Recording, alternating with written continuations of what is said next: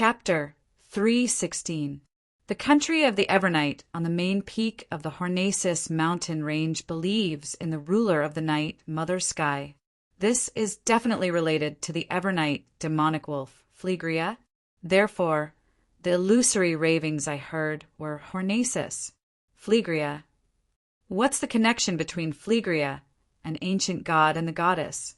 According to Roselle, sequence 0 is equivalent to a true god. Every sequence only has one sequence 0. The goddess inherited the authority of the Evernight demonic wolf? He was not the oldest god, nor was he the eye of the self-proclaimed creator? Yes, this is a side clue that can't be considered proof. The people of the life school of thought worship the moon. The crimson moon formed from one of the creator's eyes. But they don't believe in the Evernight goddess. Klein immediately thought of many things as he controlled the world to speak after some deliberation. Nothing else. There's nothing else. The matter of the king of demonic wolves, Phlegria, is considered a myth in the City of Silver. Sun felt that he hadn't answered at all. So he suggested in embarrassment, Mr. World, you can change your question. Change the question. Little Sun, you're too straightforward. Then I won't stand on ceremony. Klein made the world hoarsely say, that's right. Your honesty and trustworthiness are impressive. I previously met a Beyonder. He can freely switch between his physical body and spirit body, and he can control zombies. Do you know which pathway and sequence he belongs to? Although Sun was in the forsaken land of the gods in the City of Silver, and it was impossible for him to have any connection with the capital of the Ruan kingdom, Bakeland, Klein was cautious and changed the she that referred to Miss Sharon to he. By the way, he's not a high-sequence Beyonder, World added in a deep voice. Sun seriously recalled the contents of the textbook. If it's not a high-sequence Beyonder, then we can eliminate the Phoenix pathway. Phoenix pathway? Klein deliberately made the world show some surprise. After attending so many gatherings, Derek knew very well that the City of Silver's customary way of addressing the sequence pathway was somewhat different from what Miss Justice and company had described. Therefore, he didn't find it strange. It's the Beyonder pathway that rules death and partially controls the spirit world. Its sequence 9 is Corpse Collector. So it's the death pathway. From the looks of it, Phoenix ancestor Greg Race is an ancient death. Klein sat at the end of the long bronze table without changing his posture as he controlled World to nod. I understand. Please continue. Derek immediately replied, that's right. I can only think of two possibilities. The first is a special devil. Like I said before, different races evolve into different types of devils. Some of them can freely switch between physical and spiritual bodies, but they are quite rare and they may not be able to control zombies. Can humans do it? The world asked. No, at least I don't know of any similar examples, Sun said honestly. What about the second possibility? Klein recalled Miss Sharon's usual performance in battle, while the world changed his sitting posture. Derek replied solemnly, that's right. Xenogenic. Xenogenic? Aren't you referring to monsters? The world asked hoarsely. Klein clearly remembered that Mr. Aztec once mentioned that mutants referred to humans who were cursed. Because of the different curses, mutants formed different races. They were usually the same as humans, but there was always a twisted and repressed desire hidden in their hearts. When a certain scene appeared, or when they were stimulated by a certain object, it would explode and they would turn into monsters, wantonly satisfying their desire to kill, bloodthirst, and other things. Every time they exploded, they would become a little colder, and finally they would completely lose the positive emotions of being human. Among them, the most representative was the werewolf. Sun nodded frankly. Yes, mutants are monsters that split from humans due to the negative effects of certain Beyonder characteristics. It's not a curse, but the negative effects of certain Beyonder characteristics? Sitting in the thick gray fog, the fool Klein realized that this was different from Mr. Aztec's description. Was this what people knew about xenogenics, before the cataclysm. General knowledge that everyone in the City of Silver knows is rather precious to the Beyonders of the northern and southern continents. Klein increasingly realized how special the forsaken land of the gods was. At this moment, Derek continued, the characteristics that mutants possess happen to form a Beyonder pathway. Therefore, ordinary humans can also become mutants by consuming potions. Xenogenic path? Which one was he referring to? What's the corresponding sequence 9 called? Klein asked the world out of curiosity. Derek didn't care which question it was, and he treated it as a necessary supplement. In the City of Silver, the corresponding sequence 9 is called prisoner. The heart is the body's prisoner, and the body is the world's prisoner. This refers to the restrained madness and repressed desires. Prisoner? This pathway is in the hands of Rose School. They are famous for their bloody sacrifices and worship the so-called chained god. Miss Sharon doesn't look like such a cold person who kills indiscriminately. Wait, Merrick seems to be being pursued by some faction. He and Miss Sharon are defectors from Rose School? They defected in order to not become a crazy cultist? Klein made the world say with some guesses, I'm very satisfied with your answer. I'm very satisfied with your answer. The deal is complete.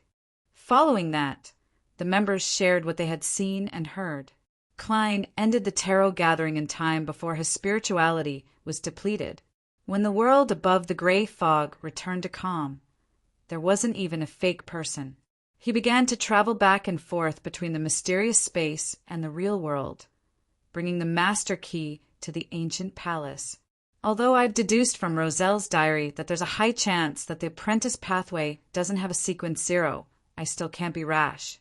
Sequence 1 and Sequence 2 might be able to effectively counterattack from a distance. Besides, what if there really is a Sequence 0? What if there really is a Sequence 0? I can't gamble with my life. Klein calmed down for a while and wrote a divination statement, its source. Then he held the master key to prevent it from pointing in the wrong direction. Leaning back in his chair, Klein silently recited the divination statement and gradually fell asleep. In the gray, illusory, and fragmented world, he saw a bronze lamp stand with many flickering candlelight. Around the lampstand, there seemed to be a secret room. There wasn't any external light. There was a long table, a black iron pot, a glass jar, a brown notebook, and other items.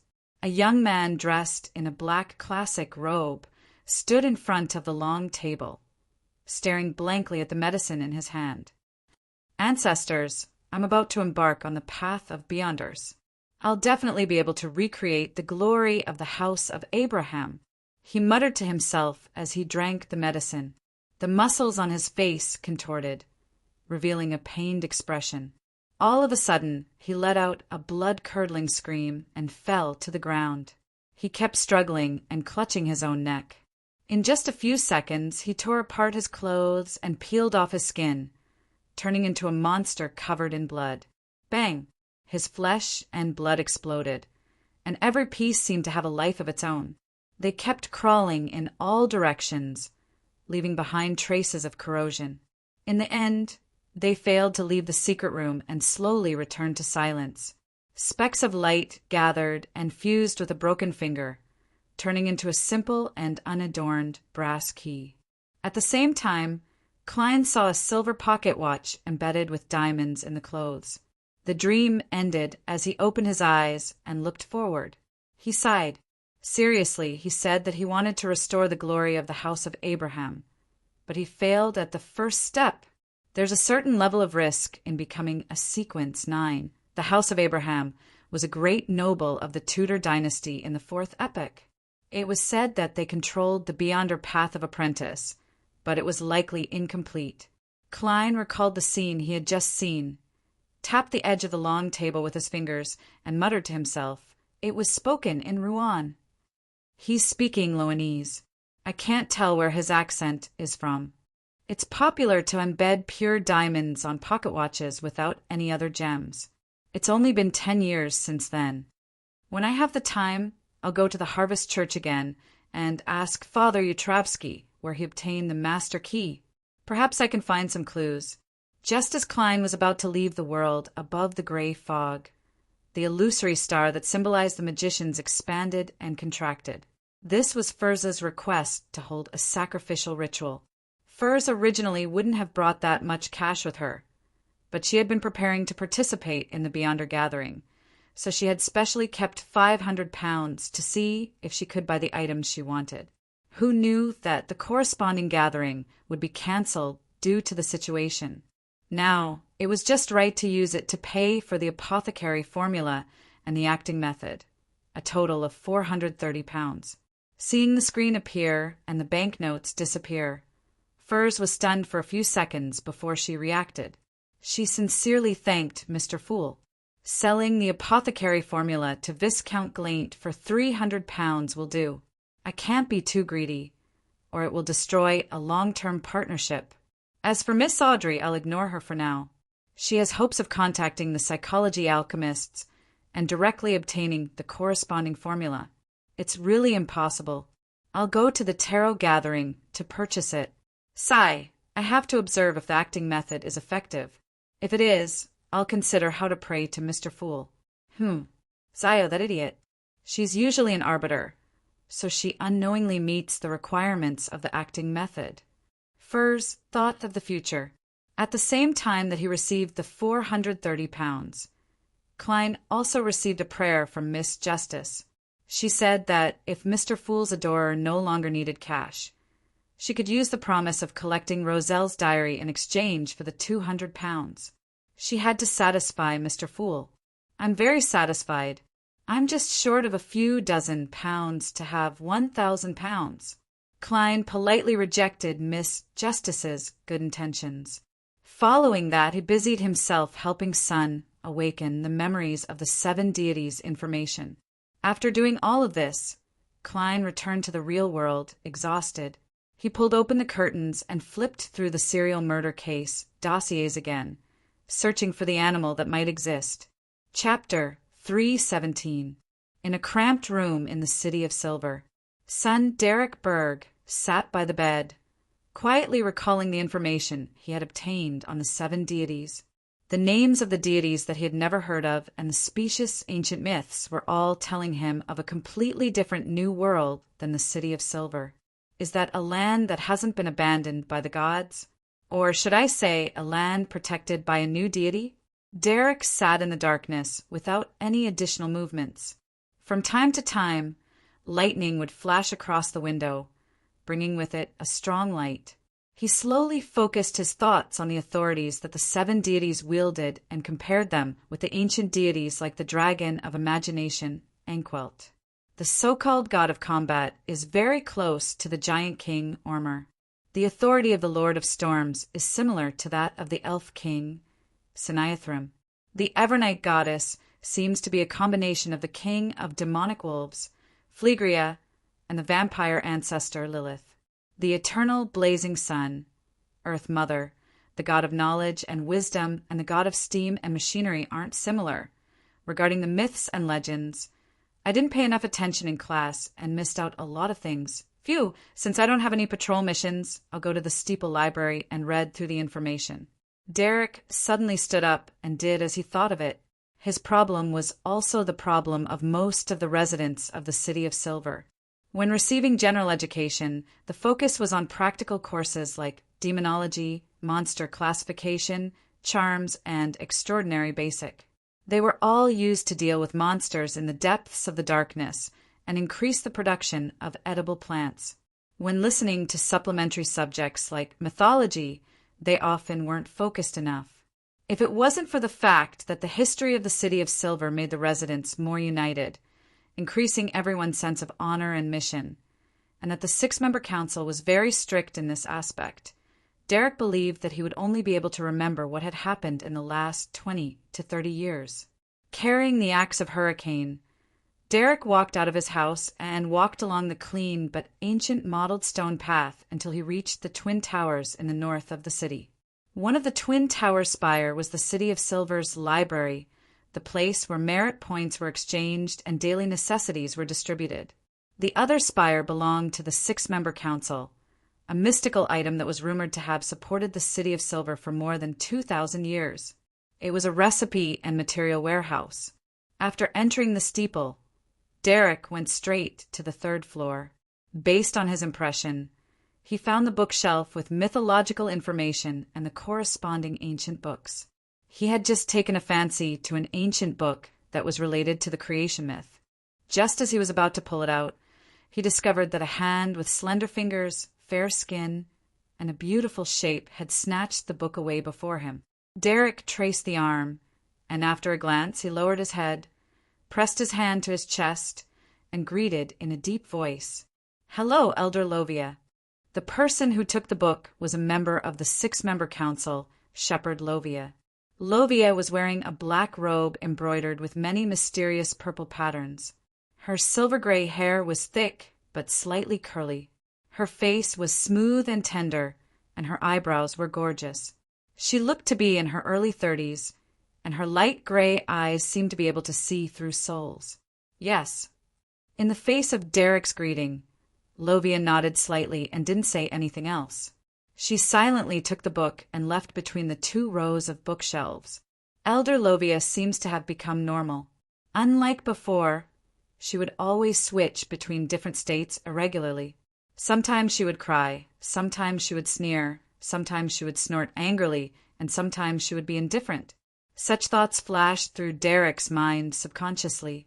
Suddenly he felt an inexplicable sense of fear. Because Elder Lovia is normal. After flipping through all the dossiers, Klein didn't find any records regarding animals. It was obvious that he had overlooked this problem during his previous investigations. Yes, I have to remember my previous thoughts. I can't recklessly investigate on my own. Ignoring the fact that I don't have enough special abilities to avoid the devil's premonition and grasp of danger. Just the possibility of encountering the Nighthawks in charge is already very troublesome. My goal has always been to assist, analyze the case, come up with guesses, and determine the authenticity of the clues. Klein considered the problem of what he should do. After understanding the devil's abilities, he temporarily didn't dare to hand over the investigation of whether the suspects had pets to Stuart. There was a high chance that it would cause the deaths of the suspects. It's only a preliminary investigation without any specific direction. Stuart shouldn't encounter anything. The devil isn't a bunch of lunatics from the Aurora Order. He won't take the initiative to expose himself. Stuart will definitely be able to submit the report tomorrow or the day after. Perhaps there are clues hidden in there that others can't detect. Klein stood up and paced back and forth in the activity room with his hands in his pockets. The problem he was facing now was how to get the main force of the investigation to include animals in their line of sight. It definitely wouldn't do to mention it directly. That would arouse suspicion. It's the same if it's too obvious. I'm not a spectator. I don't have beyonder powers in this area. Klein thought carefully and deliberated before finally deciding on a plan. He took out a piece of paper, held a fountain pen, and wrote, "Dear Mr. Stanton, I thought of a problem." Previously, when the detectives were discussing it, they all felt that the murderer's actions were very skillful, without any signs of jerkiness. He's very experienced, and I believe that it's impossible for him to be born with it. There has to be a lot of experience as a foundation, such as a medical student in surgery or a butcher in a butcher shop. Back then, I guess that he might have done similar cases in the past. This is one of the directions of the investigation, and it's also what I'm currently paying attention to. But after thinking about it over and over again for the past 2 days, I believe that it's incomplete. Perhaps he doesn't rely on killing people to gain experience. Is there a possibility that he's using pitiful animals to practice his skills? Living animals, different kinds of animals. The number of animals that die in Bakeland every day is uncountable, and no one knows of the ones that disappear into the depths of the sewers. These are good targets for practice. These are some of my immature views. I wish to share them with you. Sherlock Moriarty. Klein didn't directly mention that the murderer might be a demonized animal. He found another reason to practice his skills, hoping that Eichinger Stanton would notice the neglected animal world and alert the official Beyonders in charge.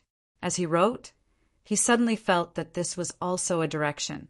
The reason why the devil hadn't been captured was because it spent most of its time hunting animals.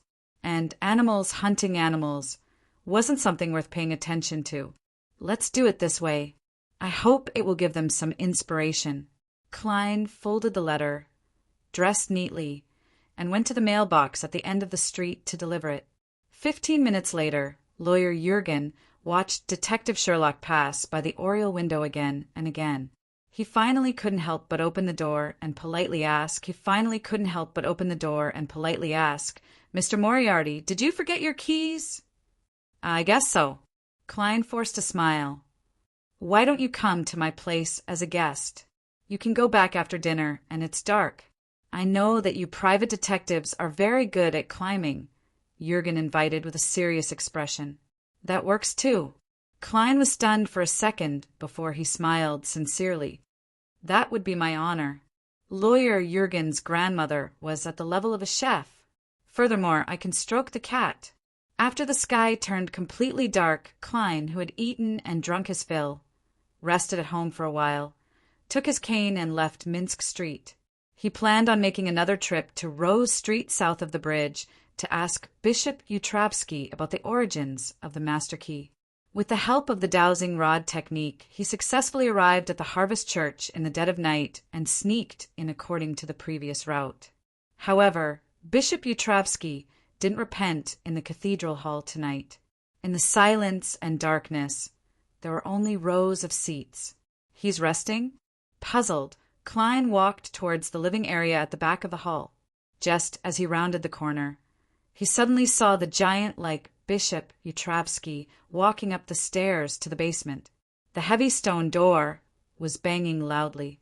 Who did he detain in the basement? Klein instantly thought of a series of unhealthy news.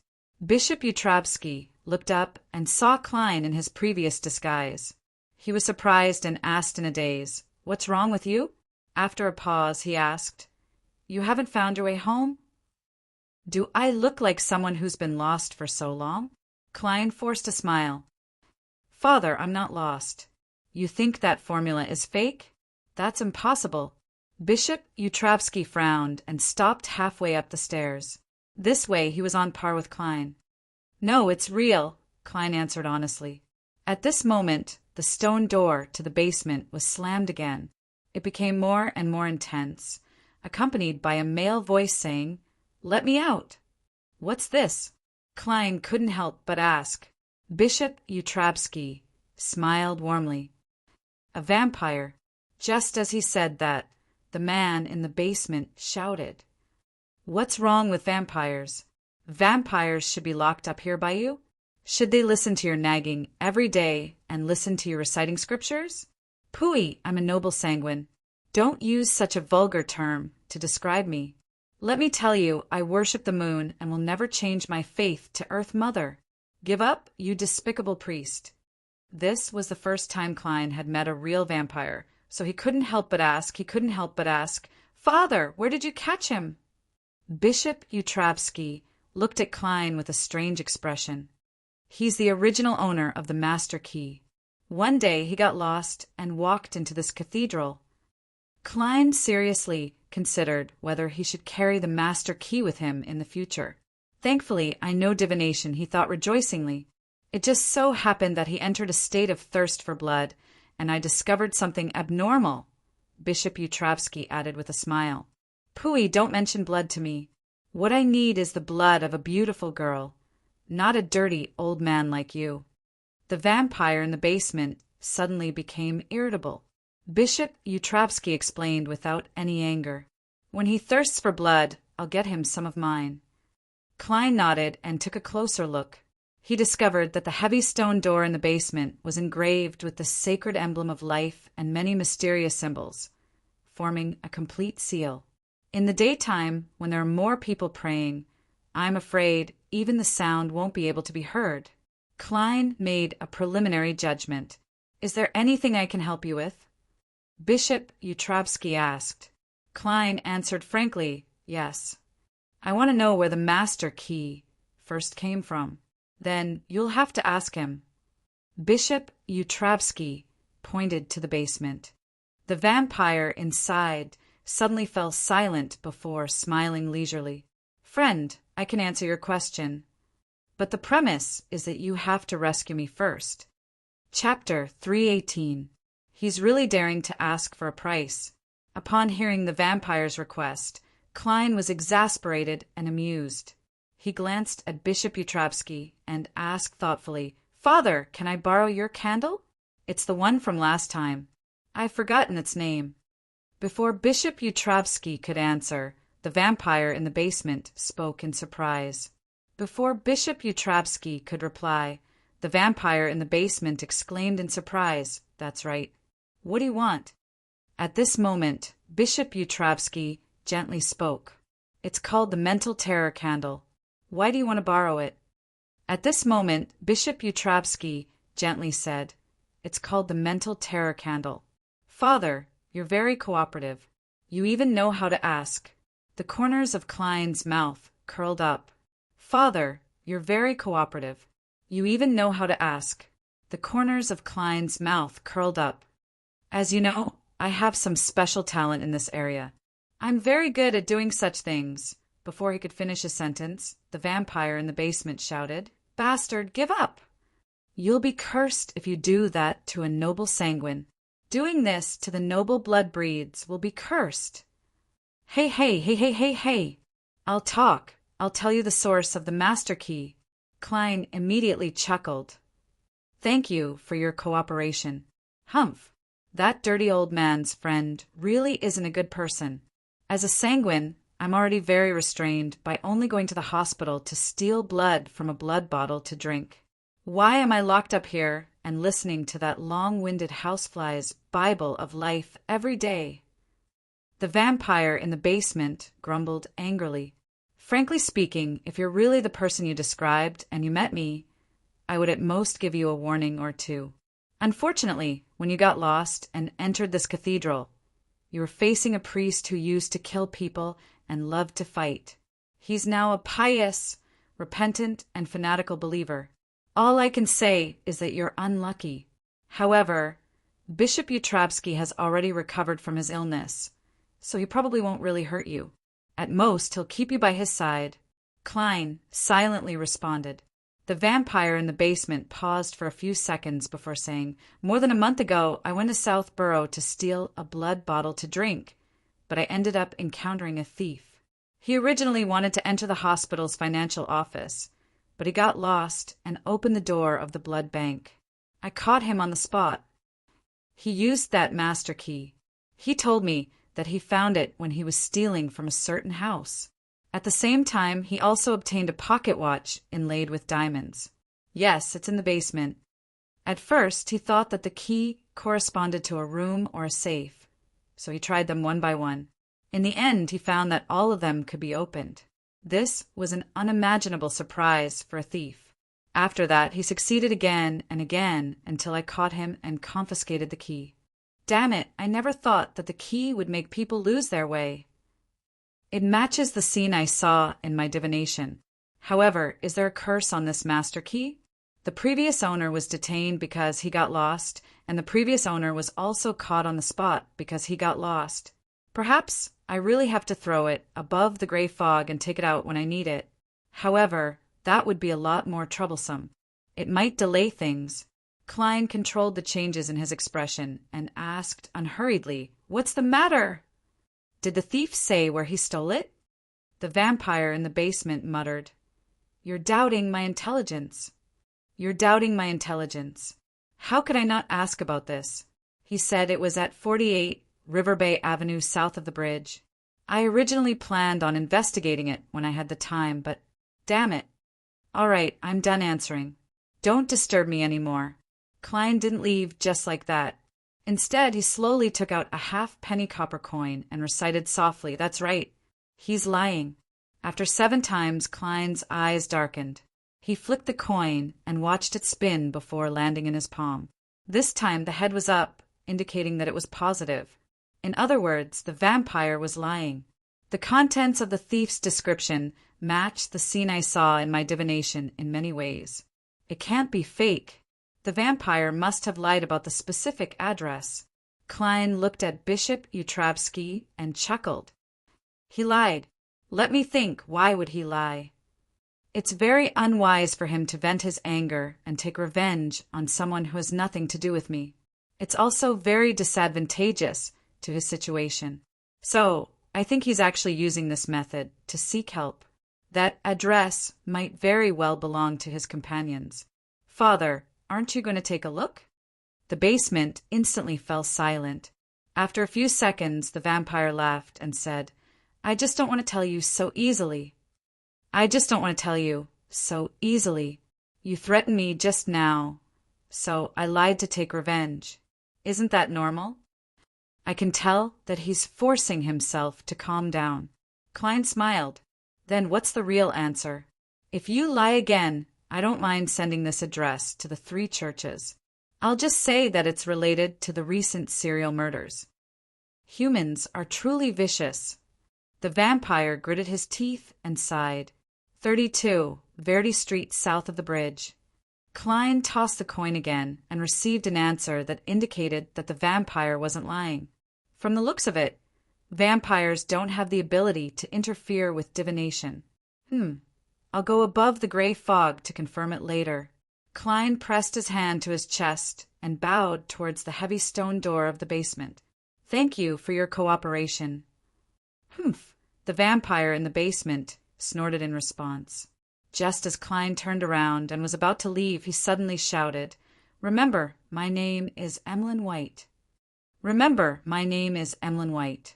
Remember, my name is Emlyn White. What's the point of remembering your name? It's not like I plan on saving you. I'm not prepared, and I don't have the home field advantage. I can't beat Father Utravsky, and he has a mystical item that can transfuse blood. Could it be that this vampire's companion is offering a bounty for me, and he wishes for me to sell this information? Klein was taken aback for a moment before he walked out of the Harvest Church without a word. He randomly found a secluded spot, removed the spirit pendulum from his left wrist, and did a divination about exploring 32 Verdi Street. The answer he received was that there was a certain level of danger, but it wasn't too high. There's a certain level of danger. Where is the danger? What kind of danger could it be? Klein seriously analyzed the situation and suspected that the apprentice who had lost control and died had turned into a ghost-type monster due to his intense resentment. Furthermore, it was a relatively strong one. That's not right. The thief clearly didn't encounter anything before coming out with the master key. Could it be that the danger lies in another secret location in the house? Klein thought carefully and felt that it was best for him to make sufficient preparations before heading there. It was to prevent himself from encountering an enemy that he found difficult to deal with his current Beyonder powers. At the very least, I have to wait until I buy bullets that can purify wraiths and shadows. He nodded slightly. With this consideration, combined with his previous battle with Don Paladin Bishop Utravsky, Klein suddenly felt that he could vaguely conclude the first rule of magicians. Don't perform when you're not prepared. There's a high chance of being exposed. Klein silently added. On Tuesday morning, Klein prepared the butter and toasted 2 slices of bread. He wasn't in a hurry to eat. He opened the door and took out today's newspaper from the mailbox. There's a letter. He pulled out the letter from the newspaper and glanced at the envelope as he returned to the dining room. It's from Stuart. It looks like he's already completed the preliminary investigation. Klein nodded slightly, tore open the envelope, and shook the paper. As he read, he sat at the dining table. Stuart claimed that the 2 suspects didn't show any abnormal behavior. One of them guarded the grocery store with his wife and child, living a lifeless life. The other was busy with all kinds of temporary jobs, working tirelessly to maintain his livelihood. They weren't irritable, nor did they have the urge to fight. They also didn't lock themselves in their rooms alone. At the end of the letter, Stuart lamented the terrible situation in East Borough and vowed to save enough money so that he wouldn't end up there when he grew old. Thank you for your help. If there are any other clues in the future, I'll share them with you. Seeing that the other party hadn't discovered any useful clues, Klein simply replied to the letter. He didn't want the other party to be more deeply involved in the case, lest the devil sense the danger and kill the latent danger ahead of time. After putting down the pen and paper, Klein picked up a piece of bread with butter seeping in. He spent his breakfast leisurely with black tea and newspapers. During this process, he regretted that there were no signs of old Mr. Eye of Wisdom's Beyonder gathering being held. Sigh, the existence of that devil has seriously affected the lives of the Beyonders in Bakeland. I hope that Mr. Eichinger Stanton can notice my hint and gain something. Yes, he should be an officially certified Beyonder. Klein put down the newspaper, picked up a napkin to wipe his mouth, and prepared to leave. His plans for today had been planned last week. He was going to the Royal Museum to visit the Roselle Memorial Exhibition in Empress Borough, in the luxurious villa of Earl Hall's family. Audrey was wearing a long, light-colored dress that boldly used lace. She had snow-white fur draped over her shoulders as she waited for her personal maid, Annie, to help her put on a bonnet that was inlaid with pearls and draped with fine gauze. Beside her, Susie was squatting there with a bow tied around her neck. "My beautiful little princess, where are you going?" Earl Hall asked as he stroked his beautiful mustache as he walked down the stairs. Audrey replied with bright eyes, "Dad, I plan on visiting the Roselle Memorial Exhibition. I'll take a look at the original copy of Roselle the Great's diary and find a chance to get some for Mr. Fool," she added inwardly. Earl Hall pondered for a moment and said, "Dad, I plan on visiting the Roselle Memorial Exhibition." Earl Hall pondered for a moment and said, "Why do you want to go today?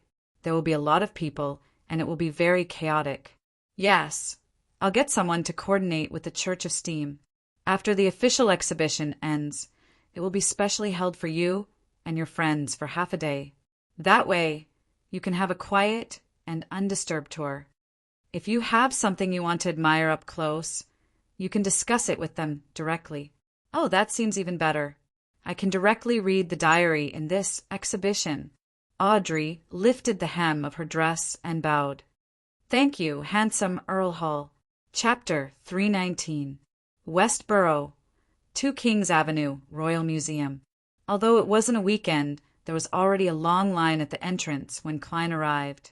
According to the descriptions in the newspapers and magazines, he knew that the middle class in this world had fewer forms of entertainment, other than reading newspapers, reading novels, attending opera concerts, playing tennis and squash, watching various plays, and holding or attending banquets and dances. The only 3 options left were visiting parks, visiting exhibitions, and going on vacation. And due to Roselle the Great's influence, annual leave was a relatively common phenomenon among this class. At 9:00 sharp, Klein, who was wearing a half-top hat, a black cane, and a double-breasted coat, held his ticket and followed the people in front of him into the museum. There was a division here. Different guides led a portion of the visitors to different passageways. Klein and a dozen or so people followed behind a beautiful woman, listening to her introduce Roselle's life. This was meaningless to Klein, who was half a historian. Therefore, out of boredom, he confirmed the location of his wallet.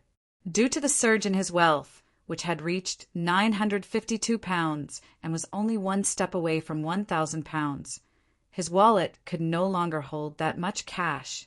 He could only selectively carry a portion of it. As for the rest, Klein was worried about leaving them unprotected at home, so he threw them all above the gray fog.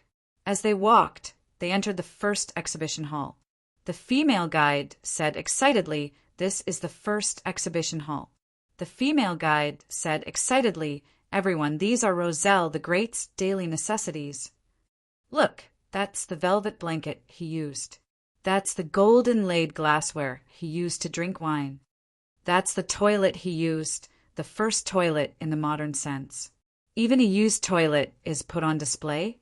Klein suddenly felt a little pity for Roselle. Following that, he looked at the toilet behind the glass wall and discovered that it was shimmering with a golden glow. Its surface seemed to be covered in a layer of gold leaf, and it was engraved with complicated exaggerated and rather artistic patterns. How extravagant! Klein no longer felt pity for Roselle. There was only a layer of glass separating the toilet bowl from Roselle's daily clothes, including cuffs, a shirt with pleated collar, and so on. It could be seen that the female guide was very appreciative of the clothing culture of Intis. After the exhibition hall for daily use were the original manuscripts of the important documents issued by Roselle, including the Civil Code and other valuable historical relics. At this moment, the female guide pointed to a display cabinet and said, "That's right. This is one of the notebooks left behind by Roselle the Great. The symbols on it are mysterious and undeciphered by him. Many historians and archaeologists believe that these notebooks record the most unknown secrets of Roselle the Great. As a romantic person, I have my own speculation. Perhaps this is the symbol that Roselle the Great and the woman he loves the most have agreed on. They record each other, but they can never be together. You're very suitable to write novels." The corner of Klein's mouth twitched. His gaze then turned to the notebook that was spread open in the display cabinet. It was written in simplified Chinese that he was extremely familiar with. March 6th. Damn it, the food here is making me constipated. March 17th. Are the wives of Intis all this open-minded? Did I have sex with her, or did she have sex with me? It feels a little weird. March 22nd. It's time to choose a religion. On one side is the Church of the Eternal Blazing Sun, and on the other side is the Church of Craftsmen. My choice is without a doubt. Praise be to you, God of Machines. One day I will change the name of the Church of Craftsmen to the Church of Machinery. Indeed, romantic. Romantic constipation. This should be the diary of Roselle the Great in his early days of transmigration. There's no valuable information at all. His handwriting is uglier than mine. Klein retracted his gaze and clicked his tongue. Of course, he had only seen the 2 pages that were spread open. He had no idea what else was written. I wonder how the security measures here are, and if there's a chance to sneak in and read through it. Klein looked around and found that there were quite a lot of security personnel on the surface. Perhaps there are beyonders from the Church of the God of Steam and Machinery. He muttered and followed the female guide into the next exhibition hall. It was called The Tender Roselle. This is the first love letter written by Roselle the Great. This is the first love poem he created. When you're old. The female guide pointed at the manuscript in the display cabinet with bright eyes. Shameless. Yeats's coffin can't be held down any longer. Klein couldn't help but curse inwardly. This is a bracelet he made himself. This is the original manuscript of the novel he wrote. The female guide introduced with an abnormal tone of admiration. Klein tried his best not to show any change in his expression. Of course, he also believed that Roselle the Great, who had the artisan column in his Beyonder occupation, must have a very strong manual ability. This is a basic education textbook he improved for his children. Every word has a corresponding picture. This is a game he invented for his children. It's similar to Intis chess, but for some reason, the way to play it didn't spread. This is a building toy he invented, and it's also for his children. The female guide, unknowingly, said with a hint of warmth, "Isn't this just F** King chess? Besides, Lego is going to collect copyright fees from you." Klein could only curl the corners of his mouth to hide his other emotions. He swept his gaze and found a woman who was more than one, 7 meters tall, standing in front of the display cabinet. The woman had chestnut hair that reached her waist and a well-proportioned figure. She was neither fat nor thin. She wore a girlish yellow cake dress, but she wore an old-fashioned black bonnet. A thin veil hung down, covering her face. She stood in front of the display cabinet, staring at the items inside for a long time without moving. By the time Klein and company followed the guide to the next exhibition hall, she still hadn't changed her posture. After passing a few more exhibition halls, the female guide pointed ahead and said, What you will see next is a restored Roselle the Great study. What you will see next is the restored study of Emperor Roselle. As she spoke, Klein and company entered the exhibition hall, and the scene before them suddenly opened up. It was almost like a library, surrounded by rows of bookshelves that reached 2 stories high. There were stairs below them, and there were passageways between them, forming a 3-dimensional paradise of books. It can be imagined that the owner of this place once climbed up and down the stairs in search of the book he wanted to read. The guide described a vivid scene. You can imagine that the owner of this place once climbed up and down the stairs in search of the book he wanted to read. The guide described a vivid scene. In the middle of the rows of bookshelves were desks, chairs, brass lamp holders, and other items. They were all covered by glass, preventing them from coming into contact with the outside world. In the middle of the rows of bookshelves were desks, chairs, brass lampstands, and other objects. They were all covered by glass and did not come into contact with the outside world. The stack of manuscripts wasn't spread out, so only the contents of the first page could be seen. The stack of manuscripts was not opened, so only the contents of the first page could be seen. It depicted a rectangular object with a detailed description. This is a portable, miniaturized application of the telegraph. It can be used to connect to people who have the same item, send and receive messages that they want to exchange, and even talk directly. This requires better positioning. I think we can boldly look up to the sky. There are no obstacles there, so we can better transmit the signal.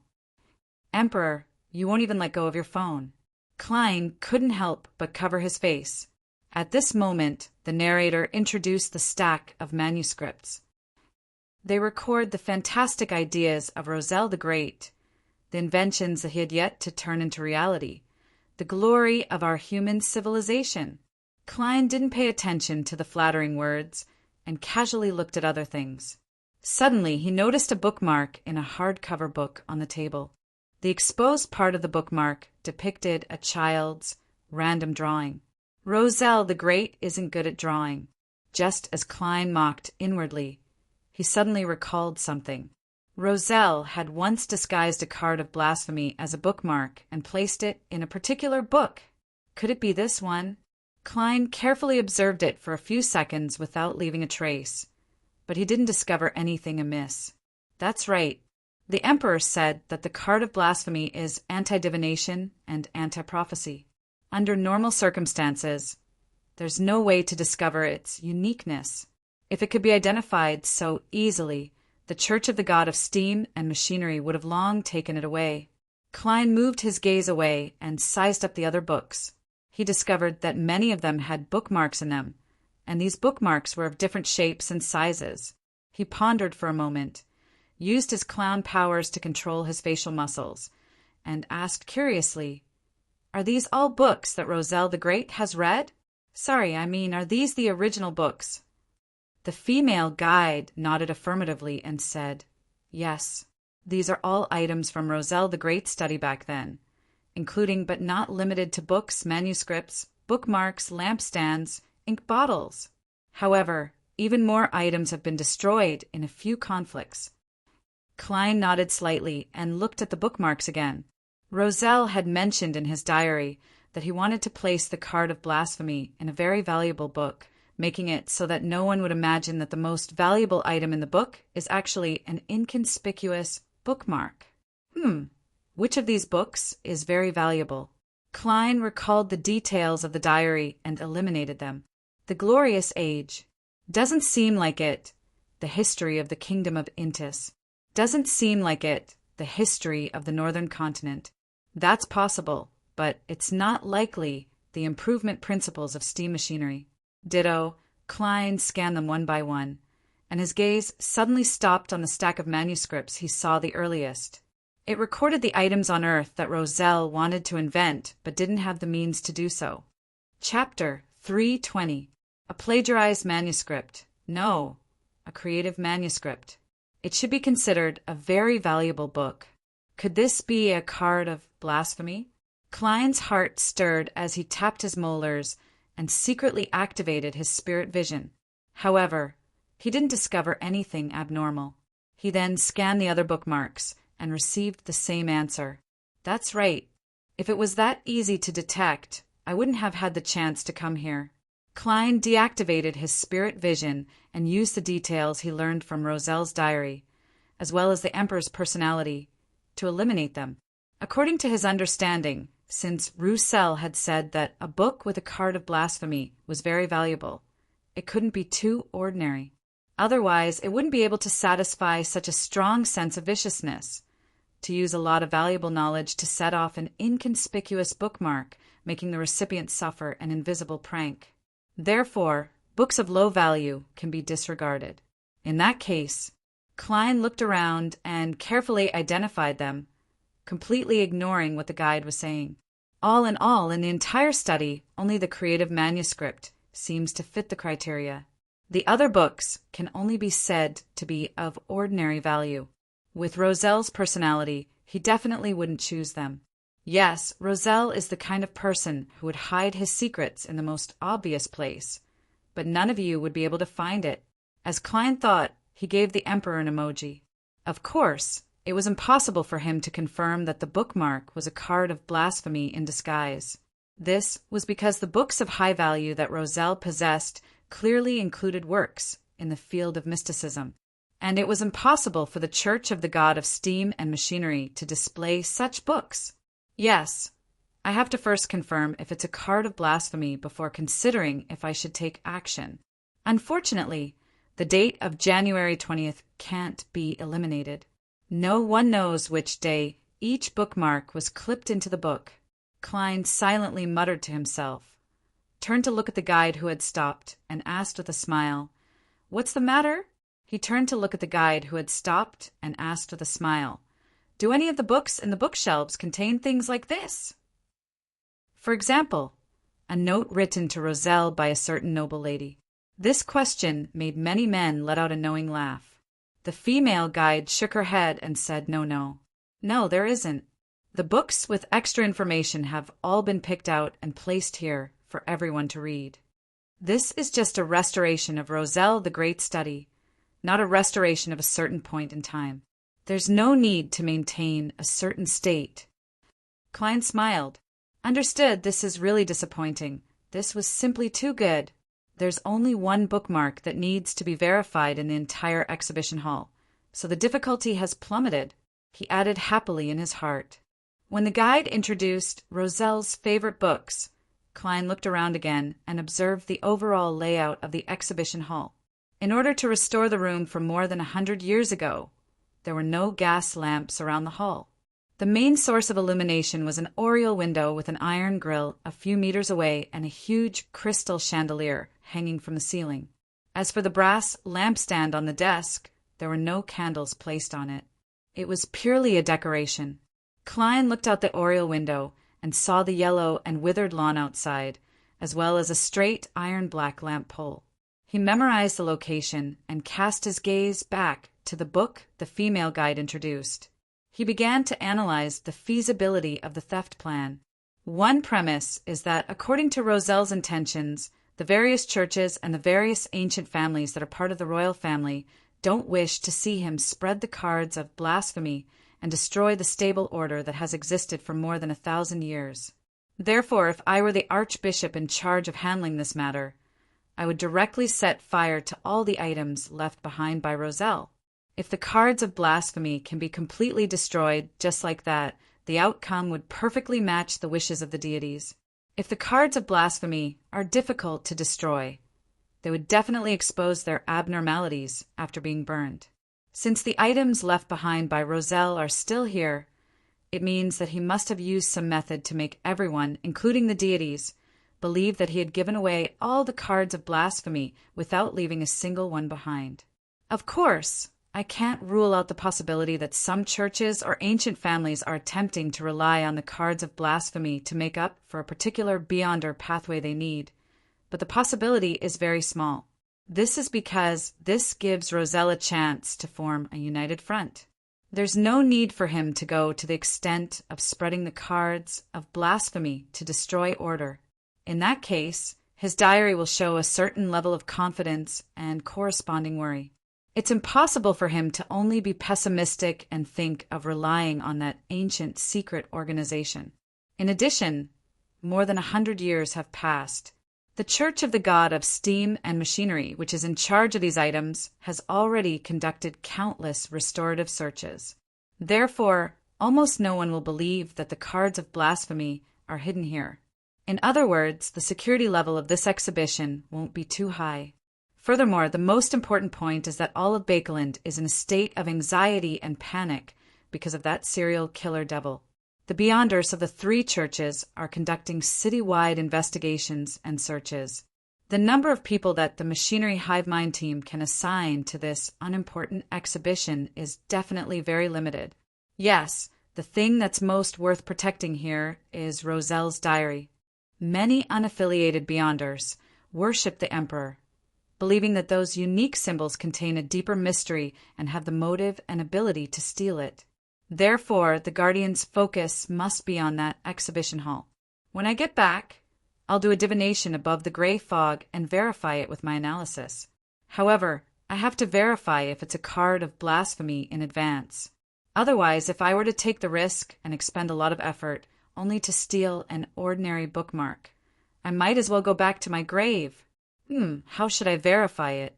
This can't be done when I sneak in again, and there's no chance now. I have to find someone else to help me. I have to be careful. Klein followed behind the guide with a focused expression, as though he was listening very seriously. Miss Magicians, she's an apprentice.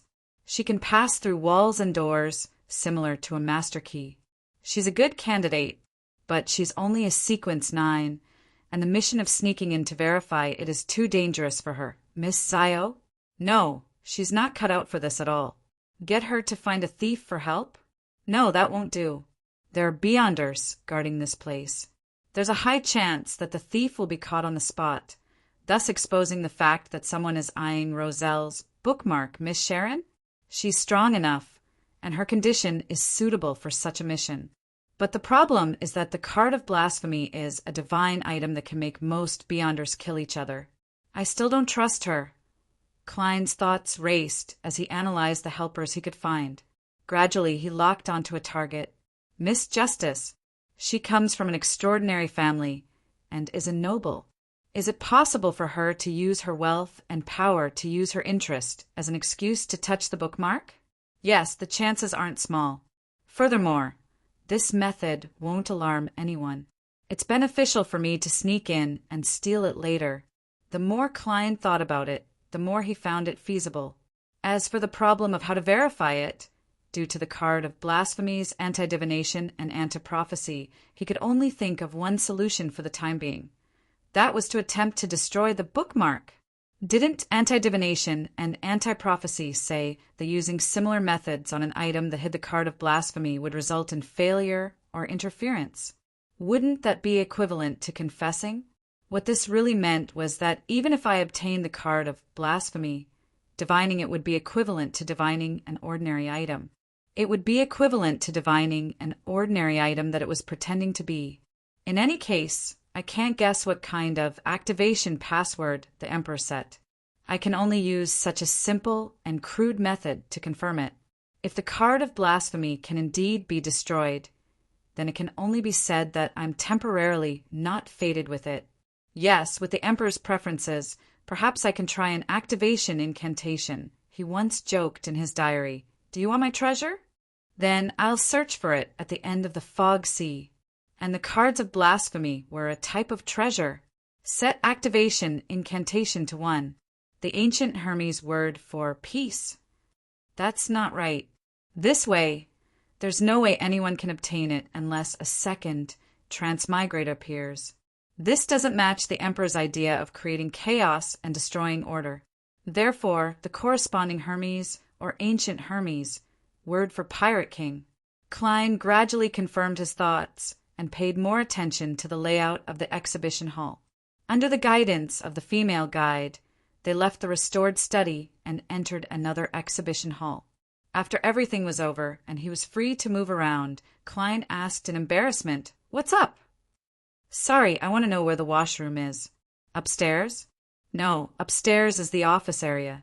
Go straight down this road, then turn left and you'll see it. The female guide politely pointed in a direction. Taking this opportunity, Klein figured out the relationship between the washroom and the exhibition halls, and he sketched out a rough layout in his mind. At noon, he left the Royal Museum without doing anything and returned to 15 Minsk Street.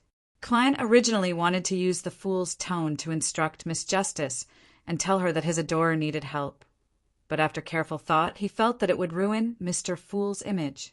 As an unfathomable figure, I have to appear more indifferent. I can't always ask for help on behalf of my adorer. At the very least, I can't personally mention such matters again and again. Klein thought for a moment and quickly came up with a solution. He decided to directly transmit the scene and voice of his adorer's request for help to Miss Justice. During this process, Mr. Fool didn't say a word. Phew! Klein exhaled, closed the curtains, rubbed his cheeks, and began praying to himself. The fool that doesn't belong to this era. The mysterious ruler above the gray fog. The king of yellow and black who wields good luck. I pray for a certain amount of help. I pray for someone to help me make contact with the bookmark in Roselle's creative manuscript. Help me do very little damage to it that's hard to detect and tell me what reaction there is. In the meantime, you can silently recite the corresponding Hermes or ancient Hermes word for Pirate King. No matter who provides help, even if there's no reaction, I'm willing to give £500 as compensation. This will be deducted from the £5,000 that have yet to be paid. If there's a reaction, I'm willing to give more. After doing all of this, Klein waited for a moment before entering above the gray fog. He saw the screen of light that displayed the scene of him praying. Chapter 321. Empress Borough, inside Earl Hall's luxurious villa. It was supposed to be time for piano practice, but Audrey was still sitting in front of her dressing table, imagining how she would read and memorize Roselle's diary in the evening. Suddenly, her surroundings turned hazy as an endless grayish-white fog surged out. In the middle of the gray fog was the fool's figure.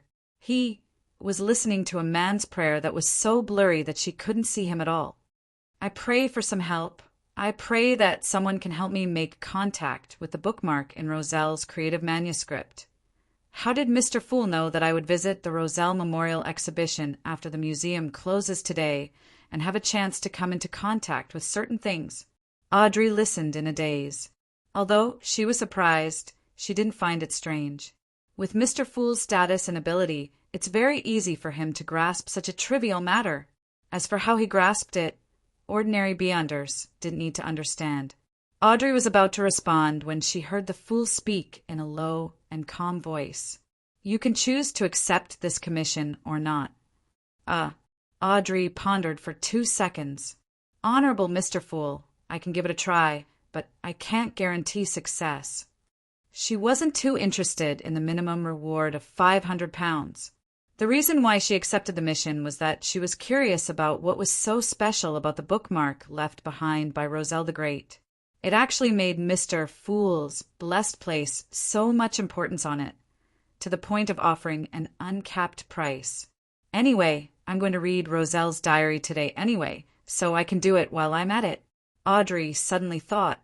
In the gray fog, the fool Klein nodded slightly and replied with a single word. Okay. When the illusion completely disappeared, Audrey cast her gaze to the dressing mirror, seemingly scrutinizing herself in it. She felt nervous and uneasy, but she also excitedly made plans for the evening's operation. I can't let anyone notice anything amiss. If Mr. Fool's blessed takes any action after this, I can't be the focus of suspicion. I can't just touch that bookmark. Once I lose it, all eyes will be on me. That's why I have to show the same interest and attitude towards all the items. I can't let others see that my main goal is that bookmark. The entire process has to be gentle and not abrupt. It has to be reasonable and logical. How do I cause small, unnoticeable damage? That's just a bookmark. Audrey's eyes swept over the objects placed on the dressing table without any focus. Suddenly, her eyes stopped on an open jewelry box and a pair of gem earrings decorated with fine needles. The corners of her mouth curled up a little, her eyebrows slightly curved, and she said to herself, "With Susie's help, it should be enough." At 6 o'clock in the evening, Bakeland, where the sun was hard to see in this season, was already dark. The gas street lamps were lit up one after another. The Royal Museum had sent off the last batch of ordinary visitors, but it welcomed a group of visitors consisting of the Earl's daughter, the Duke's child, the young Viscount, and other people of noble status. As they knew that some of the noble children were fops who often caused trouble, Max Livermore, the captain of the Machinery Hive Mind's West District team, who was in charge of guarding the memorial exhibition, had no choice but to disguise himself as a security guard and follow them all the time to prevent any accidents. His hair was neatly combed back and he wore a monocle. He was as refined as a university professor. The monocle was actually a sealed artifact, codenamed 3 to 1328, nicknamed Crystal Eye. Through it, Max Livermore could directly see spirits, ghosts, and shadows. He was no longer afraid of beyonders using these normally undetectable things to cause trouble or steal. Of course, this sealed artifact also had a significant disadvantage. It was easy to attract wraiths, shadows, and other monsters nearby. If one wore it for a long period of time, their vision would be irreversibly reduced. In the gloominess of Bakeland, she's like the bright sun.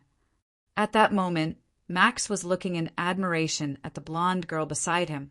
Audrey looked at the toilet bowl that was inlaid with gold foil and engraved with complicated patterns with great interest. She asked the guide beside her, "Isn't this a toilet bowl?" She asked the guide beside her, "Is this the first toilet bowl in the modern sense?" "Yes, I personally believe that this is one of the outstanding contributions that Roselle made to human civilization. It and its accompanying sewer project changed the phenomenon of the streets of Trier being filled with, filthy things." The guide originally wanted to say the word feces, but when he looked at the girl in front of him, he felt that he couldn't lose his elegance. Audrey deliberated before asking again, "Can I touch it? Can it still be used normally? Can it still be used?" "Why are you so curious about this? No matter how old it is, it's still a toilet bowl." The other nobles who were on good terms with them laughed out loud.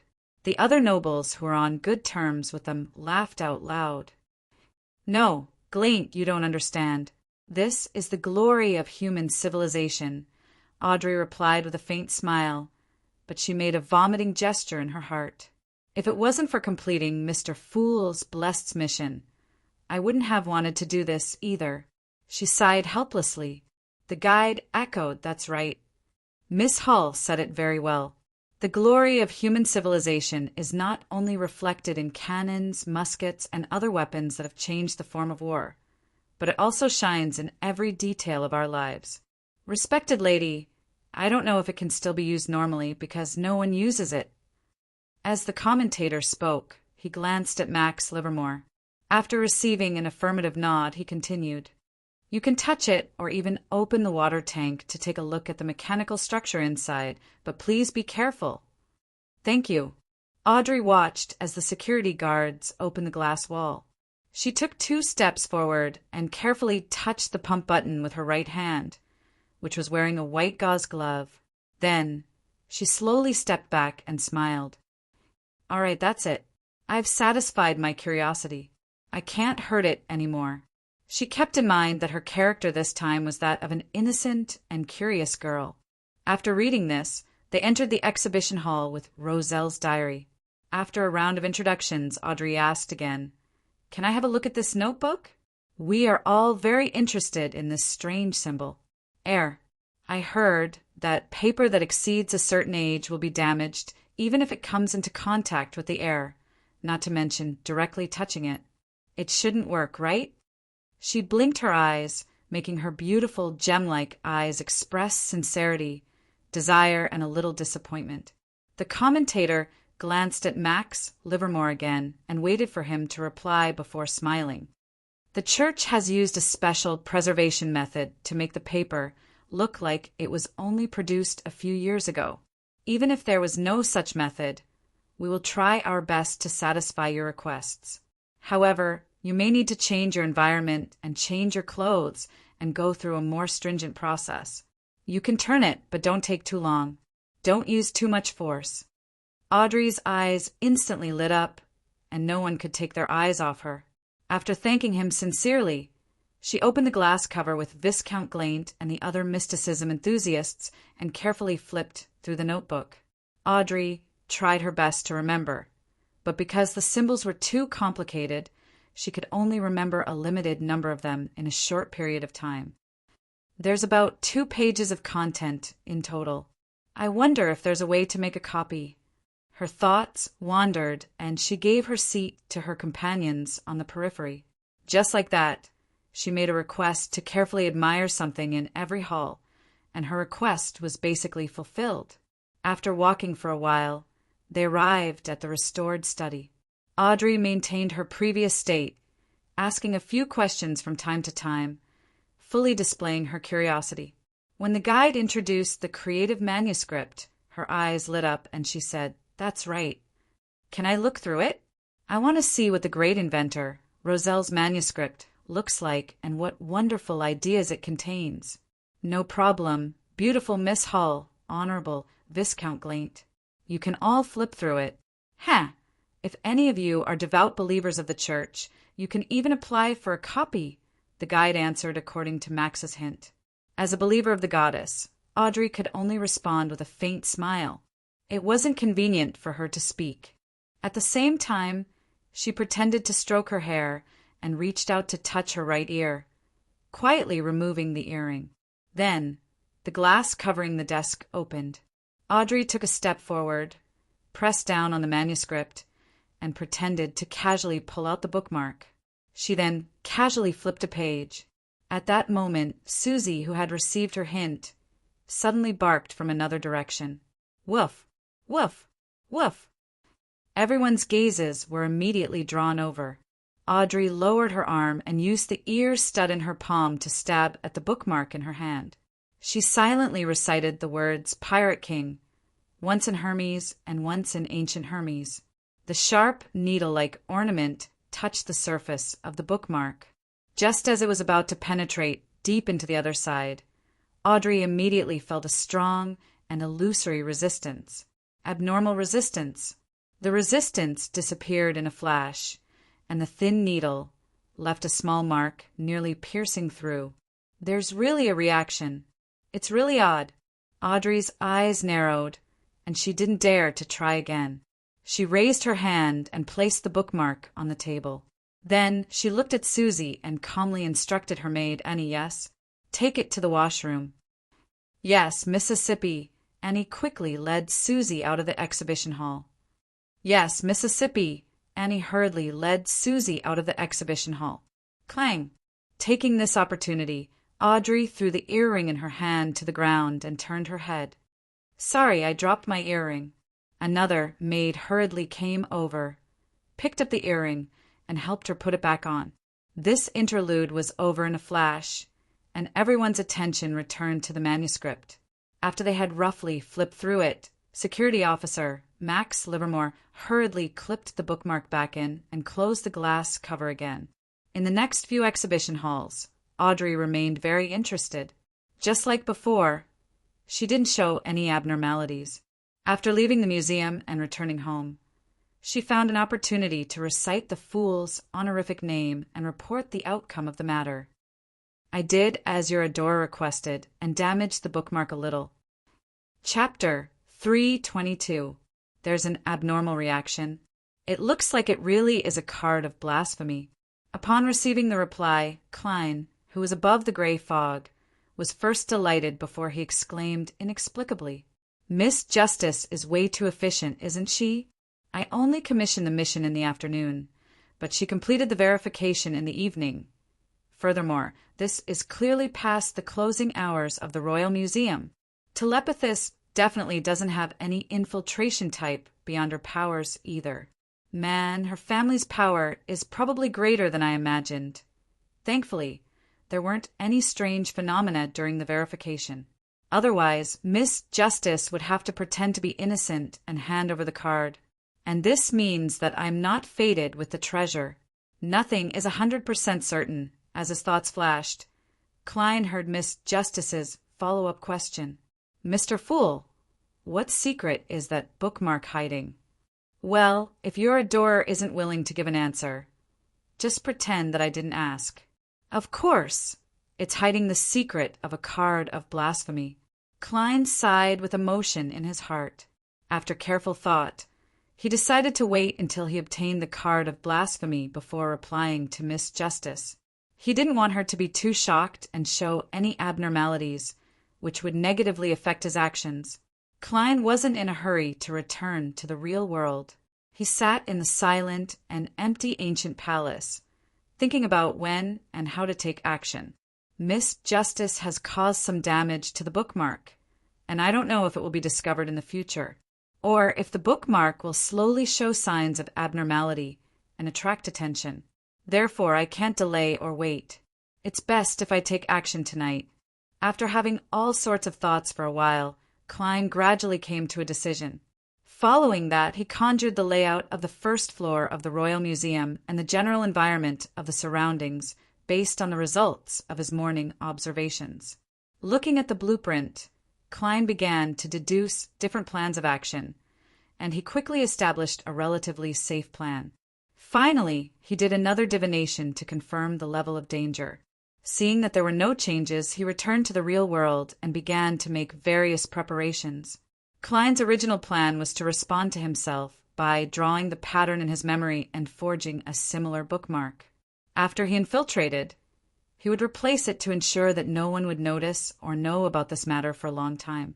When it happened, there would be no way to trace it back to him. However, after repeated deliberation, he felt that it wasn't a good idea. As long as a fake bookmark was discovered, the most suspicious person would be Miss Justice, who had touched the original bookmark today. I can't put Miss Justice at great risk for the sake of treasures. She's doing this to help me.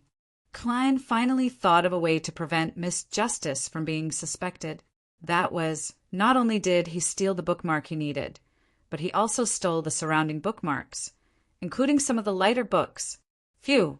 Having made his preparations, Klein took out his golden pocket watch and opened it to take a look. He patiently waited for the time after 9 o'clock before midnight. If it was too early, the surrounding people wouldn't be asleep yet, so they wouldn't be able to fulfill the requirements of his plan. If it was too late, there would be almost no pedestrians on the streets. Just walking on the streets would make it easy for him to be suspected. And during this period of time, due to the serial murders, all of Bakeland was in a state of lockdown. This was beneficial to Klein's operation, but it was also disadvantageous. Tick-tock, tick-tock, the hands kept moving. As the night deepened and the crimson moon appeared, they finally exceeded 9 o'clock. Klein put away the master key and other items, picked up his cane, and first went to East Borough to change his attire. Then he took a rental carriage a few times and arrived at a place that was quite a distance away from King's Avenue in West Borough. And at this moment, an hour and 35 minutes had passed. His original plan wasn't actually like this. He wanted to use the method of summoning himself and responding to himself to become a spirit body. He would then use his extreme speed to fly across the distance from Sherwood Borough to West Borough and then sneak into the Royal Museum. With the help of that uniqueness, he would be able to succeed without anyone noticing.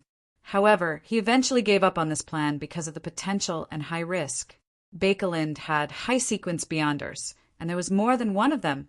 In a situation where the serial murders had left people in a state of panic without being solved for a long time, there might be high-sequence beyonders who are consciously using their beyonder powers or the corresponding sealed items to monitor certain areas. And the distance from Sherwood Borough to West Borough wasn't long, but it wasn't short either.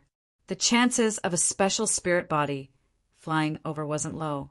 This couldn't be completely ignored just because the divination result said that there was a certain level of danger, but it wasn't very high. This was because divination didn't give an intuitive answer, but a revelation that needed to be interpreted. In other words, the outcome of there was a certain level of danger, but it wasn't very high required a premise, and that was that he had made a relatively good choice. Therefore, to be cautious, Klein modified his original plan, but he retained the core idea. 2 Kings Avenue, Royal Museum. On the polygonal roof, there were 4 security personnel in woolen coats. They endured the cold wind of the late autumn night and carefully examined their respective directions. Once someone approached the museum, it would be difficult to hide from their eyes, even if they used the shadows of the trees and houses as cover. Just from this arrangement, it could be seen that the security company that had accepted the commission was very professional. There's still half an hour before the rotation starts. A security personnel looked down at his companions who were patrolling the building and trembled. Inside the museum, the remaining security personnel were divided into 4 batches. They followed different routes and patrolled the various exhibition halls at intervals. In the exhibition hall where Roselle's diary was stored, the Machinery Hive Mind team's captain, Max Livermore, wore a monocle that allowed him to see wraiths, shadows, and other spirit-type monsters. He carried a lantern and went back and forth to check on the situation. From time to time, he would go somewhere else to confirm the situation. His 2 subordinates remained in the small hall beside Roselle's diary. However, there was an additional item placed on the glass cabinet. It was a pile of colorful building blocks that formed a miniature picture of the first floor of the museum. This was also a sealed item. As long as the deformable building blocks were pieced together into a corresponding building, it could establish a connection with the real thing. Once someone intruded, it would immediately shrink. Of course, there were many limitations to this. It wouldn't do if the distance was too far, and it wouldn't do if the number of building blocks it had wasn't enough. And the people and objects inside were almost unable to leave without external help. Captain, do you think someone will really steal this notebook? I don't understand it at all. A team member asked out of boredom when he saw Max return with a lantern. Max smiled. Some people worship Roselle very fervently. It's not something you can understand. Some of them believe that they can crack it, but they just need more reference. Some believe that the symbols themselves contain mysterious powers. As long as they find the right combination, they will obtain beyond her powers. In previous exhibitions, such criminals would be caught from time to time. That's why we didn't take the diary away and placed it in the sealed land. Are we waiting for someone to surrender themselves? Another team member asked in enlightenment. Max nodded. Who wouldn't want a merit that's right in front of them? 18 Kings Avenue, outside the building near the crossroads. Klein followed the shadows and sheltered areas, occasionally using the master key to walk in a straight line before finally arriving. He took out the simple brass key again, aimed it at the kitchen door, and silently twisted it. As the water rippled imperceptibly, Klein entered and passed through every door and wall he saw. Without alerting anyone, he found a storage room. This master key is really useful. It's just that the previous 2 owners got lost in dangerous places, so I didn't dare to carry it around with me. Klein sighed and put away the brass key. With the servant's bedroom beside him, he took out the holy night powder and released its spirituality to seal the entire storage room, preventing the commotion inside from escaping. Then he took out a candle and placed it on the box in front of him. Pa! He snapped his fingers, causing a pale blue spirituality flame to emit from his fingertips. After the candle wick was lit, he summoned himself according to the ritualistic magic process and went above the gray fog to respond to himself. In less than a minute, Klein floated in the room. Opposite him was his body, whose eyes had lost their luster. After familiarizing himself with this feeling, he rapped the ancient and exquisite Aztec copper whistle, making his spirit body more stable and powerful. A cold wind began to swirl in the room. At the same time, he also used this power to slightly change the appearance of his illusory spirit body, making it seem as though he had painted his face with a layer of paint. After doing all of this, Klein took a box of common matches he had bought on the street, cut a transparent door in the wall of spirituality, and walked out. "Let's go." He silently encouraged himself, and like a real ghost, he passed through one residential house after another and successfully arrived at the periphery of the Royal Museum. There was no need for him to activate his spirit vision. In this state, he could clearly see every security guard.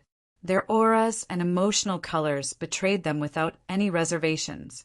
After finding the withered lawn and the iron-black lamppost that faced the exhibition hall's window, Klein didn't swagger over while ordinary people couldn't see him. Instead, he followed the shadows and followed a route that was difficult to see. He passed through the tree carvings and obstacles before carefully arriving at his destination. He stuck to the wall. He couldn't guarantee that there weren't any members of the machinery hive mind among the security guards.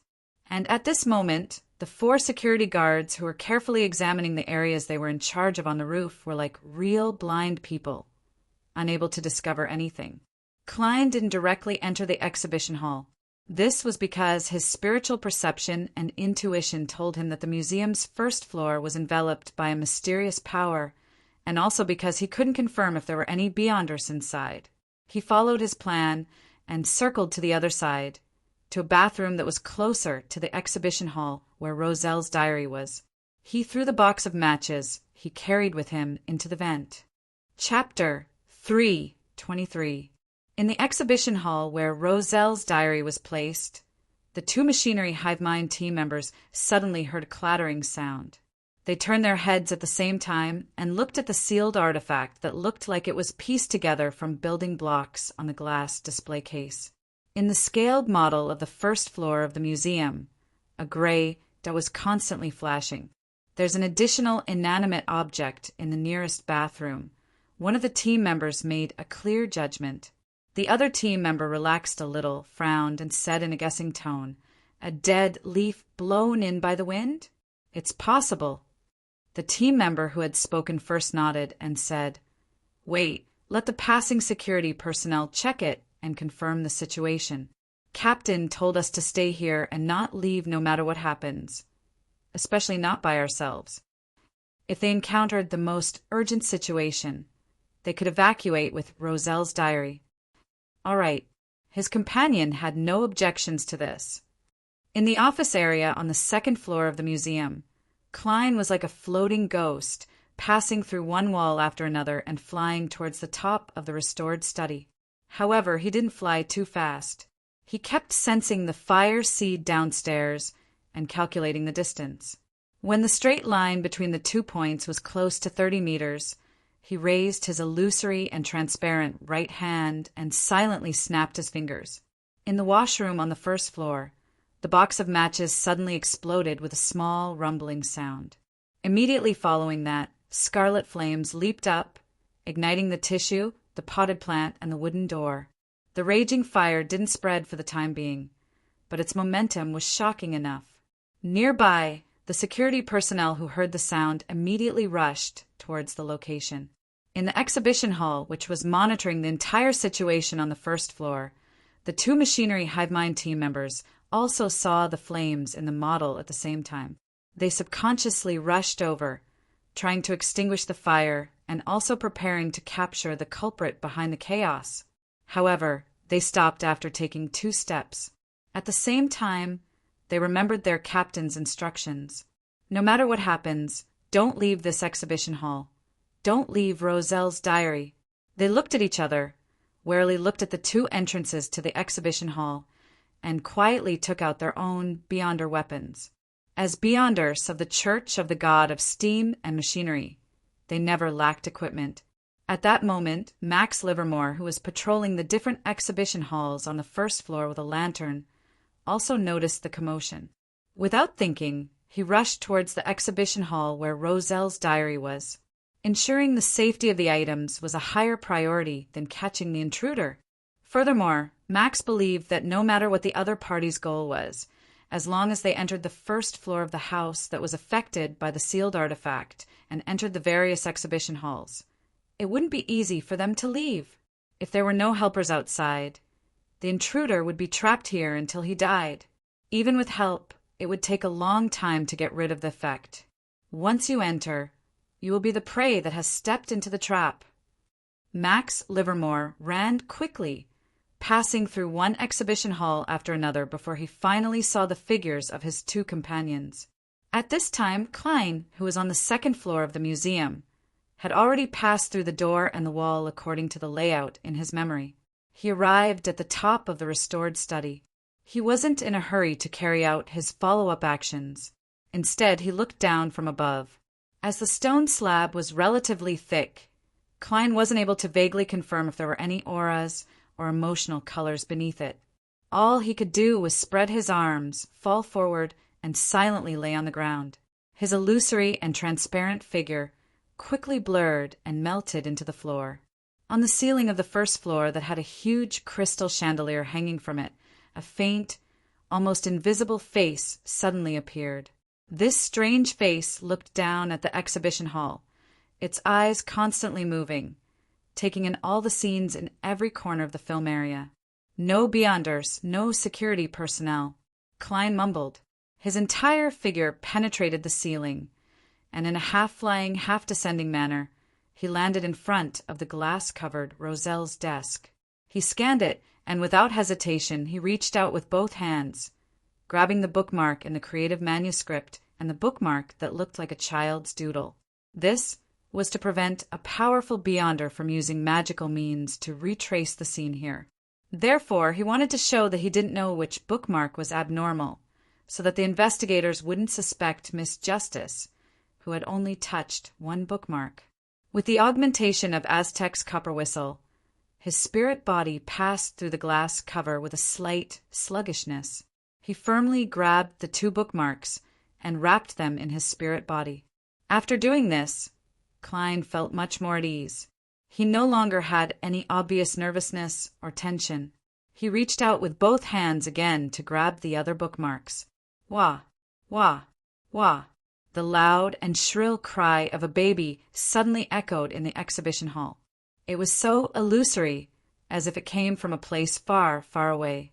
Klein's body suddenly stiffened, as if a lake had encountered an ultra-low temperature. It was obvious that it had frozen.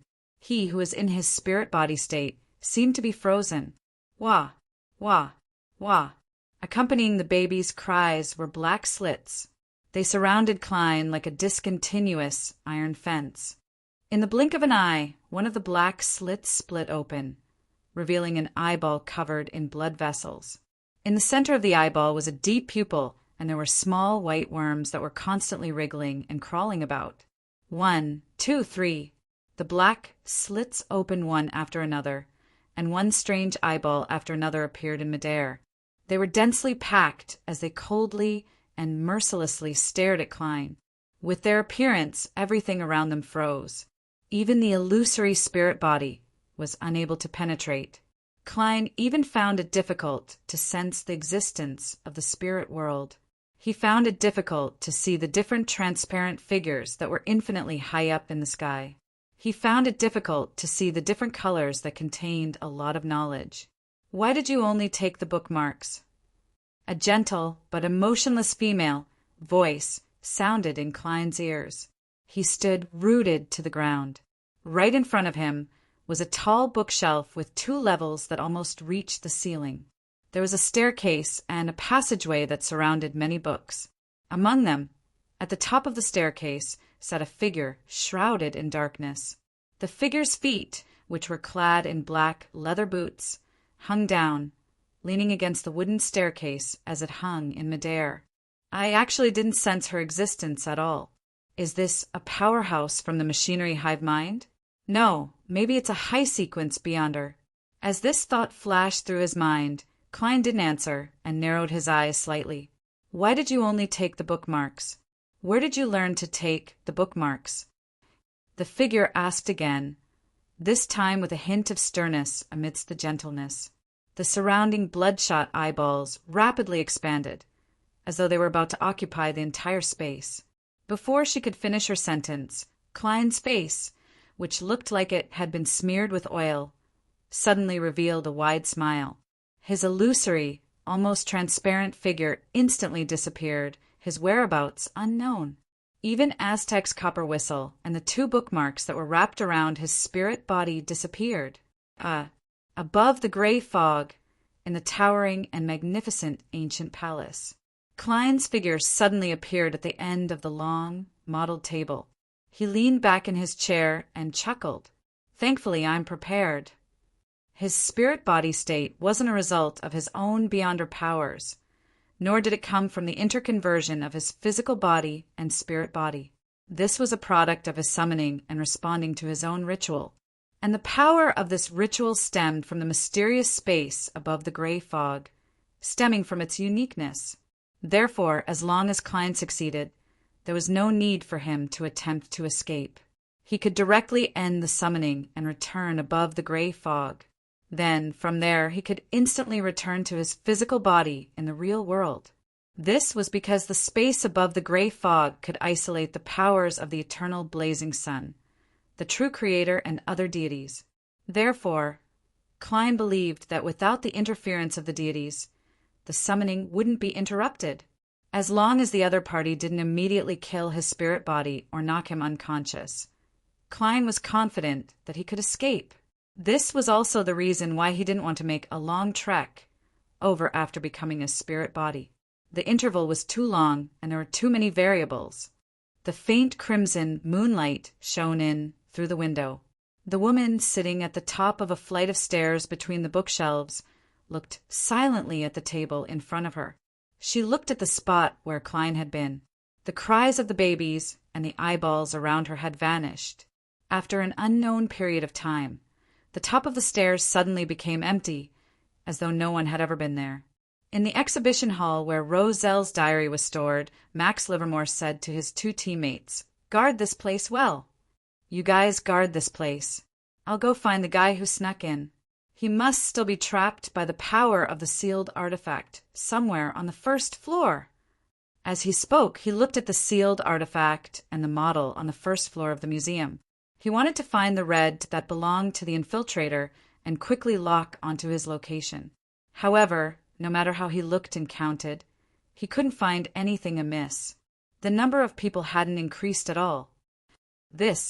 Max Livermore froze on the spot. 18 Kings Avenue, in the storage room of a wealthy merchant. Klein's eyes lit up once again, and the corners of his mouth curled up bit by bit. He left the bookmark and Aztec's copper whistle above the gray fog and returned to his body to save time. After extinguishing the candles and ending the ritual, Klein cleaned up the scene. He used a specially concocted potion to neutralize the smell of the holy night powder and the essential oil extract from the ritual. After doing all of this, he removed the wall of spirituality and let the wind blow away the remaining traces. Following that, he took out the master key and passed through the houses to take a rental carriage in the distance. After using his cane to determine the direction to prevent himself from getting lost and returning to the Royal Museum or a particular cathedral, Klein began to move forward quickly, constantly using the master key to open doors and walls. After walking in a straight line for a while, he suddenly couldn't grasp his location. I'll leave in 2 more houses. If I'm no longer on King's Avenue, I'll find a rental carriage or do another divination. I'll immediately study the card of blasphemy when I get home. Klein quickly made a decision. He placed the brass key against the wall and gently twisted it. An invisible ripple spread out as he arrived at the house next door to the townhouse. At that moment, his nose twitched as he smelled the strong smell of blood. The strong smell of blood. Klein frowned and looked up. He saw a lady in the living room in front of him. The lady's expression was filled with pain. There was a huge wound on her abdomen, and her internal organs seemed to have disappeared. Chapter 3:24. The 12th time. That devil killer. The instant he saw the corpse and heard the sound, Klein's hair stood on end. He knew that he had encountered something bad. In his line of sight, The living room's decorations were mainly bright yellow. There was nothing unusual about the coffee table, sofa, and other items. Only the carpet was stained with bright red blood that was slowly soaking through. There was nothing inside the wound on the abdomen of the female corpse, and there was a large black dog squatting next to it. Its mouth was half open, revealing rows of sharp, white teeth that made people shiver. On each of its teeth, there were dark red marks that looked like rust. It seemed to be the result of eating flesh for a long time without cleaning it often. At this moment, the large black dog's teeth were still wrapped in blood-colored intestines, with shredded raw meat clustered around them. Its head moved over, and its magma-like eyes reflected Klein, who was dressed like a worker, as well as his disguised face. Gasp! The large black dog let out a threatening growl. It's really an animal. It's a sequence 6 devil, a devil that's about to advance. And the preparations I made today weren't aimed at it. These thoughts flashed through Klein's mind. Suddenly, the black dog's body rapidly expanded, turning into a monster that was 2 to 3 meters tall. On its back, a pair of huge bat wings slowly spread open, and goat horns covered in mysterious patterns grew beside its ears. Within its moist and shiny fur, scarlet flames with a tinge of blue leaped out, and the strong smell of sulfur spread out. Almost at the same time, Klein stomped on the ground, and instead of retreating, he swung his cane and charged at the devil dog like a cannonball. Rip! The black devil dog quickly pounced forward, its spiked claws leaving after images as it struck Klein. Without a sound, its claws pierced through the figure, as if it was piercing through air. Klein's figure dimmed and quickly became transparent. This was just an illusion. It was an illusion created by Klein. And at this moment he had already rolled on the ground and approached the oriel window. Then, with a push of his left hand, his entire body soared into the air and slammed straight into the glass. After identifying who the enemy was, he made up his mind to escape immediately. Seeing this, the demon hound's lava-like eyes suddenly lit up, as if there were flames burning in them. It opened its mouth and spat out a word filled with filth. It was a word from the demon language. Die. Puff! Klein's body suddenly froze, and his heart felt like it was being gripped by an invisible hand. The figure that was frozen in midair instantly became thin and faint, turning into a crudely cut paper doll. The paper doll was covered in red rust, mottled red rust. Clang! Crack! Amidst the 2 sounds that were indistinguishable, Klein's figure reappeared. He smashed through the oriel window and pounced on the edge of the street made of stone slabs outside. The paper doll slowly floated down and ignited a flame that smelled of sulfur. The demonic dog growled and pounced on the windowsill again. A crimson fireball with a hint of blue flew out of its mouth and blasted toward the enemy's escape route. As soon as Klein landed, he immediately rolled again. The crimson fireball smashed to the side, but it didn't explode immediately. It seemed to be affected by an invisible force and slowed down. Boom! Only after Klein had fled a certain distance did the fireball expand and explode, shattering the surrounding stone slabs. Seeing that the demon hound was about to chase after him, Klein was already prepared and opened his mouth. He shouted at the top of his lungs, "Murder! Save me! Murder! Save me!" This voice seemed to have a special effect. It echoed far away in the quiet night, waking up the residents of the entire street and reaching the ears of the patrolmen 2 streets away. The demon hound paused in its pouncing stance. After thinking for a second, it returned to the room and began to clean up the scene. Klein's running figure instantly disappeared amidst the cries of "Murder!" and "Save me!" In a nearby house, in the fireplace that had long been extinguished, the remaining charcoal suddenly reignited and soared into an exaggerated flame. As though he was performing a magic trick, Klein flashed into the ball of flames. With a gentle leap, he jumped out with his cane. Then he used the master key to open doors and walls, quickly escaping in another direction. Phew! At a time like this, calling for help without beyond her power is much more useful than using simulated gunshots. Sighing, Klein took out a bottle of Amantha extract and dripped a few drops on himself. Because the original race of the demon was a dog, he had to be wary of the other party's special ability of tracking by smell. Just like that, he passed through another intersection before Klein stopped and looked around. Seeing that it was relatively quiet and unaffected, he hurriedly walked to the side of the street and hired a rental carriage. After the carriage traveled a long distance in the middle of the night, Klein finally heaved a sigh of relief. He knew that the demon wouldn't chase after him.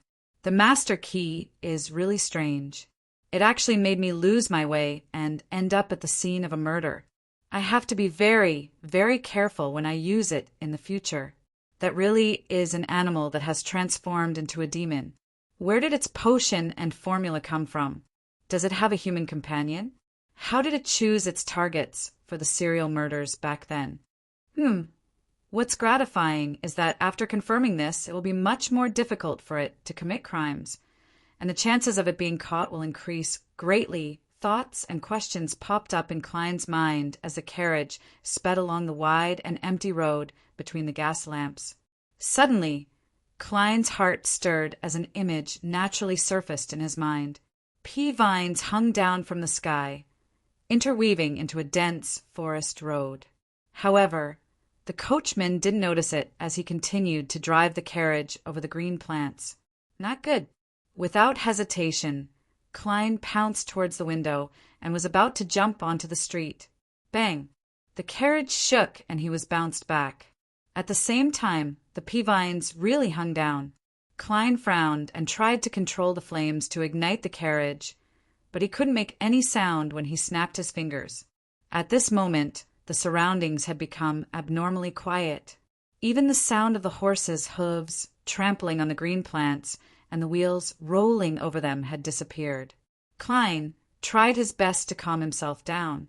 He looked out the window and saw that the carriage had already traveled along the road formed by the pea vines and was in midair. This isn't Bakeland. He narrowed his eyes. At this moment, the carriage stopped. Outside the window was a seat that looked like a hammock formed by the pea vines in midair. A pair of feet in black leather boots hung down from there, and a gentle but emotionless voice entered Klein's ears. "What were you doing just now?" "It's that woman from the museum. I suspect she's a high sequence beyonder. She doesn't seem to recognize me. After all, I used Aztec's copper whistle as a disguise. She probably came over to check after hearing the cries for help." Klein's thoughts became abnormally active at that moment. He deliberately swallowed his saliva and said, "I'm a private detective. I'm a private investigator. I'm with a lot of friends. We're investigating the recent serial murder case. I have a mystical item called the Master Key. It can open doors and pass through walls, but it will cause one to get lost. It was during this process that I directly bumped into the crime scene. As I wasn't a match for her, I could only run and shout for help. Everything I said is the truth," Klein silently added in his heart. After he said that, there was a short period of no response from outside. However, he felt a gaze penetrate the carriage, passing through the obstruction and directly examining the items he was carrying. Thankfully, I left Aztec's copper whistle and the bookmark above the gray fog to be safe. At this moment, Klein was rejoicing. Being cautious and careful is indeed useful. After the indescribable and excruciating silence, the gentle but emotionless female voice finally spoke. "That key has a certain curse. Don't use it unless absolutely necessary." Just as she said that, everything around her suddenly changed. The pea vine, the forest path, and the path that led to Midair all disappeared. The carriage continued driving on the street between the elegant iron-black gas lamps. Klein kept his heart in his mouth until the carriage arrived near East Borough. He paid the fare of 8 soldi. Under normal circumstances, a rental carriage wouldn't enter any streets in East Borough because it was very likely to be robbed. In the one-bedroom apartment on Black Palm Street, Klein changed his clothes and went straight to bed. He didn't attempt to return to Minsk Street after midnight. With the appearance of the 12th murder, the situation in Bakeland would definitely be more tense. There would definitely be all sorts of investigations outside. He also didn't immediately go above the gray fog to study the secret of the bookmark. He acted as he had described to the mysterious woman, that he was only a low-sequence private detective with some beyonder powers. Tonight was really full of surprises. It was quite exciting. I just stole something. Yes, most of the problems are to be blamed on the master key. Klein gave a self-deprecating remark and quickly fell asleep. The next morning he breathed in the choking and irritating fog as he slowly returned home. He also took out the newspapers and letters from the mailbox. After opening the door, he casually flipped open the newspaper and found the headline on the front page, as expected, "The 12th case." The devil has reappeared. The police claim to have locked onto the murderer. As for the theft of the Royal Museum's exhibit, it was only mentioned in an inconspicuous place. It didn't even mention what was stolen. The letter without a stamp that came with the newspaper was a water bill. Klein had to pay it himself. He glanced at it, threw it on the coffee table, and returned to the second floor to boil water for a bath. When the steam filled the bathroom, he took the opportunity to take 4 steps counterclockwise and go above the gray fog. Inside the towering ancient palace, Klein sat down and picked up the bookmark that depicted the image of Emperor Roselle. Chapter 325. From its appearance, there was nothing special about the bookmark. Roselle's portrait could be seen everywhere in the memorial exhibition. It was the same for the emperor's image and his middle-aged state. Klein examined it a few times and found a tiny mark that had been poked out. He confirmed that it was the bookmark that Miss Justice had verified. He attempted to spread his spirituality and slowly inject it, but just like with ordinary items, his spirituality only flowed and blanketed it. It didn't seep into it, nor did it cause any abnormalities. That's right. Roselle's idea is to find a fated person. He wouldn't specifically limit it to beyonders. Klein thought for a moment and switched to Faysac's deep pronunciation. Pirate King. The bookmark still didn't react. He tried using ancient Faysac, Intis, and Ruan, but he received the same result.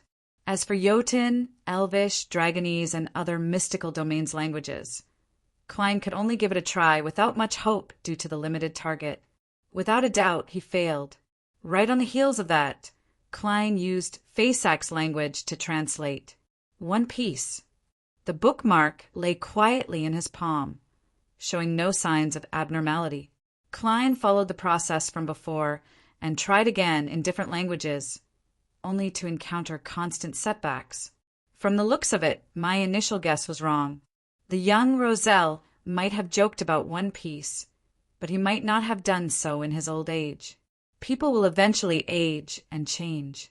Klein reflected on his mistake and tapped the edge of the long mottled table with his finger, trying to infer the activation method from the information revealed in the diary. After a while, he conjured a pen and paper and recorded the process of his thinking to avoid any confusion and contradictions. On this matter, Roselle was both crazy and desperate, and he clearly showed his bad taste. The description of fated person gets it, which doesn't match the current language habits of the world, is proof of that. Therefore, it can be confirmed that he really wanted someone to discover the uniqueness of the card of blasphemy by chance. Since that's the case, the way to open it shouldn't be too hard to imagine. It's possible for it to appear in daily life. What Roselle needs are coincidences. For example, when you hold a worthless bookmark and read out a specific word, then, congratulations, you've obtained a fortuitous encounter. This is very much in line with his bad taste. According to this logic, different cards of blasphemy should have different activation incantations. Using a single word to activate all the cards of blasphemy clearly isn't Roselle's style. What is the activation incantation for this card? First of all, we can rule out the ones that are commonly used and spoken at all times. Also, when creating the cards of blasphemy, Roselle's state was one of despair, madness, reluctance, reluctance, struggle, and anger. I can try to put myself in that state of mind and pretend that I was Roselle at that time. Imagine what kind of activation method I would set up. Klein put down his fountain pen and acted as Roselle in an attempt to find inspiration. He first used the languages of various countries and ancient Faesac to try curses and words of hope, but he shamefully failed. Following that, he tried to figure out what a powerhouse on the brink of despair would be most reluctant to part with. His wife, Matilda? Such a flirtatious fellow shouldn't have deep feelings for his first wife. His children, his eldest daughter, Bernadette, his eldest son, Seal, his second son, Bornova. According to the diary, what he couldn't let go of the most was likely his daughter, Bernadette, who might become an important figure in the mysterious world. Klein paused, took a deep breath, and prepared to make a new attempt. "Bernadette," he said in Intis. The bookmark didn't respond. Klein switched to Rouen, Highlander, and Faesac, but he still failed to obtain the desired result. He sighed, and with a deep voice he spoke the corresponding ancient Faesac syllables. "Bernadette." This name echoed above the empty and silent gray fog without anything special about it. Just as Klein was searching for new inspiration, he suddenly felt the bookmark in his hand sink. It immediately formed an invisible vortex that frantically absorbed Klein's psyche. To an ordinary person, this was a huge burden, but to a Sequence 7 magician, it wasn't a serious drain. Klein easily passed this stage and couldn't hide his joy as he looked at the item in his palm. On the bookmark, a bright light rose bit by bit, and the image of Emperor Roselle outside took on a brand new look. He sat on an ancient stone throne, wearing a black crown inlaid with all kinds of gems on his head. He wore pitch-black armor and a cloak of the same color. He held a scepter in his hand, and his eyes were cold as he looked forward. On the upper left corner of the bookmark, a line of text condensed from the resplendent starlight. "Sequence 0. Dark Emperor." Sequence 0. Indeed, it hides the secret of God. The Dark Emperor is actually a Sequence 0. Klein held back a smile as he thought with mixed emotions and surprise. Following that, the bookmark became three-dimensional like a miniature book.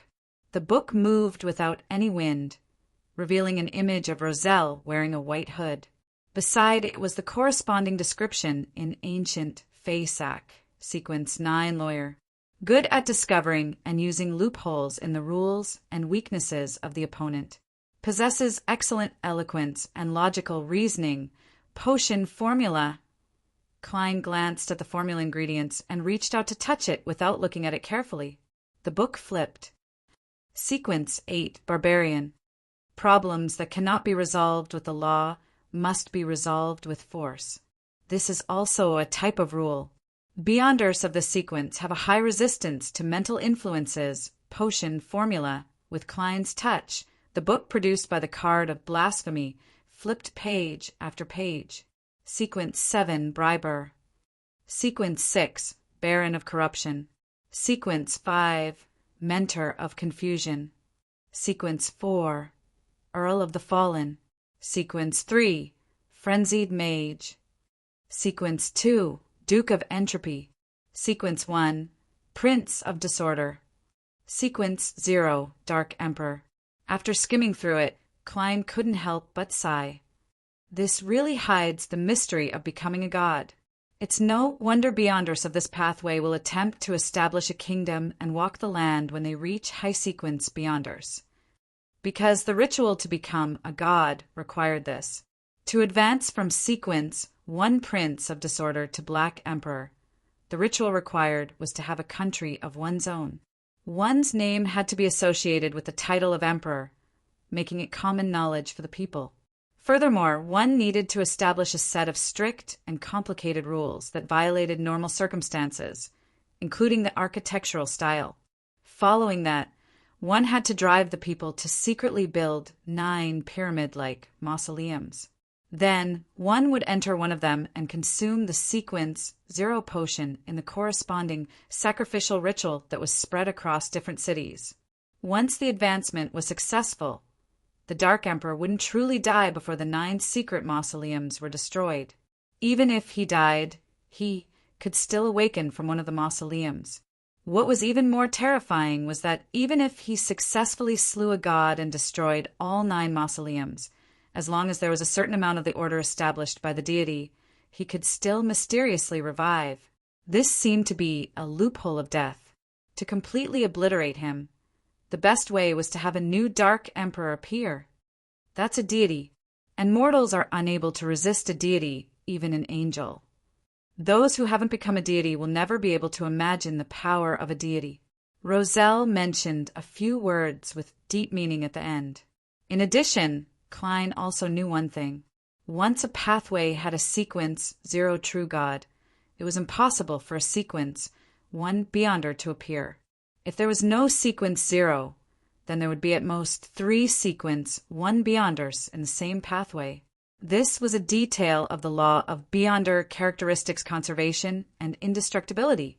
According to the description of the 10 sequences of the card of blasphemy, the Dark Emperor, Klein could clearly tell that the greatest characteristic of this pathway was that it would gradually evolve into the shadow of order.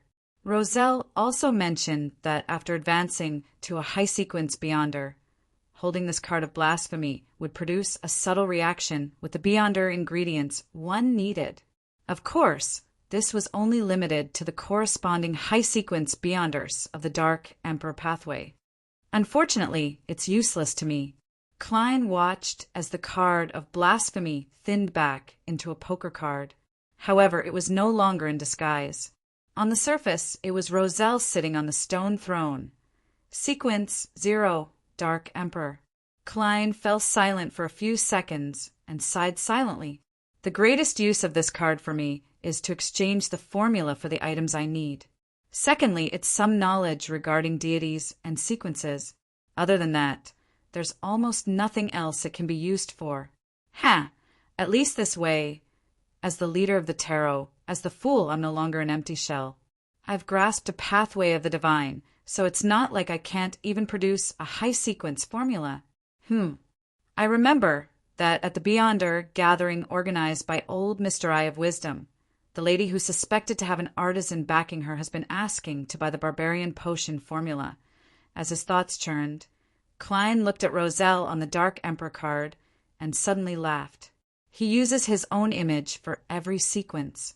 How narcissistic. I'm suddenly very curious about what the corresponding card of blasphemy of the demoness pathway would look like. Reigning in his thoughts, Klein destroyed the other bookmark he had picked up in passing and realized that it was just an ordinary bookmark. After doing all of this, he changed his sitting posture and leaned back in his chair. In response to Miss Justice's prayer last night, he said in a low and calm voice, Chapter 326. Empress Burrow, Earl Hall's house in the dining room. As per usual, Audrey was praying before the meal with her father, mother, and brother. Praise the lady. She tapped her chest 4 times in a clockwise fashion, ending her prayers with this sentence. However, before she could finish her sentence, a thick gray fog filled her vision that was covered by her eyelids, a figure that looked down at everyone, and everything spoke in a distant and dignified manner. That's a card of blasphemy created by Roselle. Mr. Fool, card of blasphemy? Audrey, who had finally received a response, was delighted at first before she was slightly stunned. She didn't understand what the so-called card of blasphemy was referring to. However, she quickly had a guess. She had always known that Roselle the Great had created a hidden deck of cards that symbolized some unknown power.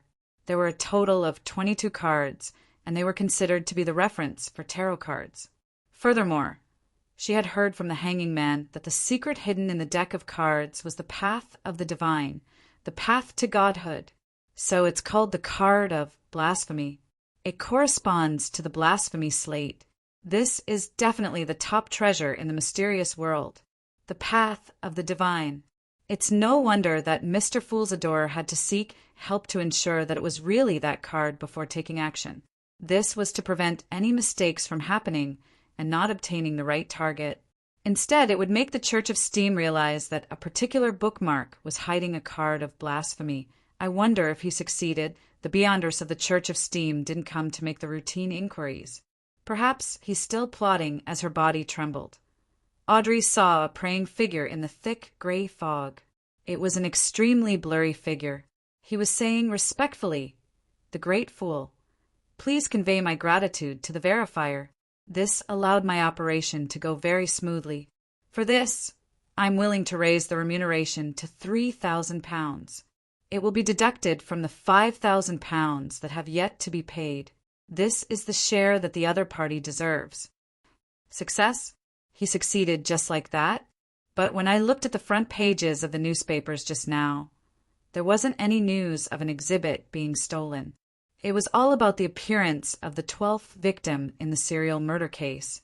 To raise the reward to £3,000, it means that Mr. Fool's blessed operation has indeed succeeded. He took away the bookmark with the card of blasphemy without anyone noticing. How handsome! Although Roselle the Great's invention of this term wasn't elegant enough, it wasn't reserved enough, and it didn't match the status of a noble, but it was the only thing I felt right now. Our tarot has grasped a complete path of the divine. It should be complete, right? Which one would it be? But no matter what, this symbolized the path to godhood. Under Mr. Fool's brilliance, we will one day become a top and most powerful secret faction. I wonder if there are any cards of blasphemy hidden in other bookmarks. Audrey controlled her excitement and let the maid spread the napkin for her with longing and pride. She turned her gaze and looked at Earl Hall, who had the habit of reading the newspaper while eating breakfast. "Dad, is there any news worth paying attention to today?" Earl Hall sighed and said, "That devil has killed another innocent person. The devil has killed another innocent person. This is the 12th time. The victim was a fashion designer who had just become famous. She had been a street girl a few times because she was too poor to support herself. But she had already encountered such a horrible thing. Fortunately, there are witnesses this time. Someone witnessed the scene of the devil committing the murder. He was terrified and kept shouting murder and help on the street. I have to say that his cries for help had a pretty good effect. The devil didn't chase after him. The police have used this to lock onto the suspect and are now frantically searching for him." Audrey drew the crimson moon on her chest again. "May their operation succeed. Dad, from what you just described, it really was a terrifying and funny scene. I hope that the witness doesn't have nightmares because of this." And on the same night, Mr. Fool's adorer took away the cards of blasphemy from the heavily protected museum without alerting anyone. Audrey added in her heart longingly as she filled in some details herself. "In the Royal Museum, in the restored study." "Are you sure that only 2 bookmarks were stolen?" Machinery Hive Mind's captain, Max Livermore, asked his team members. As he spoke, he secretly glanced at the important figure standing in front of the desk with his back facing him. It was an old man wearing a white priest's robe and a clergyman's bonnet. He was the person in charge of the Church of the God of Steam and Machinery's Bakelin Diocese, a member of the Divine Synod, Archbishop Horamic Haydn. This important figure wasn't only a clergyman, but he was also a very famous scientist, an honorary professor of physics at the University of Bakelin. "Yes, only those 2 bookmarks were stolen," the team member who was questioned answered with certainty. Max nodded slightly and looked at Horamic Haydn. After thinking for a moment, he asked after some deliberation. After some thought, he deliberated and asked, "Your Grace, after the museum closed yesterday evening, some noble children came to visit. They touched some of the exhibits, including one of the 2 stolen bookmarks. Do you need them to cooperate with the investigation?" "I'm aware of this matter." Horamic turned around with his hands hanging naturally and said calmly, "I've already confirmed that those noble children have nothing to do with the thief who stole the bookmarks. There's no need for them to cooperate with the investigation." "Yes, Your Grace." Max didn't find anything wrong with it, not to mention that Archbishop Haydn had enough mysticism knowledge and various Beyonder skills to confirm it. Horamek had a very gentle and benevolent face, and at that moment he similarly didn't show the slightest bit of anger. He looked around and said, "And there was more than one person here last night. At least 2 of them were divided into 2 opposing sides. One of them might even have a higher sequence than me, but the other party strangely escaped. Although I'm unable to restore the entire scene, there are some things that I can still see. Things are more complicated than we imagined." Having said that, he sighed and said, "I also know why they stole the bookmarks. We've been deceived by Roselle for more than 150 years. 3,000 pounds. How painful. I've been saving up for so long, but I don't even have 1,000 pounds. However, the card of blasphemy is a priceless treasure that can't be exchanged for with money.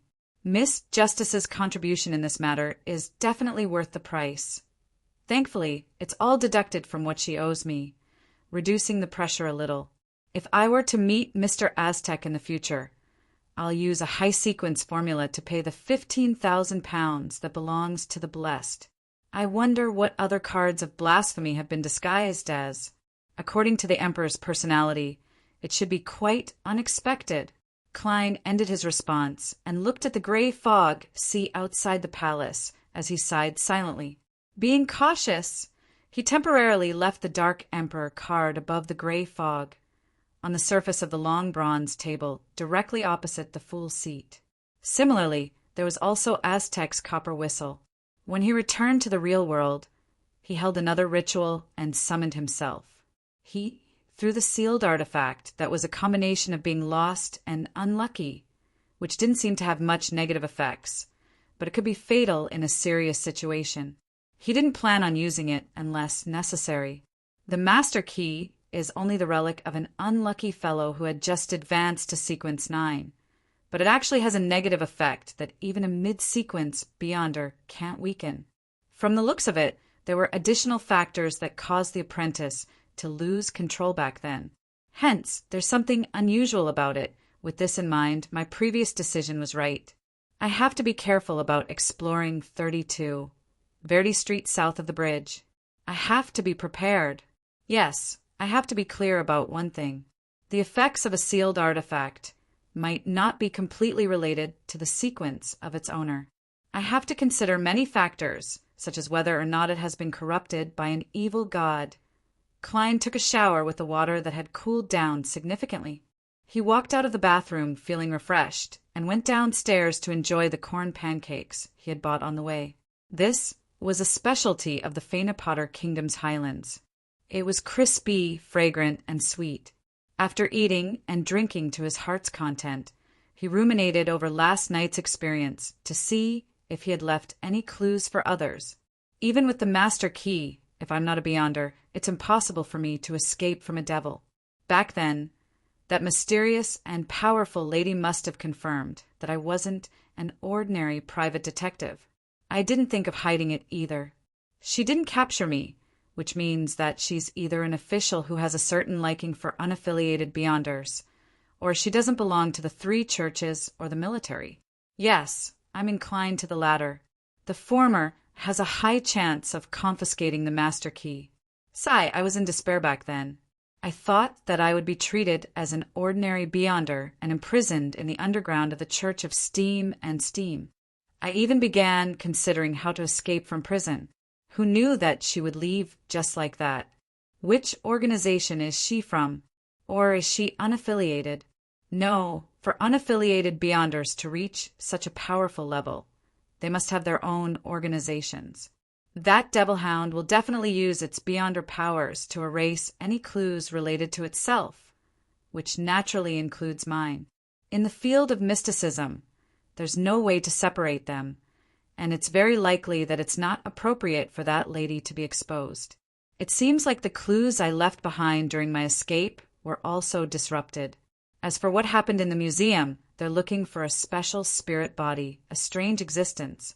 What does that have to do with me? Sherlock Moriarty. Klein mocked himself, feeling more and more at ease. Of course, he dared to return home because he had made a divination beforehand. Just like how he wasn't afraid that there was a trap in the museum that he couldn't resolve. Phew, This matter has come to an end. What should I do today? Practice my beyonder powers and go to the Quelleg Club to scrounge for food? I wonder if the Nighthawks and mandated punishers have confirmed the murderer. Should I write another letter to Eichinger Stanton and give him a hint? As his thoughts churned, Klein heard someone approaching from outside. Another letter? He opened the door in puzzlement and saw a letter lying in the letterbox. The letter was from Eichinger Stanton. Chapter 3:27.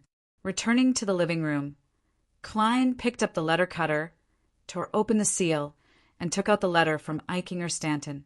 The famous detective wrote in the letter, "Your idea has helped us greatly. Please allow me to thank you here. After receiving your letter, we immediately organized people to investigate some key areas. As expected, we found the corresponding clues.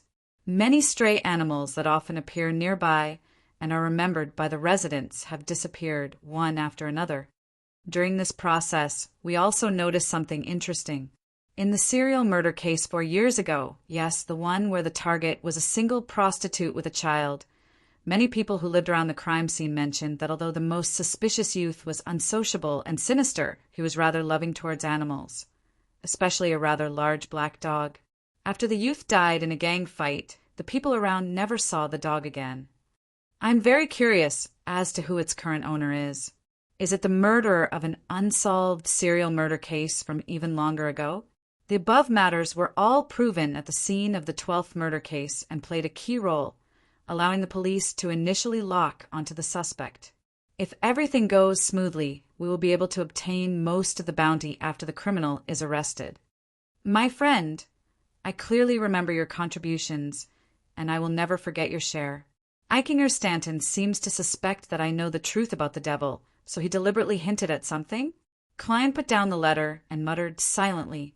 However, this letter also made him feel truly relieved. The official Beyonders didn't find the wrong target. If the giant devil dog didn't receive any other help, it would only be a matter of time before it was captured and killed.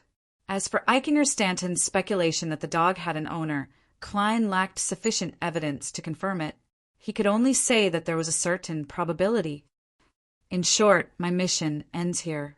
Next is the matter of the Nighthawks, mandated punishers, and machinery hive mind teams. Klein took out a brand new piece of paper, picked up a fountain pen, and replied to Eichinger Stanton with a humble letter. He ignored his subtle hints, just like an ordinary private detective.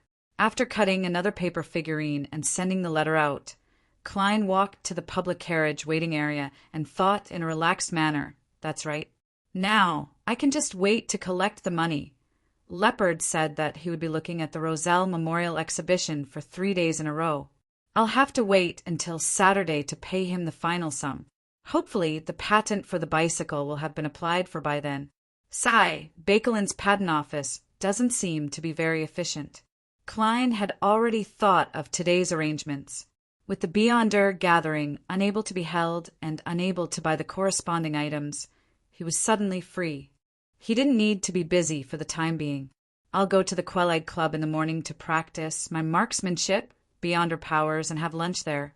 Then I'll find a better circus and watch a magician's performance to see if I can get any inspiration. He took out his golden pocket watch and glanced at it before boarding the public carriage in a good mood. Hillston Borough Quelleg Club. As Klein came at least twice a week, the attendants all remembered him. There was no need for him to show his proof of membership or his white frost constellation badge. It was Wednesday morning, and most of the members of the Quelleg Club belonged to the middle class. They had fixed and rather decent jobs, and it was very difficult for them to come if it wasn't Sunday, annual leave, or afternoon tea. The spacious and bright hall appeared abnormally empty. There were only a few people sitting on the sofa at the coffee table in the corner. Sweeping his gaze over, Klein saw an acquaintance, so he went up to greet him. "Talum, the weather is so great today. You should be at the racetrack." The acquaintance was the aristocratic equestrian teacher, Talum Dumont, who had introduced him to the club at the request of Mrs. Mary. He had once brought Klein a business deal, which was to protect the Daily Observer reporter, Mike Joseph, when he went to the Golden Rose for an investigation. Talem looked up, touched his short brown curly hair and smiled. "Oh, honorable detective. What have you been busy with recently? I haven't seen you in a long time." "That's because you haven't been to the club for a few days." Klein smiled as he sat on the sofa beside Talem. "I'm helping the police investigate that serial murder case. Although I might not be able to get anything out of it, the bounty is tempting enough. Besides, establishing a good relationship with the police is very important for us private detectives." "I'm just bragging. I'm just an inconspicuous character who has been summoned," he mocked himself inwardly. The members sitting on the sofa behind them were discussing the latest Western Railroad stocks and East Ballum plantation stocks under the guidance of a man who appeared to be a stockbroker. Talem didn't have any doubts about Klein's answer. He chuckled and said, "This is indeed something a detective is busy with." After exchanging a few pleasantries, he gradually entered a thoughtful state. Just as Klein was about to bid farewell and head to the underground shooting range, Talem suddenly looked at him. "Mr. Moriarty, can I ask you a question?" "Yes, you can charge a consultation fee. This is free. Also, just call me Sherlock." Klein laughed. Talem nodded slightly and hesitated. "I have a friend who fell in love with someone she shouldn't have. How should I deal with this situation? Although I've always believed that when asking similar questions, I have a friend is equivalent to myself." Talem's emotional color indicates that it's not him.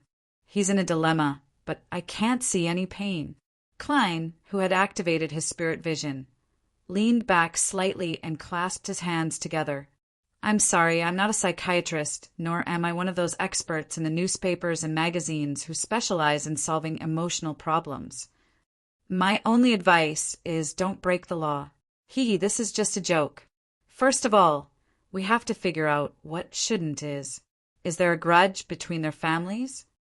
Talem glanced at him and said helplessly, "No, this is not the story of Romeo and Juliet."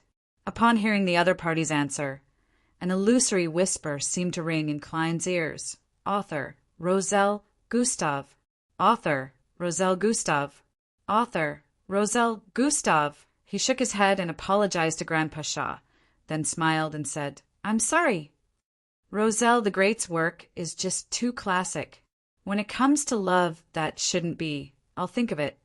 Then, why shouldn't they be together?" Talem was silent for a few seconds.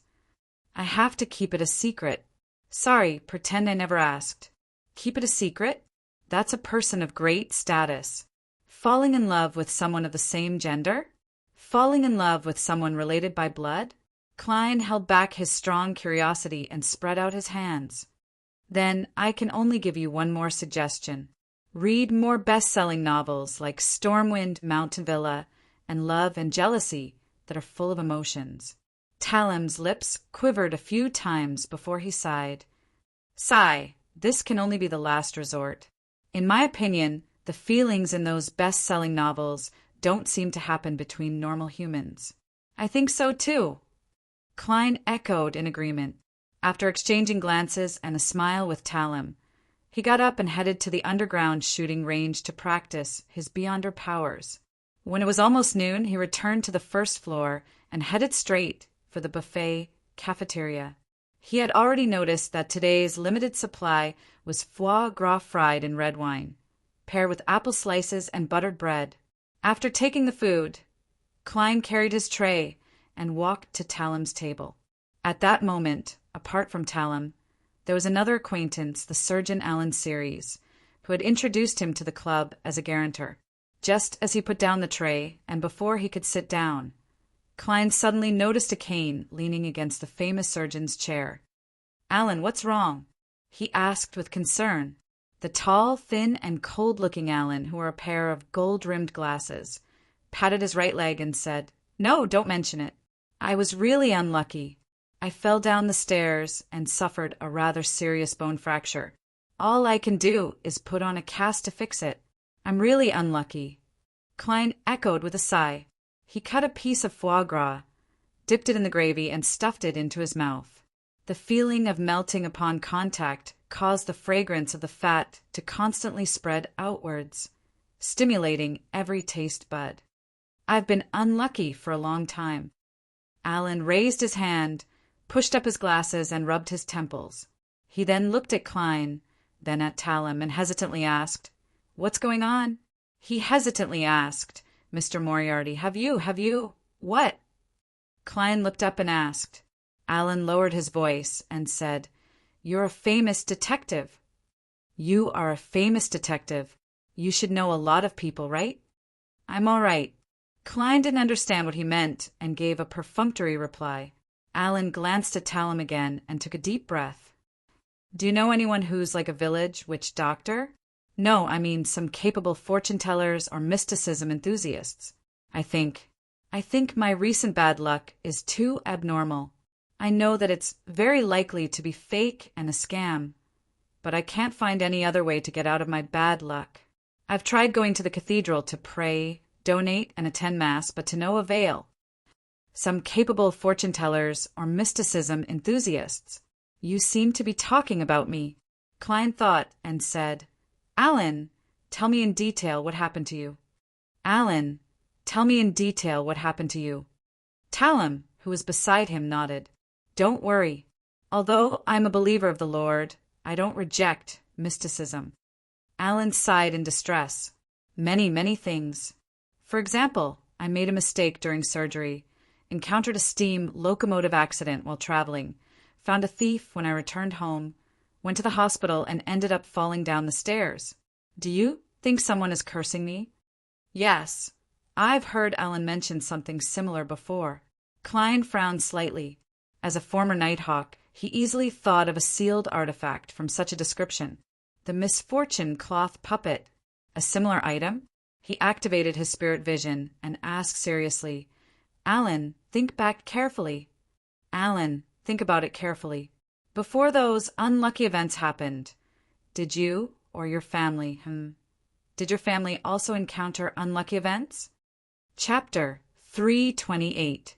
Klein had wanted to ask if Alan or his family had taken any unusual items, such as dirty rag dolls, before those unlucky incidents happened one after another. But when the words were on the tip of his tongue, he suddenly felt that it was too direct. It could easily expose the fact that he had a good understanding of the mysterious domain. Although this could be explained by the fact that the great detective was very knowledgeable, there was no need to take this risk. So he changed to a more roundabout way and asked if Dr. Allen's family had also met with misfortune. Hearing his question, Alan Chris carefully thought about it and said, "No. Apart from encountering the steam train accident with me, they were the same as before. Most of the time, they were neither lucky nor unlucky. The rest of the time, they were both. That's not right. If it's an item like the misfortune cloth puppet that needs to be sealed, it will definitely affect everyone within a certain range. Could it be that Alan dripped his blood on it and established a stable connection? In Klein's spirit vision, Alan's aura and emotional color matched his physical and mental state. There was nothing special about him. He deliberated and asked, "Is there anyone as unlucky as you in the hospital where you work?" "No. So I think I must have been cursed by someone." Alan tugged at his bow tie, looking rather anxious and uneasy. Under Talum's curious gaze, Klein thought for a moment. "Before you were unlucky, did you encounter anything strange, such as cutting yourself? In folklore, blood is a powerful medium for curses. After I suspected that it was a curse, I confirmed it. In the past 3 months, I haven't bled." Alan pressed his knife and fork and replied with a heavy expression, "That's a little strange. It's not like I can do a complicated divination in front of them." Klein asked again, "What about other strange things?" "Alan, think about it carefully. There must be a reason for this. Have you offended anyone recently? Or have you become an obstacle to others?" Talum echoed with concern. Alan looked down at the food on his plate and fell into deep thought. Klein didn't stay idle either. He finished the food before it became cold and unpalatable. When he began to enjoy the dessert, Alan finally raised his head and said, "I'm not a sociable person. I don't get along well with my colleagues, but it's hard to believe that they would think of a way to curse me. After your reminder, I thought of something. It might be related to mysticism. What is it? Klein and Talim perked up at the same time. Before my streak of bad luck, I was in charge of a patient. It was a child less than 10 years old. He was very pitiful. Due to some problems, he needed to amputate his left leg.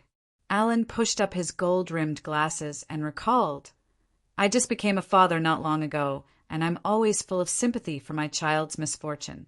Every time I check the ward, I'll chat with him, encourage him, and comfort him. After a pause, Alan spoke more smoothly. I remember that it was the day before his surgery. I specially went to the ward to look for him. He was indeed rather uneasy and was playing tarot cards. This was something he brought with him when he was admitted to the hospital. He didn't even allow his family to take it away. In order to make him relax, I played tarot divination with him. At that time, I flipped over a card. It was the reversed Wheel of Fortune. That child looked at me and said with a pure and innocent smile, Doctor, your luck will turn for the worse. Doctor, your luck will turn for the worse. Talim took a deep breath and said, Why do I feel that such a scene and such words make my body feel a little cold? That child later died on the operating table? Alan shook his head and said, The surgery was very successful. That surgery was very successful. Not long after, he was discharged from the hospital. He even thanked me. That's why I've never doubted this matter. But now that I think about it, I realize that this is the only time I've come into contact with an item involving mysticism in the past 2 months. No matter what, whether it's useful or not, tarot cards are ultimately used for divination. At some point in time, a brass coin had appeared in Klein's hand. It was jumping and rolling at his fingertips, as though symbolizing the analysis process of a famous detective. The coin bounced up and fell into his palm. Klein glanced at it from the corner of his eye and ended his thought. What's the child's name? Where does he live? Alan answered without hesitation, His name is Will Ossepton. His name is Will Ossepton. As for where he lives, I don't remember. Mr. Detective, what's your suggestion? Do you know any experts in mysticism? Klein drank a mouthful of black tea and smiled under Alan and Talim's expectant gazes. My suggestion is to go to the cathedral of the deity you believe in and describe your recent misfortune to the bishop. Then, ask him if he has a solution. Alan, I remember that you're a believer of the Evernight goddess, right? He almost called out the goddess, but thankfully he remembered in time that his current identity was that of a detective who believed in the god of steam and machinery. But my prayers to the goddess, my participation in Mass, and my donations of money and items were all useless. I think we still need to find some capable fortune-tellers. Alan didn't agree with Detective Moriarty's suggestion. Talim nodded in agreement. That's right. The deities don't care if you're lucky or unlucky. Being lucky is a blessing, and being unlucky is a test. My friend, your faith isn't pious. Be careful that the Lord of Storms strikes you with lightning. Klein looked at the two of them and smiled. This suggestion is based on very simple logic. If, and I'm saying if, there's really a useful and effective mysticism in this world, then the ones who are best at it are definitely the 7 Orthodox churches. Otherwise, they would have long been replaced by other factions that have grasped mysticism. If there's no such thing as true mysticism, then finding a fortune-teller or witch doctor won't help me in any way. I might as well see if a bishop with a higher status has any solutions. Alan carefully analyzed the situation and finally nodded. That makes sense. Perhaps I need the bishop to help me convey the message so that the goddess will protect me.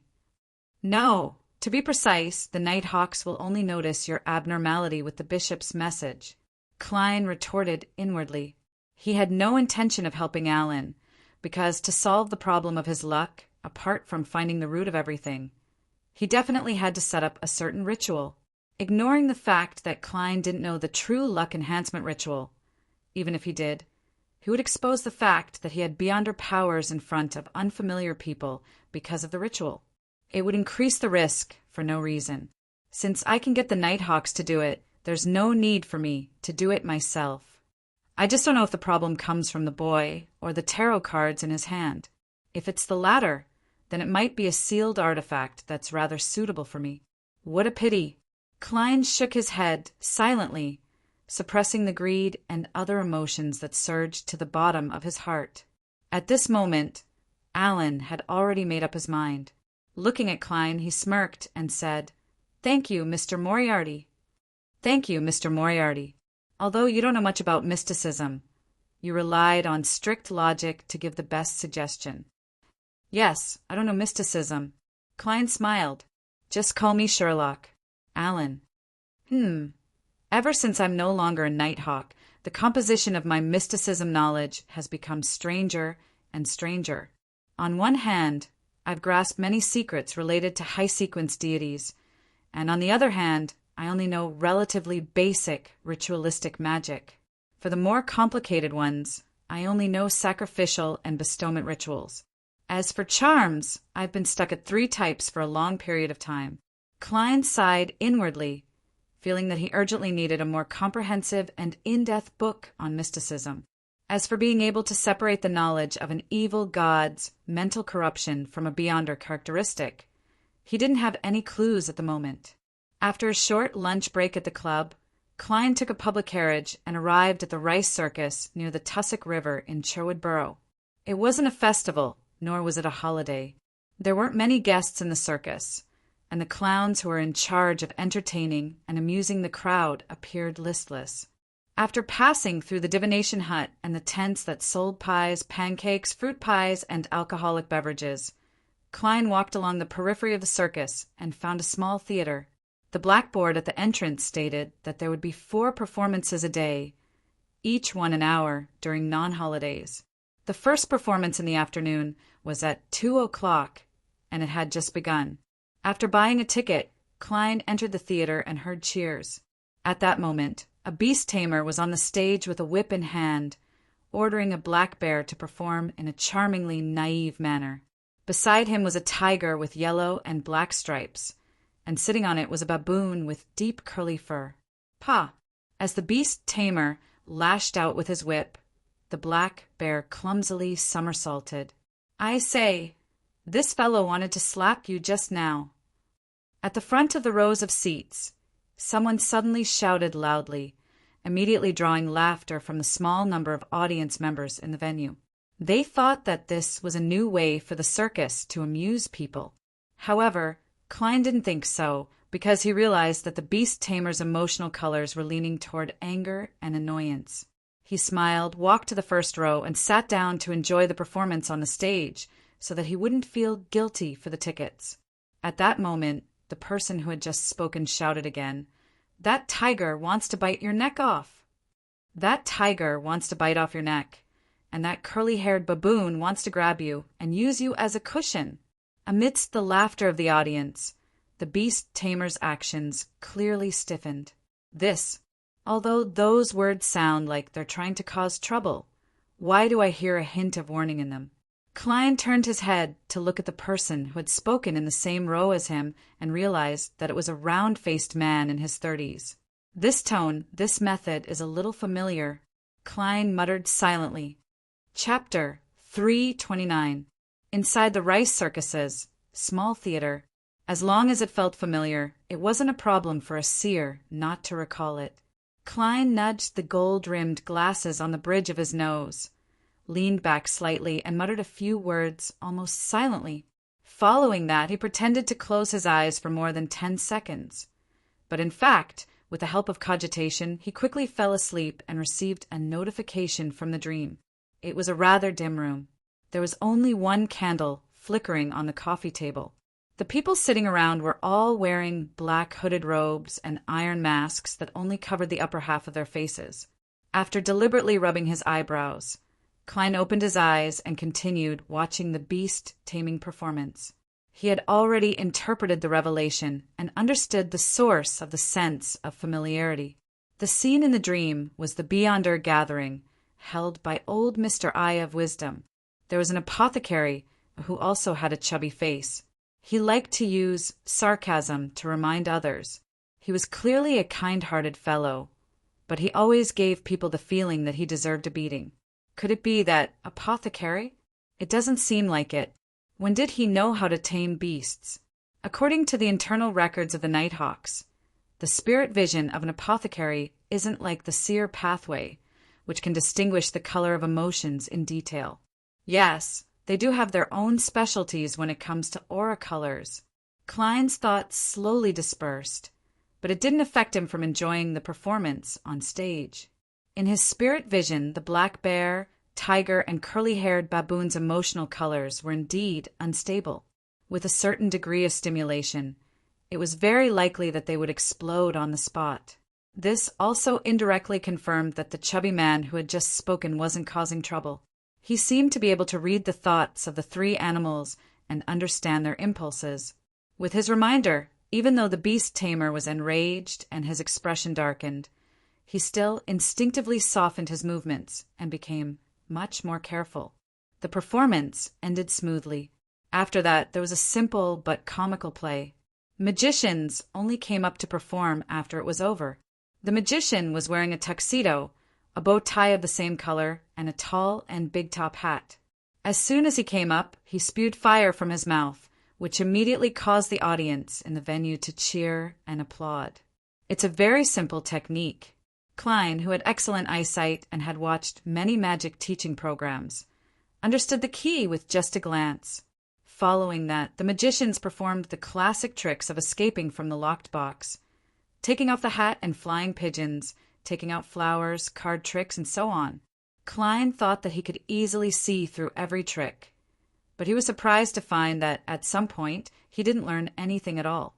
His attention was drawn to the part that the magician wanted, and he neglected the key details. He clearly doesn't have any beyonder powers, but his techniques are still able to fool my eyes. Yes, the key is his grasp of attention. Magicians' second rule is to fully divert the target's attention to achieve the desired effect. Klein made a guess in his heart, but he didn't know if it was right or wrong. This would require feedback through acting. At this moment, the performance of the magicians came to an end. The audience did not hesitate to give them warm applause and cheers. The atmosphere in the venue reached its peak in the afternoon. The third rule.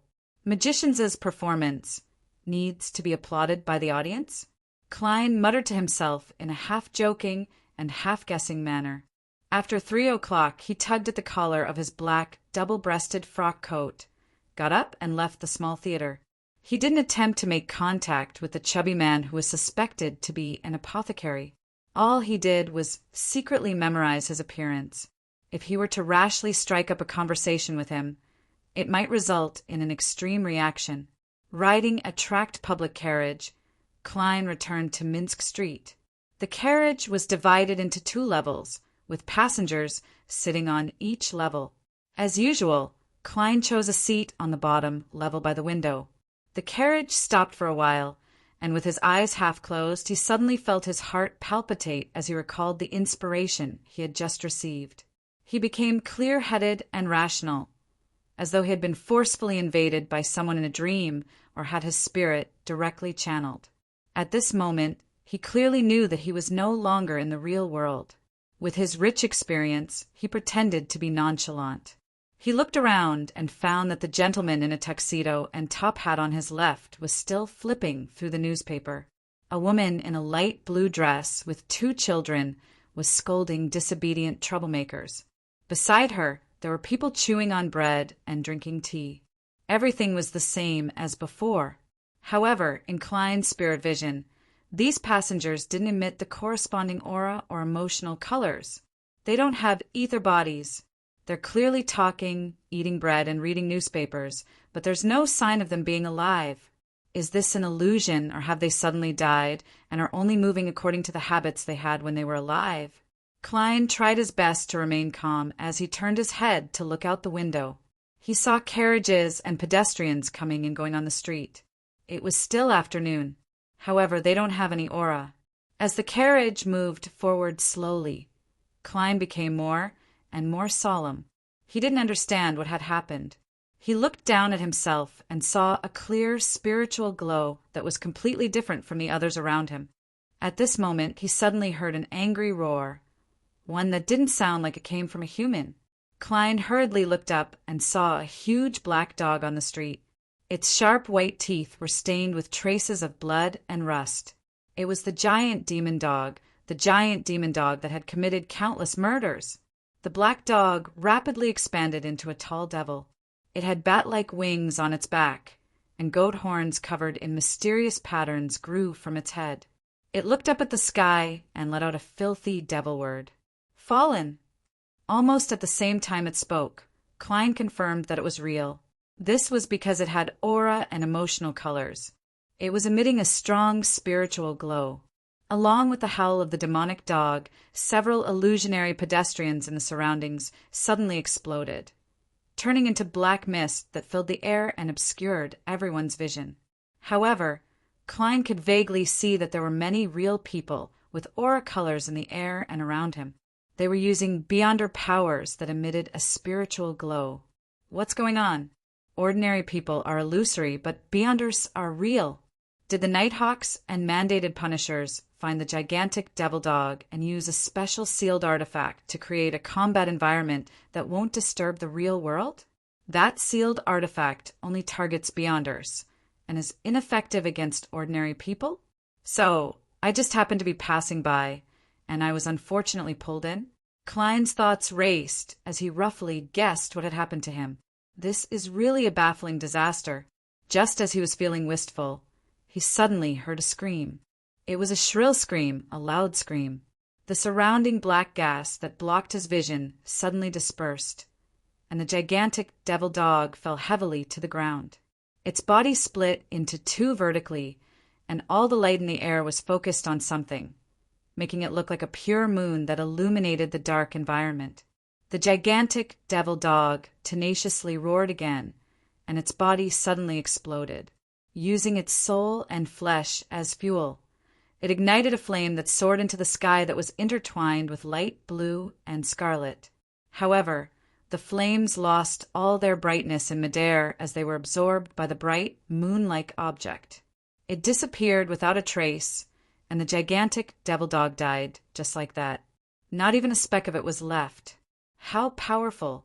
Just as Klein was feeling wistful, he suddenly thought of something. Would the official powerhouses discover that there was a wild Beyonder in the carriage he was in, one that was different from the illusory people around him? His heart tightened, and his scalp went numb as he took out a paper figurine. With a shake of his hand, he shook it into himself, a version of himself without any aura or emotions. As for himself, he used the uniqueness of the substitution spell to hide in the shadow of the paper figurine. At this moment, Klein heard a soft snort from the street on the other side of the carriage. This snort was filled with obvious anger and indignation. Who is it? It doesn't sound like the voice of an official Beyonder. Klein was puzzled, but he didn't dare remove the substitution spell and peeked his head out to take a look. Following that, a few gazes swept past him one after another without stopping for too long. When all of this faded, Klein saw cracks appear in the void around him, shattering like glass. Then the feeling of reality hit him, and he clearly knew that he had returned to the real world. He quietly removed the substitution spell and sat back in his seat. The passengers in the carriage either read the newspapers, nibbled at the bread, or scolded the children. It was no different from before, but in Klein's eyes they had regained their aura and emotions. In addition, compared to before, the tracked carriage had clearly moved a distance forward. From the looks of it, in that special battle environment, time and scene are synchronized with reality. If the battle had lasted longer, the carriage might have driven out of the area of influence, leaving me alone there. Alone there. That would have obviously exposed me. Fortunately, Bakeland is the capital of capitals, the land of hope. The three churches have high-sequence Beyonders here. Klein thought with some lingering fear.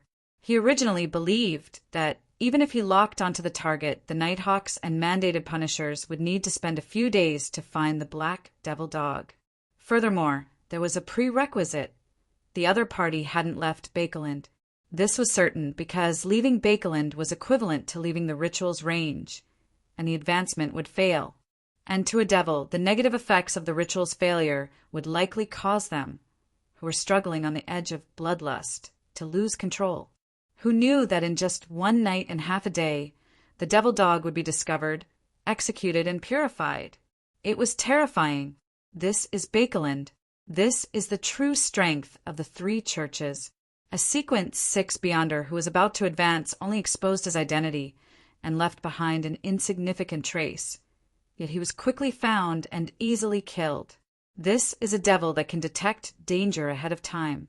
It looks like some sealed artifacts happened to restrain this. In the future, I have to be more cautious and careful.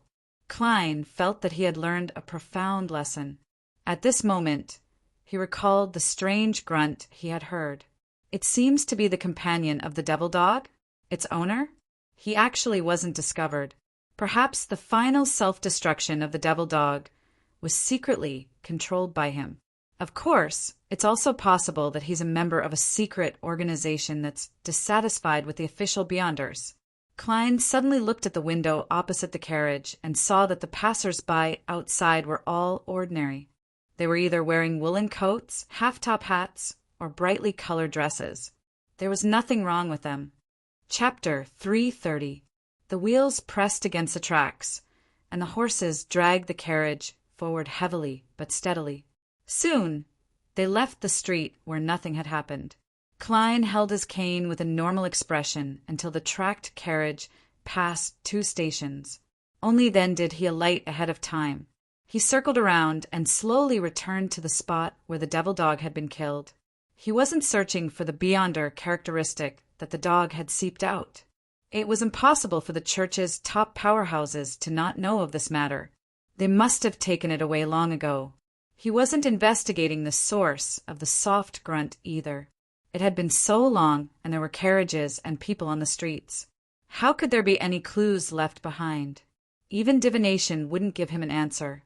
Klein's goal was to pry into the characteristics of the sealed artifact that could create a strange battle environment from the remaining subtle details around the street, so as to prepare for a possible encounter in the future.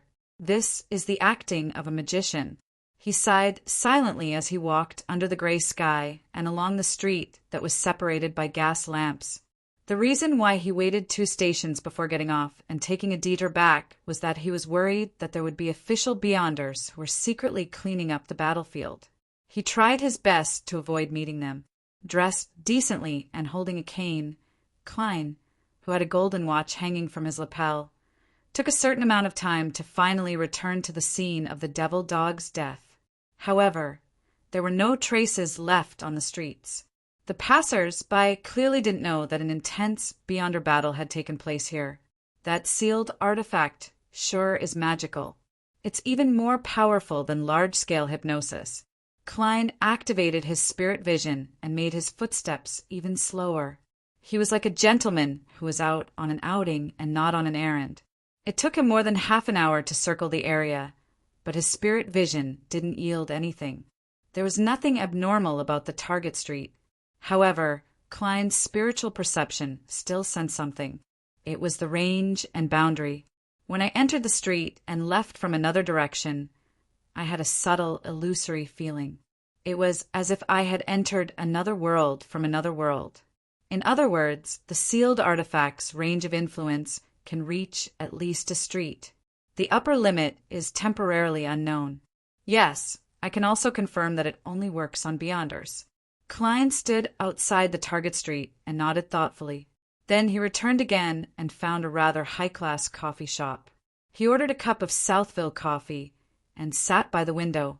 As he drank the fragrant liquid, he observed the bustling streets outside. He wanted to see if there would be any other changes as time passed. Unfortunately, what he was looking forward to didn't happen. Of course, he didn't gain anything. At the very least, he confirmed that magicians don't perform unprepared was indeed one of the rules of acting. He felt that the subtle characteristics in his body had been slightly stirred. In the evening, Klein stopped observing and took a public carriage back to Minsk Street. At this moment, the gas lamps on both sides of the road had all been lit up. The blue flames illuminated the slightly wet cement ground and the withered trees along the road. With his cane in hand, Klein passed by Lawyer Jurgen's house and strolled towards Unit 15. As he walked, he suddenly thought of something.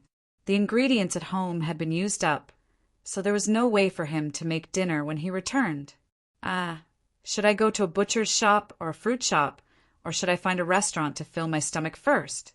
Klein hesitated for a moment and finally decided to slack off tonight and eat ready-made food.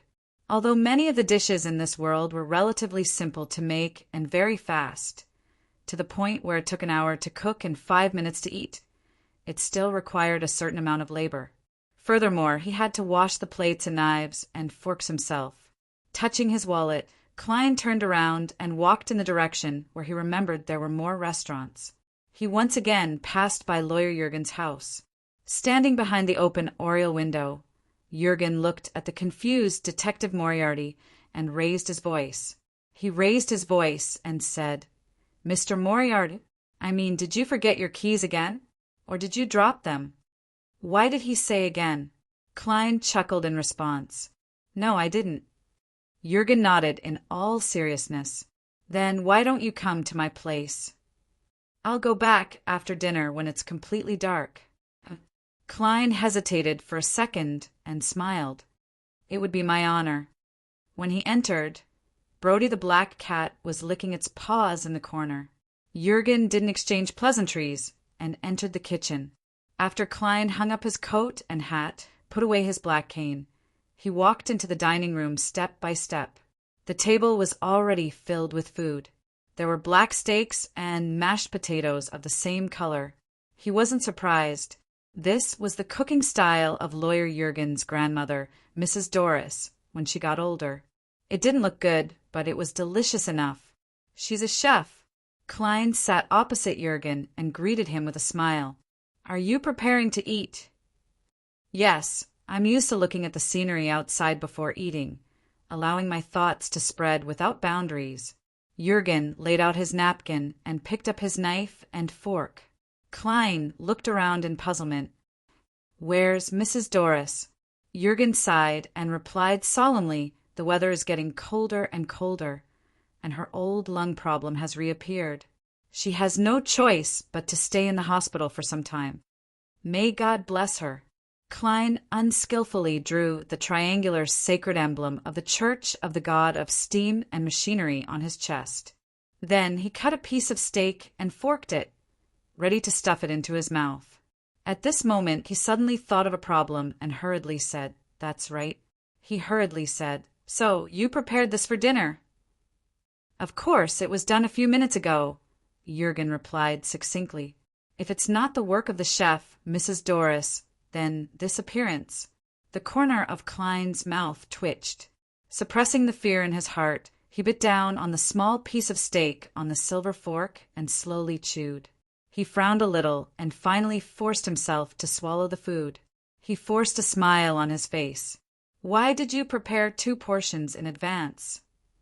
"One was to bring to the hospital for my grandmother." Jurgen glanced up at Klein and didn't find anything wrong with it. "I'll prepare another portion later." So that's how it is. To be polite, Klein secretly took a deep breath and finished the food in front of him in a combat-like manner. By the time he finished eating, Jurgen was still left with less than half of his food. The senior solicitor temporarily put down his knife and fork, picked up the tall glass beside him, and took a sip of red wine. He asked without any expression, "How do you feel?" "Which dish do you like best?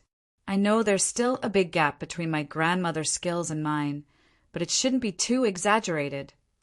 "Mr. Lawyer, I suspect that in addition to your facial nerve disorder, you also have a problem with your sense of taste. Can't you recognize yourself correctly?"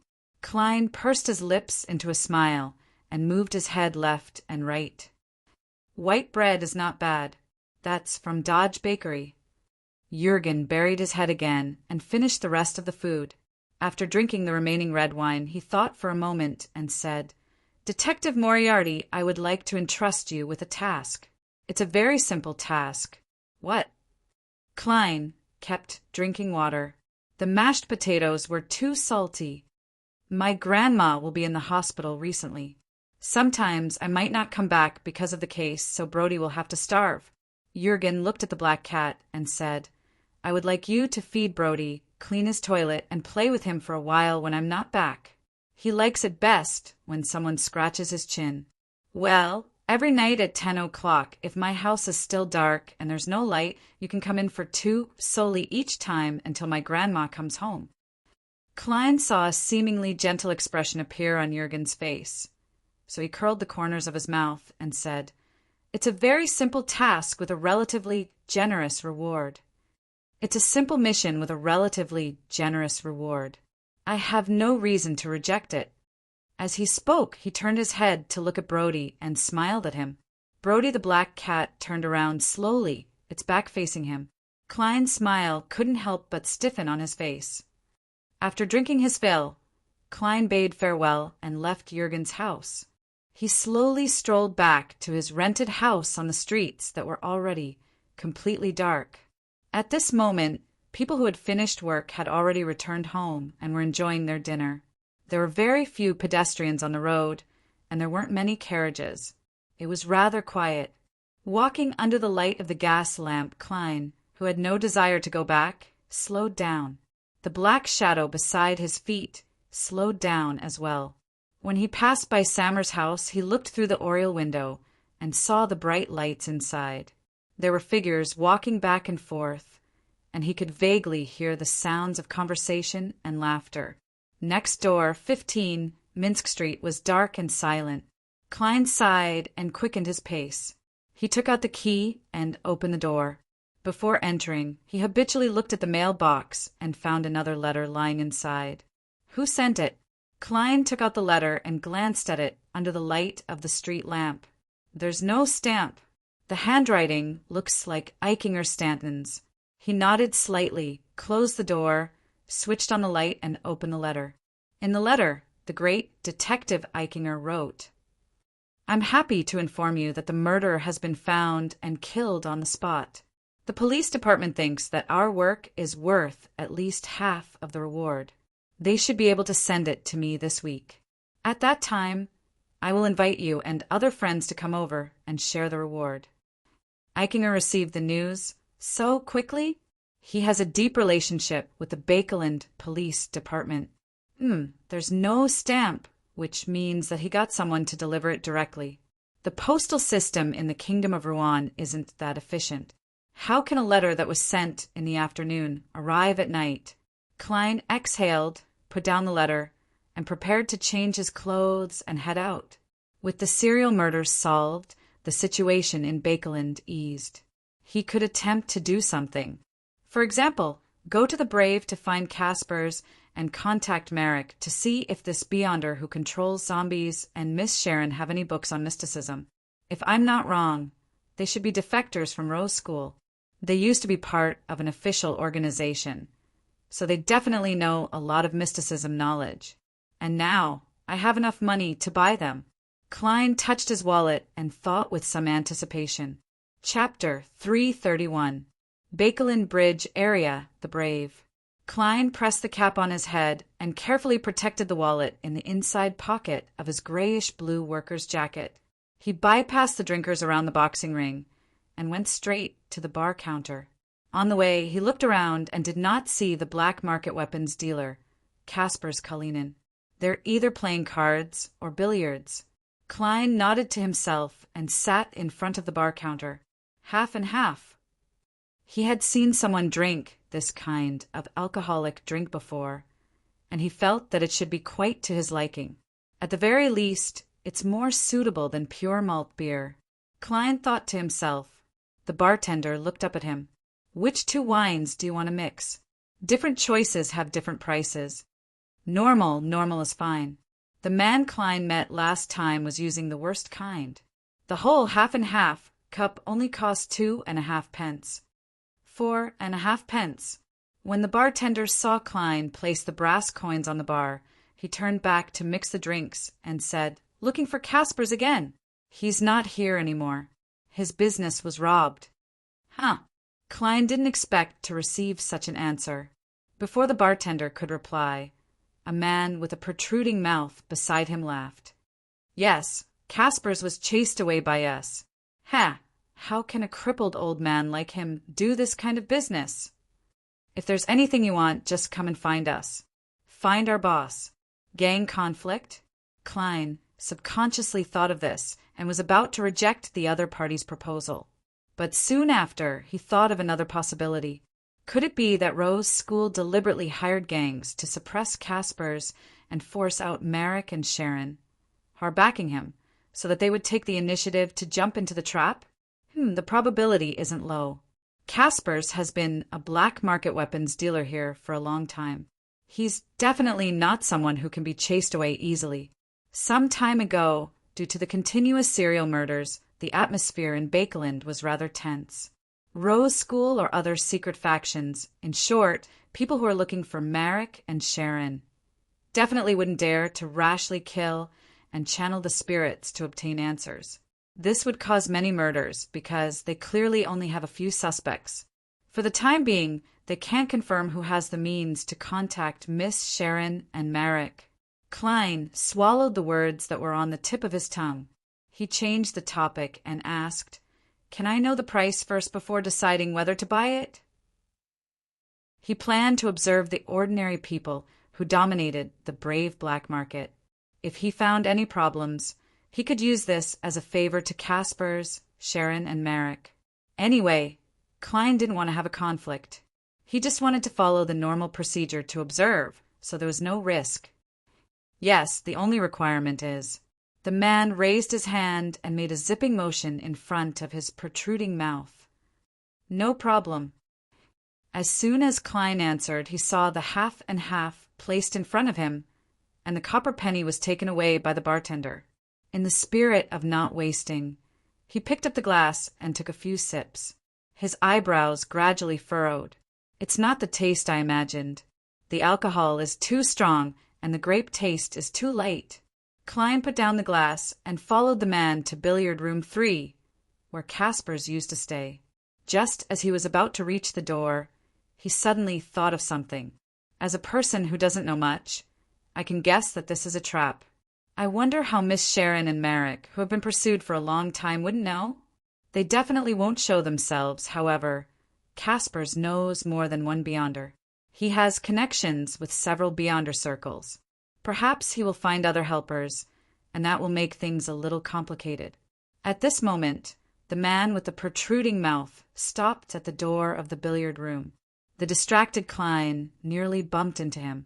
He pointed inside and said, "Don't speak nonsense later. Don't talk nonsense later. Our boss doesn't have a good temper. The entire Bakeland Bridge area plus East District knows about it." "All right." Klein nodded slightly. The man with the protruding mouth turned around in satisfaction and pushed open the billiard room's door.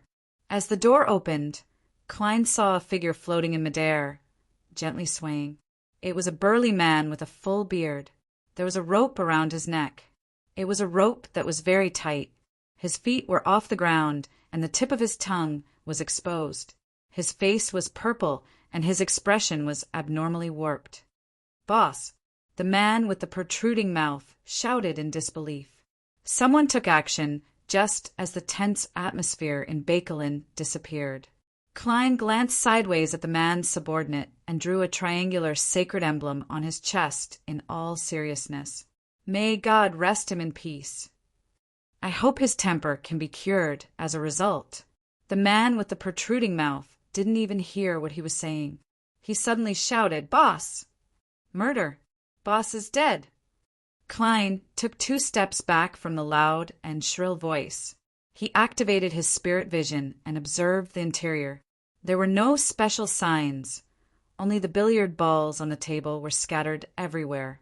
Was it done by a Beyonder on Caspers' side? How would the faction that laid the trap react? If there's such a trap, before the gangsters rushed over, Klein quietly changed his position and blended into the crowd. He glanced at the Braves' kitchen and went over in thought. He skillfully went through to the back door. Just as he pushed open the wooden door that wasn't considered heavy, he felt a cold wind that made him shiver. And in the cold wind, there was a faint smell of blood. He listened attentively and didn't hear anything. So he took out a penny and flicked it up. The clanging sound was blocked by the wind. Klein looked down at the copper penny in his palm and confirmed that the king's portrait was facing up. Putting away the coin, he carefully walked in the direction his spiritual perception told him to go. He walked all the way to a dark and gloomy corner without the illumination of the street lamps before the smell of blood suddenly became stronger.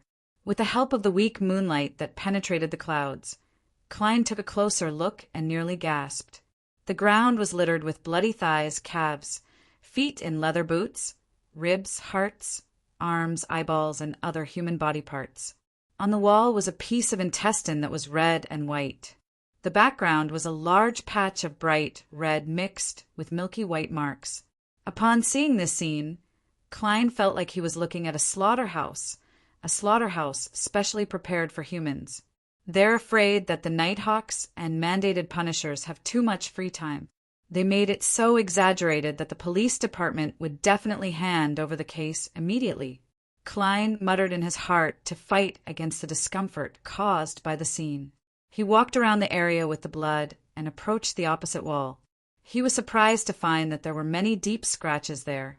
It was as if a thick and sharp claw had forcefully dragged it out.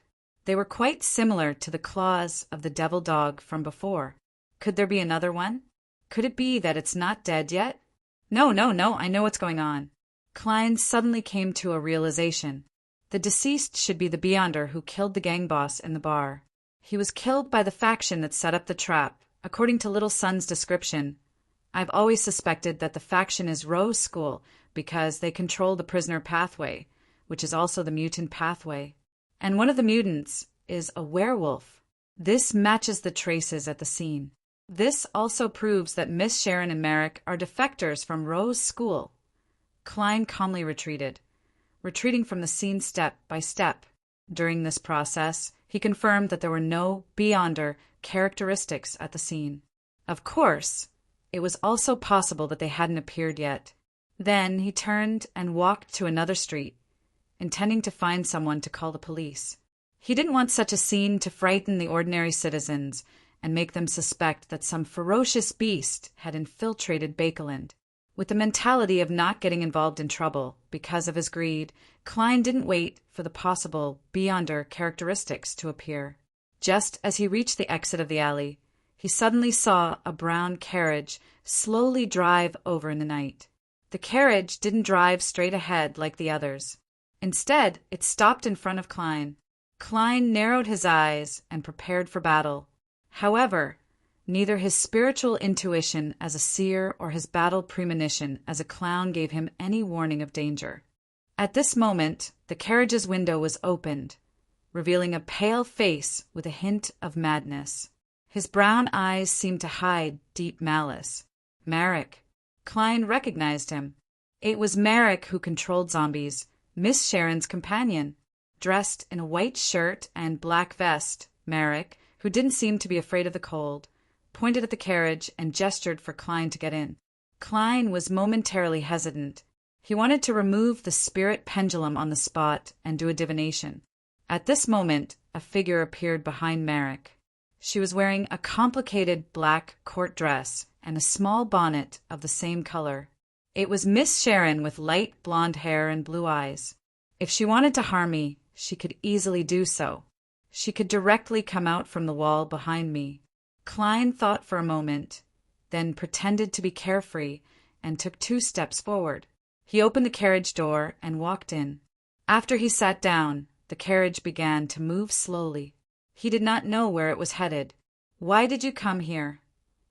Sharon asked concisely. Klein answered frankly, "That's right. I want to contact you and ask if there are any books on mysticism. It would be best if they are more in-depth. As you know, I lack such knowledge." Merrick looked over with his eyes that had always been filled with malice. he said in a slightly hoarse and deep voice.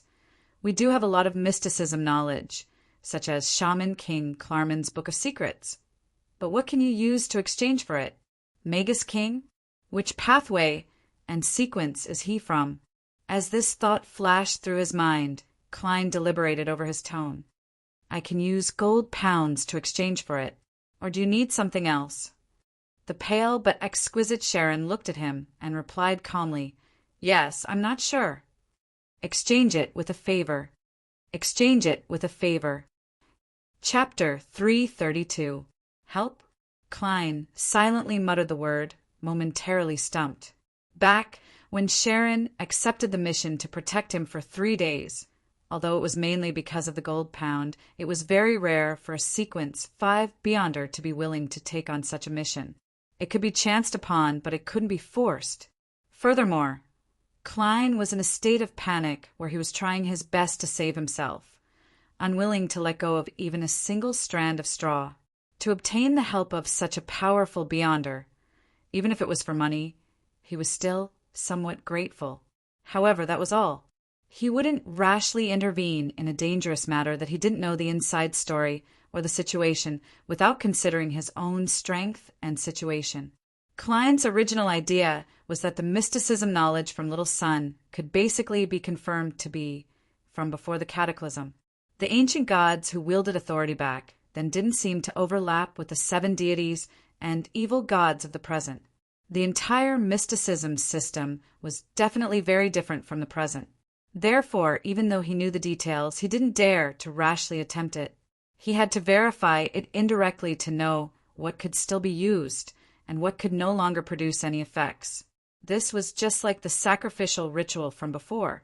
Klein had clearly figured out the exact process from Sun, but he had to wait for Mr. Aztec's reply before he dared to experiment, to prevent any unexpected changes from happening.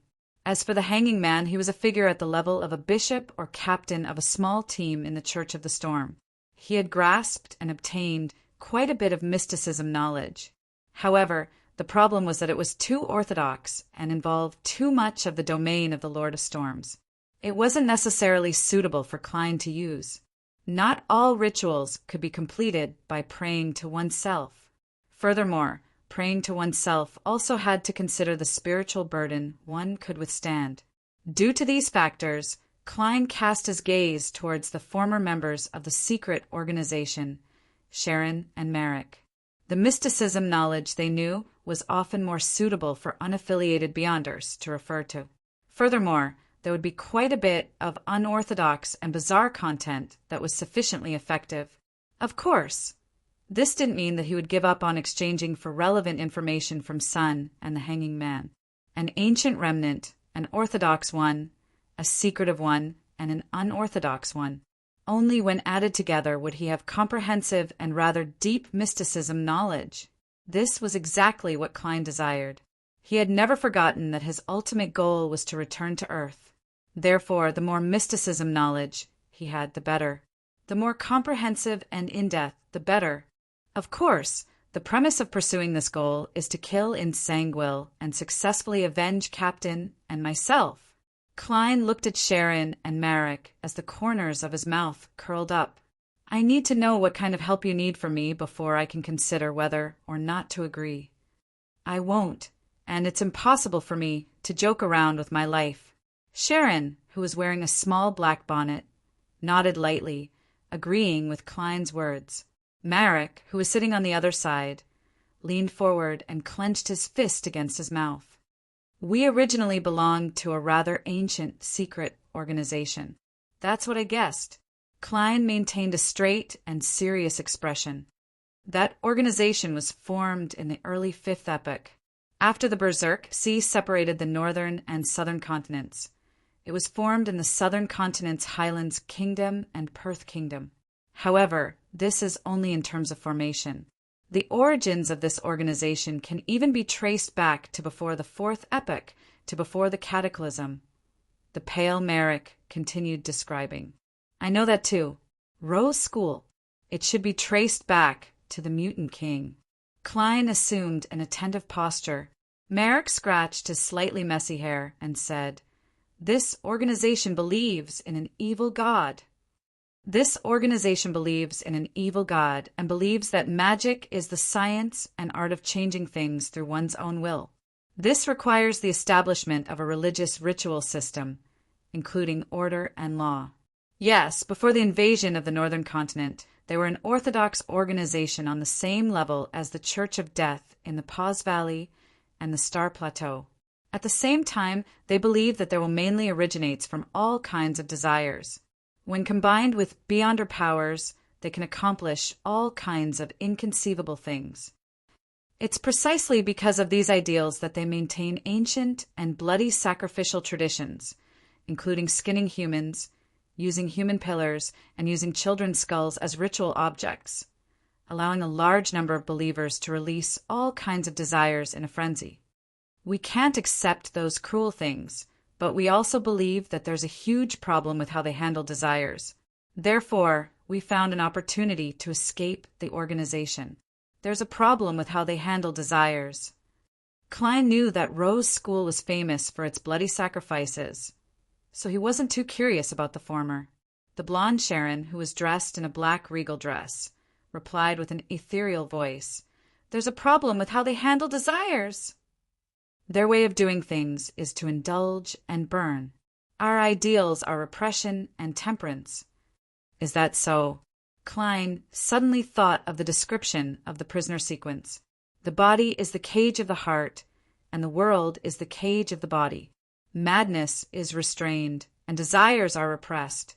If Rose School really controls the prisoner pathway, then Miss Sharon and the others' ideals are clearly more in line with the requirements of acting. Why can't the other members see this? That shouldn't be the case. He frowned slightly. Upon seeing his reaction, Marek, who thought that he didn't understand, explained with a slightly hoarse voice. They were influenced by that evil deity. They believed that indulging one's desires can help improve one's will. When many people indulge together, they can influence each other, increasing their fanaticism and pushing their state to its peak. And our point of view is the exact opposite.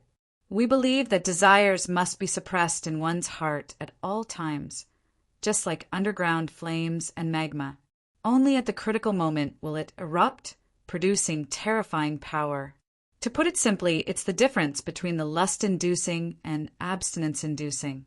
The influence caused by that evil deity is a little contrary to the requirements of my own pathway. It feels a little off. Klein thoughtfully asked, "So you fled to Bakeland, and now they're chasing after you?" "The deceased in the alley was involved in this matter." "We didn't involve him. He was the one who was implicated because of something else." Marek refuted the latter guess and tacitly agreed with the former. "Then, why didn't you just escape from Bakeland? There are still quite a number of large cities along the mid-seashore coast and Desi Bay in the Kingdom of Rouen. Furthermore, you can go to Intis, Faysac, Fainapotter, Lemberg, Mason, and other countries. In other words, you have a reason for not leaving Bakeland? What could it be?" Klein thought for a moment and said, "All right, I roughly understand." "All right, I think I understand." What do you need help with?" "My sequence isn't high, and I don't know any powerful beyonders. It's impossible for me to directly fight that secret organization. After obtaining the sequence 7, 6, and 5 potion formulas of the Seer pathway and killing Lenevis, Klein didn't actually have to stay in Bakeland. There was still a huge gap between him and his next target of vengeance, in Sanguil and sealed artifact 0-08. There was no hope of success in a short period of time, and he didn't even dare approach. Therefore, it wasn't impossible for him to leave Bakeland. At most, he would feel the pinch that his prepaid rent would go to waste.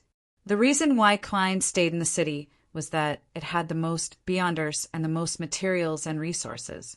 It was the most convenient place for him to advance his sequence, which was in line with the revelation he had received from divination. After I become a faceless and digest it, I'll have to make a trip out to the sea in search of mermaids. This thought suddenly flashed through Klein's mind. Sharon, who was dressed in a black regal dress, calmly replied, "Be our support." Surrounding and killing a sequence 5 Beyonder. Klein asked in surprise, that's right. With your strength, that organization only sent a sequence 5 Beyonder to pursue you? Could it be that the common trait of cults is that they have no brains? He has a sealed artifact that restrains me. The pale but exquisite Sharon replied calmly without any expression. The person in charge of this matter is indeed a high sequence Beyonder. But he was led somewhere else by the clues we deliberately left behind. Merrick added, "We don't only have this one stronghold in Bakeland. If we can kill the sequence 5 Beyonder in charge of the nearby area and snatch the sealed artifact from him, we can immediately pretend to escape. After that, we won't be too afraid of a normal pursuit." Klein tersely acknowledged, "But why do you think I can provide help? I look so weak, and the target is a sequence 5 with a powerful or strange sealed artifact. You're not just a sequence 9. There's something special about you." Sharon looked at him quietly with her blue eyes, her tone very firm. "Ha!" Klein could only give a dry laugh in response. Sharon's illusory voice sounded again. "Furthermore, you have that eye." "That eye?" Is she referring to the all-black eye left behind by Nimblewright Master Rosago? Klein nodded slightly and said, But I can only use a little of it. I can't use it too much because it contains the mental corruption of the true creator." "That's enough." Sharon's words were always concise. Marek then added, "The sequence 5 Beyonder we need to deal with has the same characteristics as Sharon. Your eye can help us find him." At this moment, Sharon spoke again. "Marek is the first bait. I'm the second bait. And you're the hunter in charge of solving the problem. I can't guarantee absolute safety, but you're definitely safer than us." "That's quite kind, but I have to confirm it with divination before I can believe it." Klein pondered for a few seconds. "I need to understand the characteristics of the other party and the corresponding sealed artifact. Only then can I make a decision." Chapter 333. Sharon, who was wearing a black regal dress, pursed her pale lips, turned her head to glance at Marek, and nodded gently. Marek clasped his hands and said with a hint of madness, "You should know of the prisoner pathway, right?" "Yes, I've heard of it in the Beyonder Circle," Klein answered frankly. "Of course, this Beyonder Circle refers to the Nighthawks and Tarot." He sighed inwardly as he added, "Of course, this Beyonder Circle refers to the Nighthawks and Tarot." He sighed inwardly as he added. It was unknown what Marek recalled as he fell silent for more than 10 seconds. Outside the window, the sound of carriage wheels rolling over the cement road could be heard in a rhythmic manner. He rubbed his messy brown hair and said with a slightly warped face, "Prisoner refers to a person who is locked up in prison." "Prisoners refer to people who are locked up in prison. They also represent people whose spirituality and desires are restrained by reason, body, and the world. Beyonders of this sequence have strong bodies and keen senses. They often have a silent appearance and a crazy heart. They have mastered many criminal techniques and are good at using anything they can get their hands on to kill. Its corresponding sequence 8 is lunatic. I don't think you're aware of this, because even the orthodox Beyonder organizations of the 7 churches don't know much about this. That secret organization's control over its members far exceeds your imagination. Those nearly twisted fellows seem to be bound physically and spiritually. It's very difficult to obtain any useful information from them just by relying on mediumship and divination. Sharon and I had been patient and waiting for a long time before we finally found a way to remove the restraint and escaped successfully. As the Beyonders of this pathway are cursed and tend to go crazy, we didn't want to join the 7 churches. That would result in us losing our freedom completely, leaving us with nothing. So that's how it is. It's no wonder the Nighthawks don't have much information on them. They don't even have the corresponding sequence 8 and sequence 7 for prisoner. That's what I knew back then. Klein replied in enlightenment. I really don't know what happens after prisoner. Merrick didn't nod. He looked at Klein with his brown eyes and continued. Compared to a prisoner, a lunatic's greatest characteristic is that they can voluntarily sacrifice their rationality and unleash their desires in exchange for strength, allowing them to improve in all aspects. Apart from their minds becoming clouded for a period of time, there aren't too many problems. They might even gain powerful resistance against beyonder powers that interfere with their thoughts and affect their psyche. To put it simply, if I kill myself first, you won't be able to kill me. Klein couldn't help but think to himself. From this sequence onwards, the curse will gradually appear. It's easy for a lunatic to lose control, Merrick said as his facial muscles twitched. Isn't that obvious? If a person's mental state was in a trough for an extended period of time, or if there were frequent abnormalities, it would be abnormal if the probability of losing control wasn't higher than other beyonders. Klein had his own understanding of this as he turned his head to glance at Miss Sharon.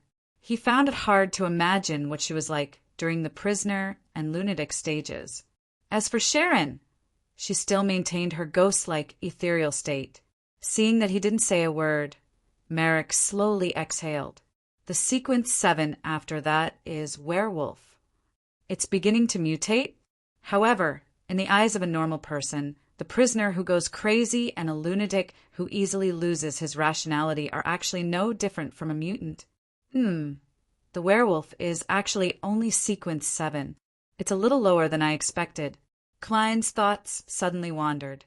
Merrick didn't notice that he was in a daze as he continued. The werewolf is already a complete cursed one. The werewolf is already a complete cursed person.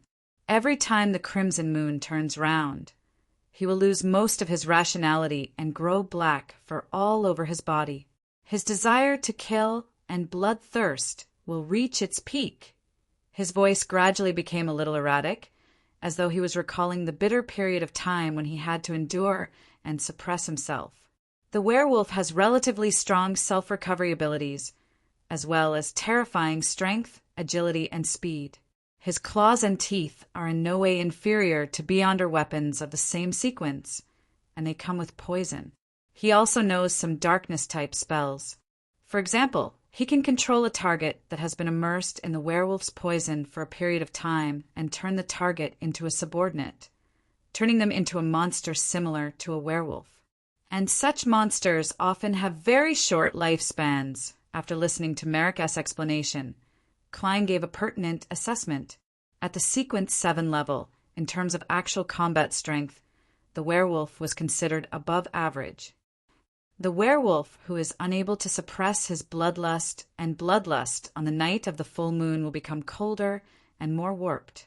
Gradually, he will lose the feelings that normal humans should have, Merrick added, unable to hide the pride in his tone. It matches Mr. Aztec's description of mutants. Klein subconsciously looked at Miss Sharon again, instinctively imagining her state when she transformed into a werewolf. He almost shivered when he saw the cold look in her eyes. He quickly turned his head away. Merrick subconsciously licked his lips with his tongue. It wasn't the seductive kind, but the kind that gave off a very dangerous feeling. His eyes seemed to lose focus for a moment, as if he was recalling something. After a few seconds, he spoke again. I'm the corresponding sequence 6, zombie. Zombies. They really look like zombies. No wonder they often play cards with their own kind. So this is also considered a mutant, a real living corpse. Klein thought for a moment. I heard from Caspers that you're not afraid of bullets? Merrick nodded. My body can be as hard as steel. Even if you point a revolver at my head and fire, I will only be stunned at most. You have to hit the same spot at least 5 times to break my defense. And even if it's broken, as long as the head isn't shattered, the other injuries aren't fatal to a zombie. My strength has improved from the foundation of werewolf, and I've grasped a few death-related spells. I can easily awaken corpses, control ghosts, and command them. I can also skillfully use the beyonder powers of coldness and decay. The mutant pathway also has different characteristics for every sequence. There are very few progressive changes. Klein pondered for a moment. Then, what about the curse of the zombie? Merrick clenched his teeth slightly and said, I crave the warm blood and fresh flesh of humans. I will crave the warm blood and fresh flesh of humans. This condition will be especially severe during the full moon. The only consolation is that the zombie curse replaced the werewolf curse and the lunatic curse. They do not exist at the same time, and it will be the same in the future. Every time the crimson moon turns round, I'll be in great pain. If I don't give up self-control, I'll be in so much pain that I lose the ability to fight. And if I indulge myself, I'll similarly become less and less human.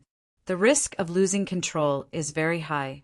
Even normally, I'm constantly fighting against the desires in my heart, fighting against the intense malice. Phew, compared to the beyonders of this pathway, the others are much better. Except for Abyss and Demoness. Klein suddenly had this thought. Merrick paused and glanced at Sharon, who was wearing a small black bonnet.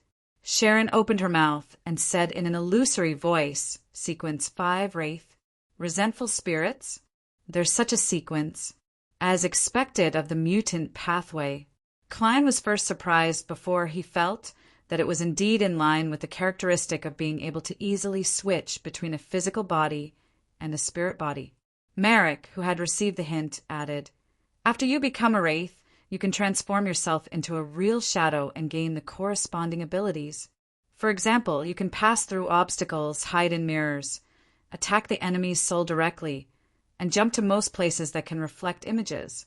And unlike ordinary wraiths, even with spirit vision, it's impossible to discover such shadows without being a high-sequence beyonder. Yes, a wraith also grasps many death-related spells. There are many strange techniques, such as forceful possession, controlling enemies. Her curse is that on the night when the crimson moon turns round, she will either consume a certain number of human souls or become extremely weak. Choosing the former means that she is constantly on the verge of losing control.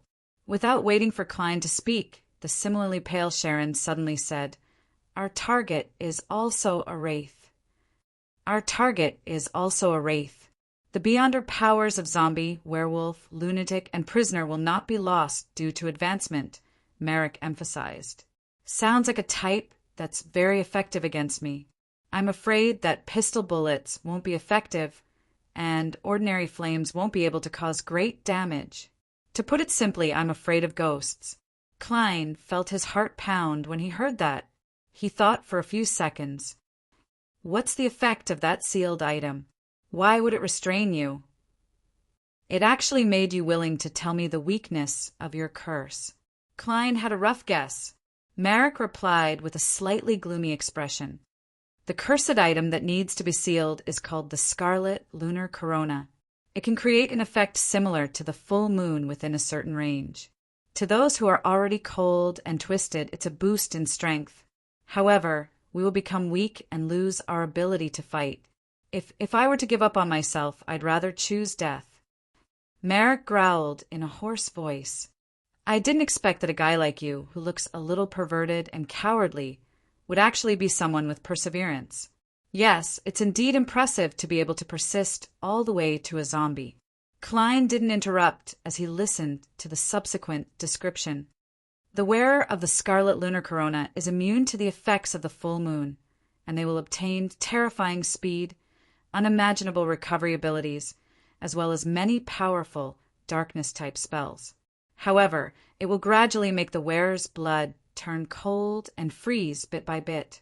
If it isn't stopped in time, or if the blood of a living person is sucked, the wearer will eventually die from all the blood turning into frost. Merrick seemed rather afraid of the sealed item. After he finished speaking, Sharon's blue eyes calmly looked at Klein. There's also Zombie Jason and Werewolf Tyre with Steve. But as long as we can deal with Steve, they won't be a problem. Merrick added, Chapter 334. Very generous conditions. Klein almost couldn't believe his ears. Although the most valuable sealed artifact, left behind by a Sequence 5 Beyonder with special and powerful effects was given to him. The rest wasn't bad either.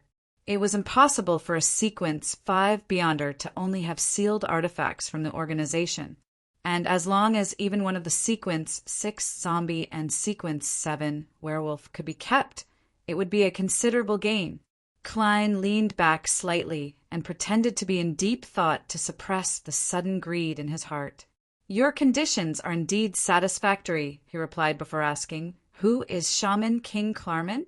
What kind of content is recorded in his Book of Secrets?" Marek rubbed his temples and said, "Shaman King can refer to a certain high sequence Beyonder. It can also represent an outstanding person who controls the powers of darkness, the moon, bizarreness, and other domains. It's a powerhouse who surpasses his peers. Klarman is the latter, but also the former. He was active in the southern continent in the early 5th epoch. Later, he completely disappeared. Perhaps he was hunted down by the Church of Death or our secret organization, or perhaps he died in an unknown place due to old age. His Book of Secrets includes secret deeds, rituals, alchemy, astrology, symbolism, natural interaction, and other knowledge. Even an ordinary person can become an expert in the field of mysticism if they obtain it. Even without consuming the potion, they can rely on their natural spirituality to complete a small number of extraordinary matters. Yes, the price is that they will gradually become mentally ill. This is a side effect that spirituality can't bear." "Sounds good. It's exactly what I need.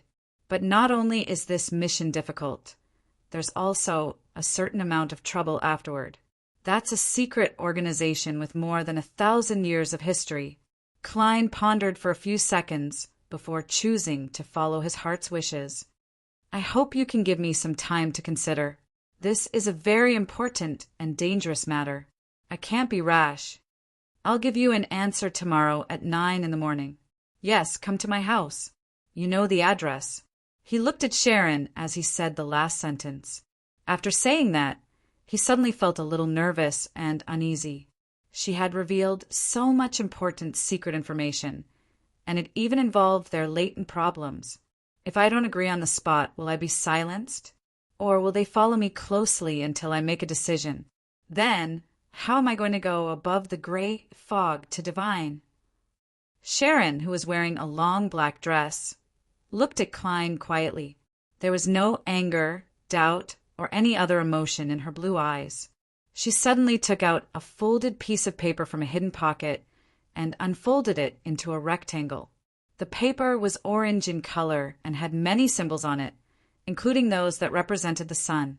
These symbols and labels surrounded an empty area, making people feel warm and secure. As soon as he saw this piece of paper, Klein remembered what it was and felt relieved. This similarly came from Nimblewright Master Rosago. It was a notarial certificate. This was the magical item that belonged to Sharon when they were dividing the spoils of war. The pale and exquisite Sharon handed the notarial certificate to Klein and said succinctly, "That's right. Press here. I promise I won't tell anyone what I just heard." Phew! Klein exhaled and nodded solemnly. All right. According to the notification, he took the notarial certificate and pressed his palm on the blank area. Then he deliberated and said, "I promise I won't tell anyone what I just learned from Miss Sharon and Mr. Marek." As he said each word, the symbols and magic labels around the notarial certificate lit up one after another, emitting a bright and warm glow. When everything was over, the light formed a stamp-like image that pressed onto Klein's palm, passing through it and covering the empty area. A warm current flashed, and Klein immediately felt a subtle but invisible connection between him and the notarial certificate. Back then, old Mr. Eye of Wisdom's simulated powers were indeed that of a notary. He suddenly thought of something from the past. "I'm done." Klein handed the notarial certificate back to her. Sharon nodded calmly and didn't say anything else. Her indifferent figure quickly turned incorporeal and disappeared from the carriage. "Marek, continued, suppressing the malice hidden deep in his eyes as he tapped the wooden board of the carriage with his finger. The carriage immediately came to a slow stop, and the carriage door opened. This is using a zombie to drive the carriage and a shadow as an attendant. It really is Marika style. With his spirit vision activated, Klein took off his cap in enlightenment, pressed it to his chest, bowed slightly, and jumped out of the carriage. The surroundings were on a secluded street, and several of the gas lamps were broken, but no one had repaired them. Klein first went to the one-bedroom apartment in East Borough before returning to 15 Minsk Street. He pretended to do 2 divinations in the living room. The first time was to see if he should accept the commission, and the second was to see if the commission was dangerous and how dangerous it was. As for the answers he obtained from the divination, he didn't take a careful look at them. This was because wraith beyonders of the mutant pathway could transform into spirit bodies and directly come into contact with the spirit world to obtain information. In other words, they were naturally equipped with divination and anti-divination abilities. Therefore, be it Sharon or the target, Steve, they could make Klein receive wrong or deviate from the truth. After finishing the divination, he read the newspapers and books, as usual, and practiced his Beyonder powers in the activity room. Then he washed up and went to bed. Nothing out of the ordinary happened. At 4:10 in the morning, Klein suddenly woke up and got out of bed. He found some candles, created a wall of spirituality, and secretly held a ritual to summon himself. Then he took 4 steps counterclockwise and went above the gray fog, but he wasn't in a hurry to respond to the prayer. Sitting on the high-backed chair belonging to the fool, Klein stared at the surface of the long bronze table. He saw the all-black eye, Aztec's copper whistle, the Dark Emperor card, and the image of Roselle, who was dressed in black and holding a scepter. The corners of his mouth twitched as Klein reached out his right hand and flipped the card of blasphemy so that it was facing down. Out of sight, out of mind. After conjuring pen and paper, he took off the topaz pendant and repeated the 2 divinations from before. The result of the first divination was that the spirit pendant spun in time at a moderate speed. In other words, he should accept the request, but it wasn't necessary. The result of the second divination was that the topaz pendant spun counterclockwise at a faster speed and a greater amplitude. Klein's interpretation was that it was dangerous, rather dangerous. But as long as he dealt with it properly, it wasn't life-threatening. Phew! After pondering for a few seconds, Klein recalled a previous guess. That was perhaps any magician needed to perform. Otherwise, the name of the potion would be magician and not magician. The key to not performing unprepared is both to be prepared and to perform, and this might not only be shown in battle. The 2 hypotheses of diverting the enemy's attention and making the audience cheer also require a performance. As long as the method is appropriate, the disguise is done well, and there aren't any problems, it will be very difficult for Rose School to find out that it's me. Many thoughts flashed through Klein's mind. Combining the revelations he had obtained from the divination, he quickly made a decision. He leaned back into the fool's high-back chair and looked up at the towering ancient palace and the endless gray fog. He smiled and said, "Then, let us have a grand performance." With that said, he took the all-black eye and Aztec's copper whistle and responded to his prayer. The next day, which was Thursday morning, Klein, who had gone to buy ingredients early, made homemade Fena Potter noodles that were closer to noodles with meat sauce, and went to the mailbox at the door to take out the day's newspaper. As he read the newspaper while eating, he obtained information about the Beyonder gathering from the Bakeland Morning Post. As expected, once the tense situation is alleviated, the gathering begins. Klein smiled and muttered to himself. At 9:00, he took out his golden pocket watch and opened it. Then he faced the empty living room and the oriel window. "I'm willing to help. The conditions are what you mentioned, but the premise is that you give me a few more days." He paused and said with a smile, "I need to make some preparations." Apart from Klein, there was no one else in the living room. Suddenly, an ethereal voice sounded. "All right, After you're done with your preparations, go to the bar. In Viscount Glane's study, Audrey sat on a chair and reached out to help Susie tidy up the hair at the back of her head. She then said to Furs, who was tasting the Ormer wine, and Zio, who was sitting quietly beside her, "Why were you in such a hurry to get me here?" Although this was the first time she was meeting Furs and Zio after the Lenivus incident, she had already paid them through Susie. After joining us, Taro, Furs doesn't seem to have changed much. She's still lazy and likes to attack Zio, but there's something hidden in her that's completely different. In the past, she would occasionally appear dispirited and melancholic, as though she didn't have much hope for the future. But now, this aspect has completely disappeared. Telepathist Audrey smiled faintly on the surface as she calmly observed Miss Magician's condition. Furs drank the rest of the wine and said, "It really is Ormer. It's indeed the most famous wine. It's much better than the ones I've had in the past. The levels are very distinct, and each level has a different feeling." She put down her glass and said, "It really is Ormer. The gathering that might lead to the spectator formula and clues to psychological alchemy is about to be held in the afternoon." "Is that so? Why the rush?" Audrey asked in puzzlement. Fur smiled and explained that serial killer has delayed too much of everyone's work.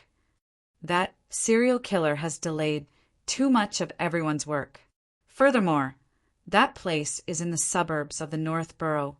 The Nighthawks are most relaxed in the afternoon. Yes.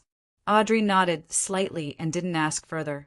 At the same time, she swept her gaze and sighed silently. Compared to the past and present Furs, Zio was a lot quieter at this moment. Viscount Glane chuckled. "Audrey, I'll go with you." "Why?" Audrey asked despite knowing the answer. Glane cleared his throat and said, I've already obtained the apothecary formula. I need to trade for some materials. My family's treasury doesn't have the corresponding to. Yes, Furs sold it to me for £300. She guaranteed that it's real. Chapter 335. In the outskirts of the North Borough, in the nearly abandoned 3-story teaching block of the medical school. Even though it was only 3 in the afternoon, the fog and clouds had already caused the entire Bakelin to turn gloomy and gloomy, as if a heavy storm was about to arrive. In the dilapidated corridor, the gloomy and cold light shone through the windows, making everything seem desolate and eerie. Audrey, who had come here for the second time, was no longer as nervous and tense as before.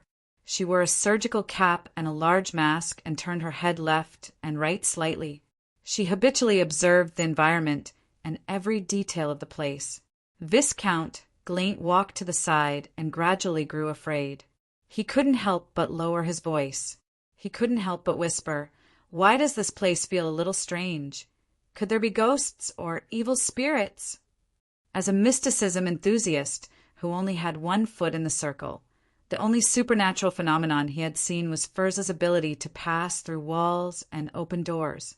He wasn't sure if wraiths and shadows really existed, but this didn't stop him from being afraid of such monsters.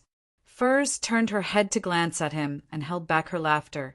Most of the people attending the gathering are Beyonders. If there really are evil spirits or ghosts, they would definitely be very happy. This means ingredients or servants. Seeing Viscount Glane heave a sigh of relief, she deliberately added, "Of course, I'm only talking about the weaker kinds of ghosts. A real shadow might be able to kill everyone here silently. If you want to run, you can only run back and forth between the 3 floors. No matter how hard you try, you can't get out. It's like entering a maze." Zio nodded in agreement. "I've encountered similar wraiths before. I couldn't escape even after circling the cemetery a few times. In the process, there were people who kept turning back for no reason before suddenly dying. If it wasn't for a Beyonder carrying a sun charm, you might not be able to see me today." Viscount Glane shuddered and quickly turned his head to look out the window. At that moment, a withered tree branch happened to hit the glass in the cold wind, producing a soft sound. Gleint nearly cried out. He frantically moved closer to the two Beyonders, Furs and Zio. Audrey held back the smile that was about to reach her lips and watched the scene quietly. She thought to herself, I've seen Mr. Fool, who's almost a god. I know about the City of Silver in the forsaken land of the gods, and I've heard of the various terrifying monsters in the depths of the darkness. Why would I be afraid of wraiths and shadows? But I really haven't met a real ghost yet, bah. Audrey, what are you thinking? It was better not to encounter this kind of thing. Unless I've already become a psychiatrist and have the Beyonder powers to influence other creatures, or I've obtained a mystical item that can restrain ghosts, the group of four could not help but quicken their pace and quickly arrived at the location of today's gathering. Before entering, Furs found an opportunity to bend her back slightly and whisper into Zio's ear. You cooperated well just now. You can actually make up a story to scare people so quickly. Look at the parts of Viscount Gleint that aren't covered by his mask. They're so pale that you can't see any other color. Zio turned her head and replied in a daze, That's right. I didn't make up a story. That's something I encountered before I came to Bakeland. Furs was taken aback for a moment before she blurted out a question. Is that true? What's there to lie about? Zio's puzzled face was covered by her mask. Furs turned her head and took 2 steps forward. Suddenly, she trembled. At that moment, Gleint, who didn't want to stay in the eerie corridor any longer, reached out and pushed open the door to the gathering location. As the creaking sound echoed, he saw the cement floor, and the smell of preservatives that made him frown came into his nose. Then he saw a rather large pool in the middle. It was filled with a transparent yellow liquid, and there were figures floating in it. The figures were all naked. Some were relatively intact, while others had half of their skin peeled off. They were brown like beef jerky. They were all corpses. Ah! A man's scream echoed in the room. Many gazes were cast on Gleint. These gazes came from the figures in white coats surrounding the pool. They were also wearing surgical caps and masks. Only their eyes and some of their skin were exposed. Gleint's body swayed. He wanted to turn around and run, but he saw Audrey, Furs, and Zio walk past him as if nothing had happened. They walked in, pretending that they weren't companions who had come with him. Gleint took a deep breath and nearly vomited. He looked outside and saw that the corridor was dark and cold. There were shadows everywhere, and not a single living person could be seen. Shivering again, Gleint quickened his pace and caught up to Audrey and the others. He found a spot furthest away from the pool and sat down. After a few minutes, a figure in a white coat stepped forward. He used a wooden pole with a hook beside the pool and pulled a corpse to the side. He then pulled the corpse to the cement floor. He paused for 2 to 3 seconds, took out a scalpel, and cut open the corpse's abdomen. As the wound went deeper, a cold and hoarse voice suddenly sounded from inside. The gathering has begun. Gleint pressed down on the mask on his face. His throat moved a few times and he nearly vomited. As the various transactions succeeded or failed, the gathering entered its midpoint. Audrey, who had been observing calmly, finally said, I want the spectator potion formula. I want the spectator potion formula. Before she could finish her sentence, she immediately felt a few gazes sweep over, but they quickly looked away and didn't linger. After dozens of seconds of silence, the transaction failed. It was a little past 4 in the afternoon, and it was getting closer to night. Why isn't there a single one? Gleint didn't maintain his aristocratic demeanor. He leaned weakly against the carriage's wooden planks and sighed softly. This Beyonder gathering had left a deep impression on him. It made him feel that he had taken a huge risk. But even so, he still didn't manage to buy the horn of an adult Pegasus or the crown jellyfish's venom crystal. Furs secretly curled her lips and said, That's normal. That's very normal. Although Backland is the easiest place to obtain ingredients, If you can't participate in every Beyonder gathering, there will also be situations where you can't find the items you want for a long period of time. This requires either luck or patience. Look, Mr. Viscount, Miss Audrey still hasn't found any clues about the spectator formula. Sometimes one encounters it, but doesn't have the money to buy it. Zio, who was sitting beside him, thought helplessly. Audrey, on the other hand, consoled Glaint. When I return, I'll search my family's treasure vault. Perhaps there's something you want. She had brought the rainbow salamander's pituitary gland with her today, but she hadn't encountered the Farsman rabbit's spinal fluid. Therefore, she had only exchanged it for £320 in cash. This was in preparation for Susie's advancement. Graint lowered his head and was about to speak when he saw Zio suddenly sit up straight and frown. She frowned and said, "Someone seems to be following us." "I trust your intuition. What do we do now?" Furs looked around and asked. "Following us? What do we have that's worth following? We've only sold a Beyonder item and received a few £100 in cash. Even if someone wants to rob us, we shouldn't be at the top of the list. Although Glaint acted like a rookie, we didn't. Furthermore, the organizer of the gathering did a lot of things to ensure the safety of the members and prevent anyone from being followed. Unless, other than that, he was the one who sent someone to follow us. Everything was normal the last time. What's the difference between the two times?" Audrey's thoughts raced, and she suddenly had an idea. Perhaps my request to purchase the spectator formula has attracted the attention of psychological alchemy. It's impossible for them to casually sell the spectator formula. What follows will definitely be attracting people to join them, and attracting people to join them isn't a simple matter. I have to be on guard against quasi-nighthawks, quasi-merited punishers, or spies sent by other secret factions. If the target isn't observed and investigated, the organization will be quickly destroyed. After a few seconds of silence, Audrey said to Furs and the others, "Be prepared to be attacked. Be prepared to be attacked. Pretend that you didn't notice the stalker. If we can successfully return to Empress Borough, don't worry about my and Glaint's identities being exposed. All of you have to leave in secret." Her green eyes swept across Glaint, and she added with a faint smile, "We are mysticism enthusiasts that many people know. It's very normal for us to find an opportunity to participate in a Beyonder gathering. Even if the person following us is an official Beyonder, they won't suspect anything because we're just ordinary people. Therefore, they'll at most give us a warning or two through other channels. But I'm already sequence 8. Phew, in order to come into contact with psychological alchemy, I have to take some risks. The official Beyonders shouldn't be targeting me, who's only here to purchase the formula. They shouldn't be able to bypass the gathering's organizer and follow us. I have to trust my own judgment." Audrey encouraged herself in her heart. "All right," Viscount Glaint mumbled as he agreed. The carriage moved forward as usual and made a few detours.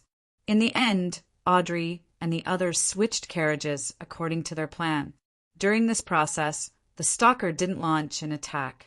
When they arrived at the back door of Viscount Glaint's mansion in Empress Borough, the two nobles used the normal method to return, while Furs and Zio relied on their own skills to leave.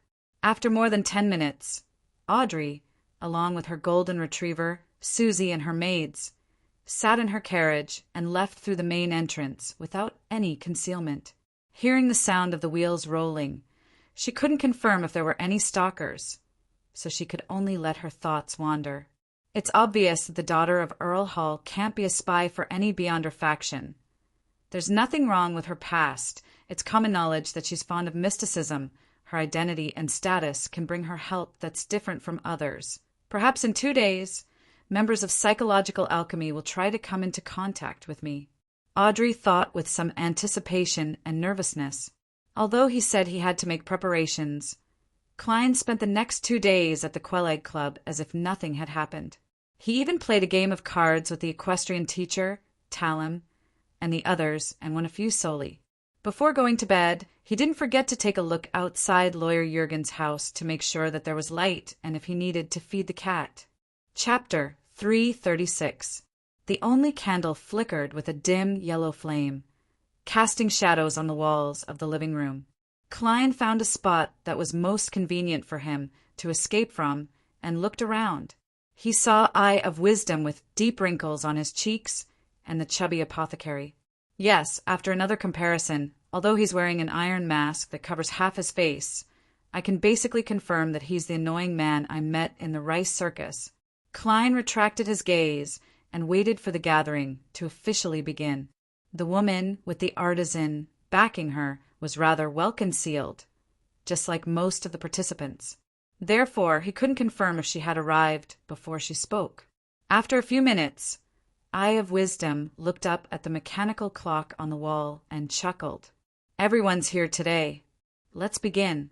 Before he could finish his sentence, the chubby apothecary spoke first. I need a beyonder creature for an experiment. It's best if it's a beast, and it's best if it's already subdued and not too dangerous. A beast-type beyonder creature? Klein was slightly touched when he heard that. He recalled what the other party had said in the circus and how he seemed to be able to read the thoughts of beasts. He's only an apothecary, but he has such an ability and is even seeking to purchase a beast-type beyonder creature.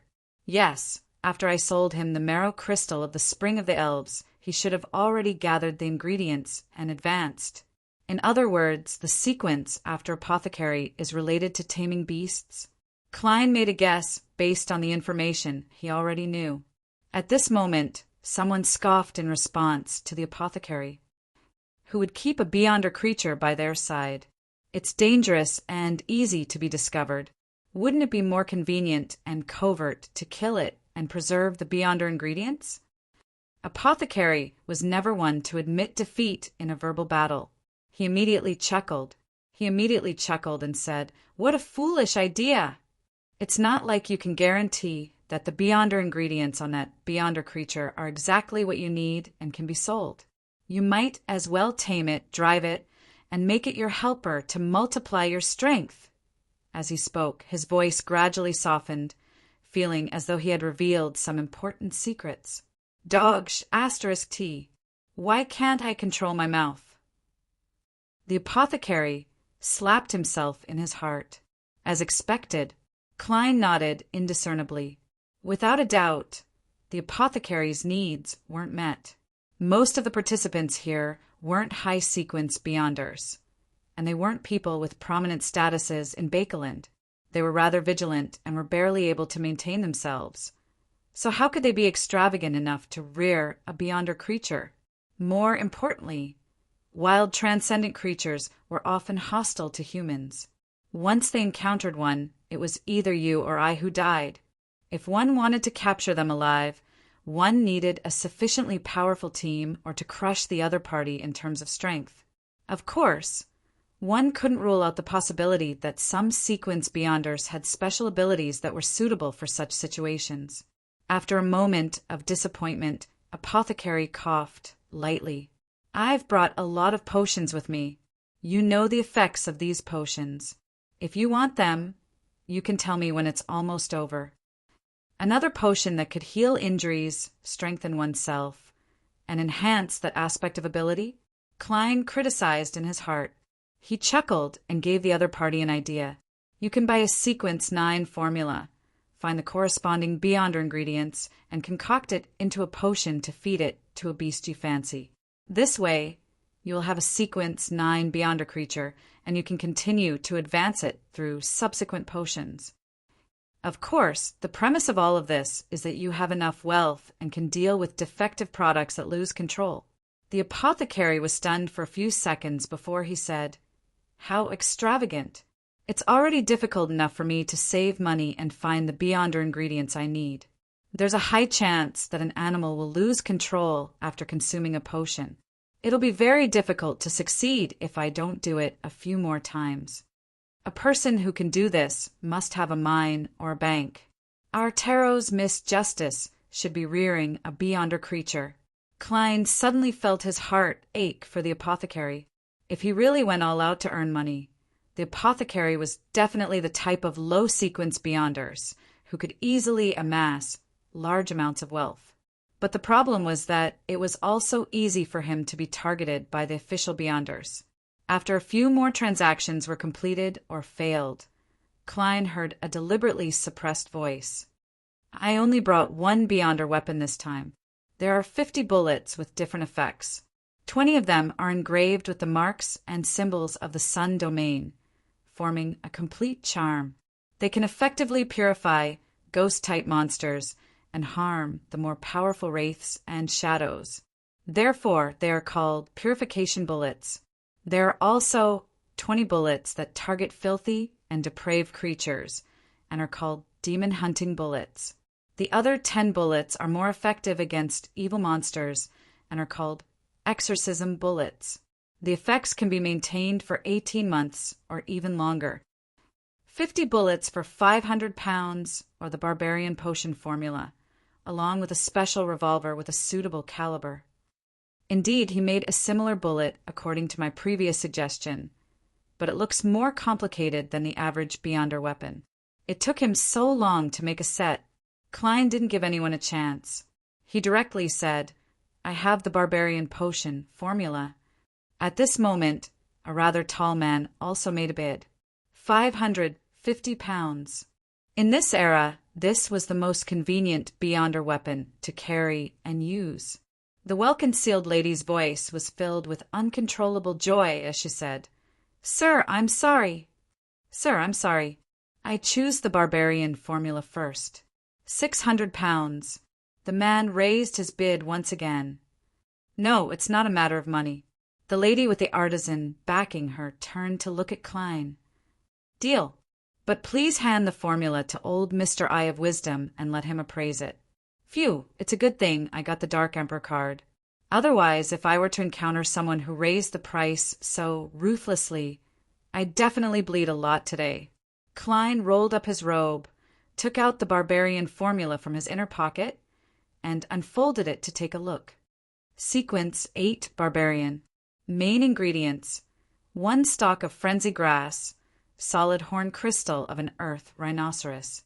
Supplementary ingredients: 1 deep patterned walnut, 1 stalk of sweet bee grass, 10 milliliters of pure dew soaked from poplar bark, 100 milliliters of liquor. After confirming that there were no mistakes, Klein folded the paper again and handed it to the attendant. Just like the previous time, old Mr. Eye of Wisdom took out the ring that was surrounded by many fine diamonds and green gems. He simulated the beyonder powers of a notary and confirmed that the formula was real. When she heard the old man announce that the formula was effective, the lady with the artisan backing her heaved a sigh of relief and took out a square iron box the size of a palm. After the attendant passed it to her, she received the formula as she wished. She couldn't wait to flatten it on the spot and read it a few times, as if she wanted to memorize it. As for Klein, he held the iron box in his hand, opened it with a snap, and examined his harvest. The bullets in the iron box were divided into 3 piles. One of them suffused a pale golden luster, as if it had just been fished out of hot water. The other was completely silver and covered in patterns, cold yet sacred. The smallest portion emitted a golden glow amidst the brass color, and one could vaguely see that there were many labels and symbols engraved inside. Yes, it's real. In the field of mysticism, Klein still had this bit of discernment. He closed the lid with a click and placed the item into the pocket under his robe. As for the revolver, its shape wasn't anything special. The body of the gun was a deep brass color, and the grip was made of walnut wood. As the armpit holster had been lost during the police inspection, Klein could only hang the revolver by his waist and cover it with his clothes. After completing the planned transaction, he looked around the activity room and deliberately raised his voice. I need powerful, purifying items like the holy water of the sun or the sacred emblem of the sun. I can buy it with gold pounds, or I can use the formula to exchange for it.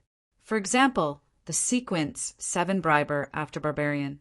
Of course, if there are questions regarding mysticism and the beyonder world that require answers, I can also give it a try, but I can't guarantee that I'll be able to answer them." The apothecary's eyes widened when he heard this. He felt that this was the lucky lad. However, he hadn't been a Beyonder for long, so how could he have obtained so many valuable items? The more the apothecary thought about it, the more he gritted his teeth. He felt that he had made the wrong choice back then. Luck was the most important thing. As for the lady who had purchased the barbarian formula, she nearly couldn't control herself and spoke in her original voice. "I don't have what you need, but I can pay you in gold pounds. 800 pounds. Klein swallowed the word deal. After some thought, he chuckled. "I'll only accept bartering for the time being. I'll probably come again at the next gathering. You can gather similar items in advance." For the time being, the lady ruminated over the word and slowly nodded. All right. After that, none of the other participants spoke. Klein's needs were similarly not met.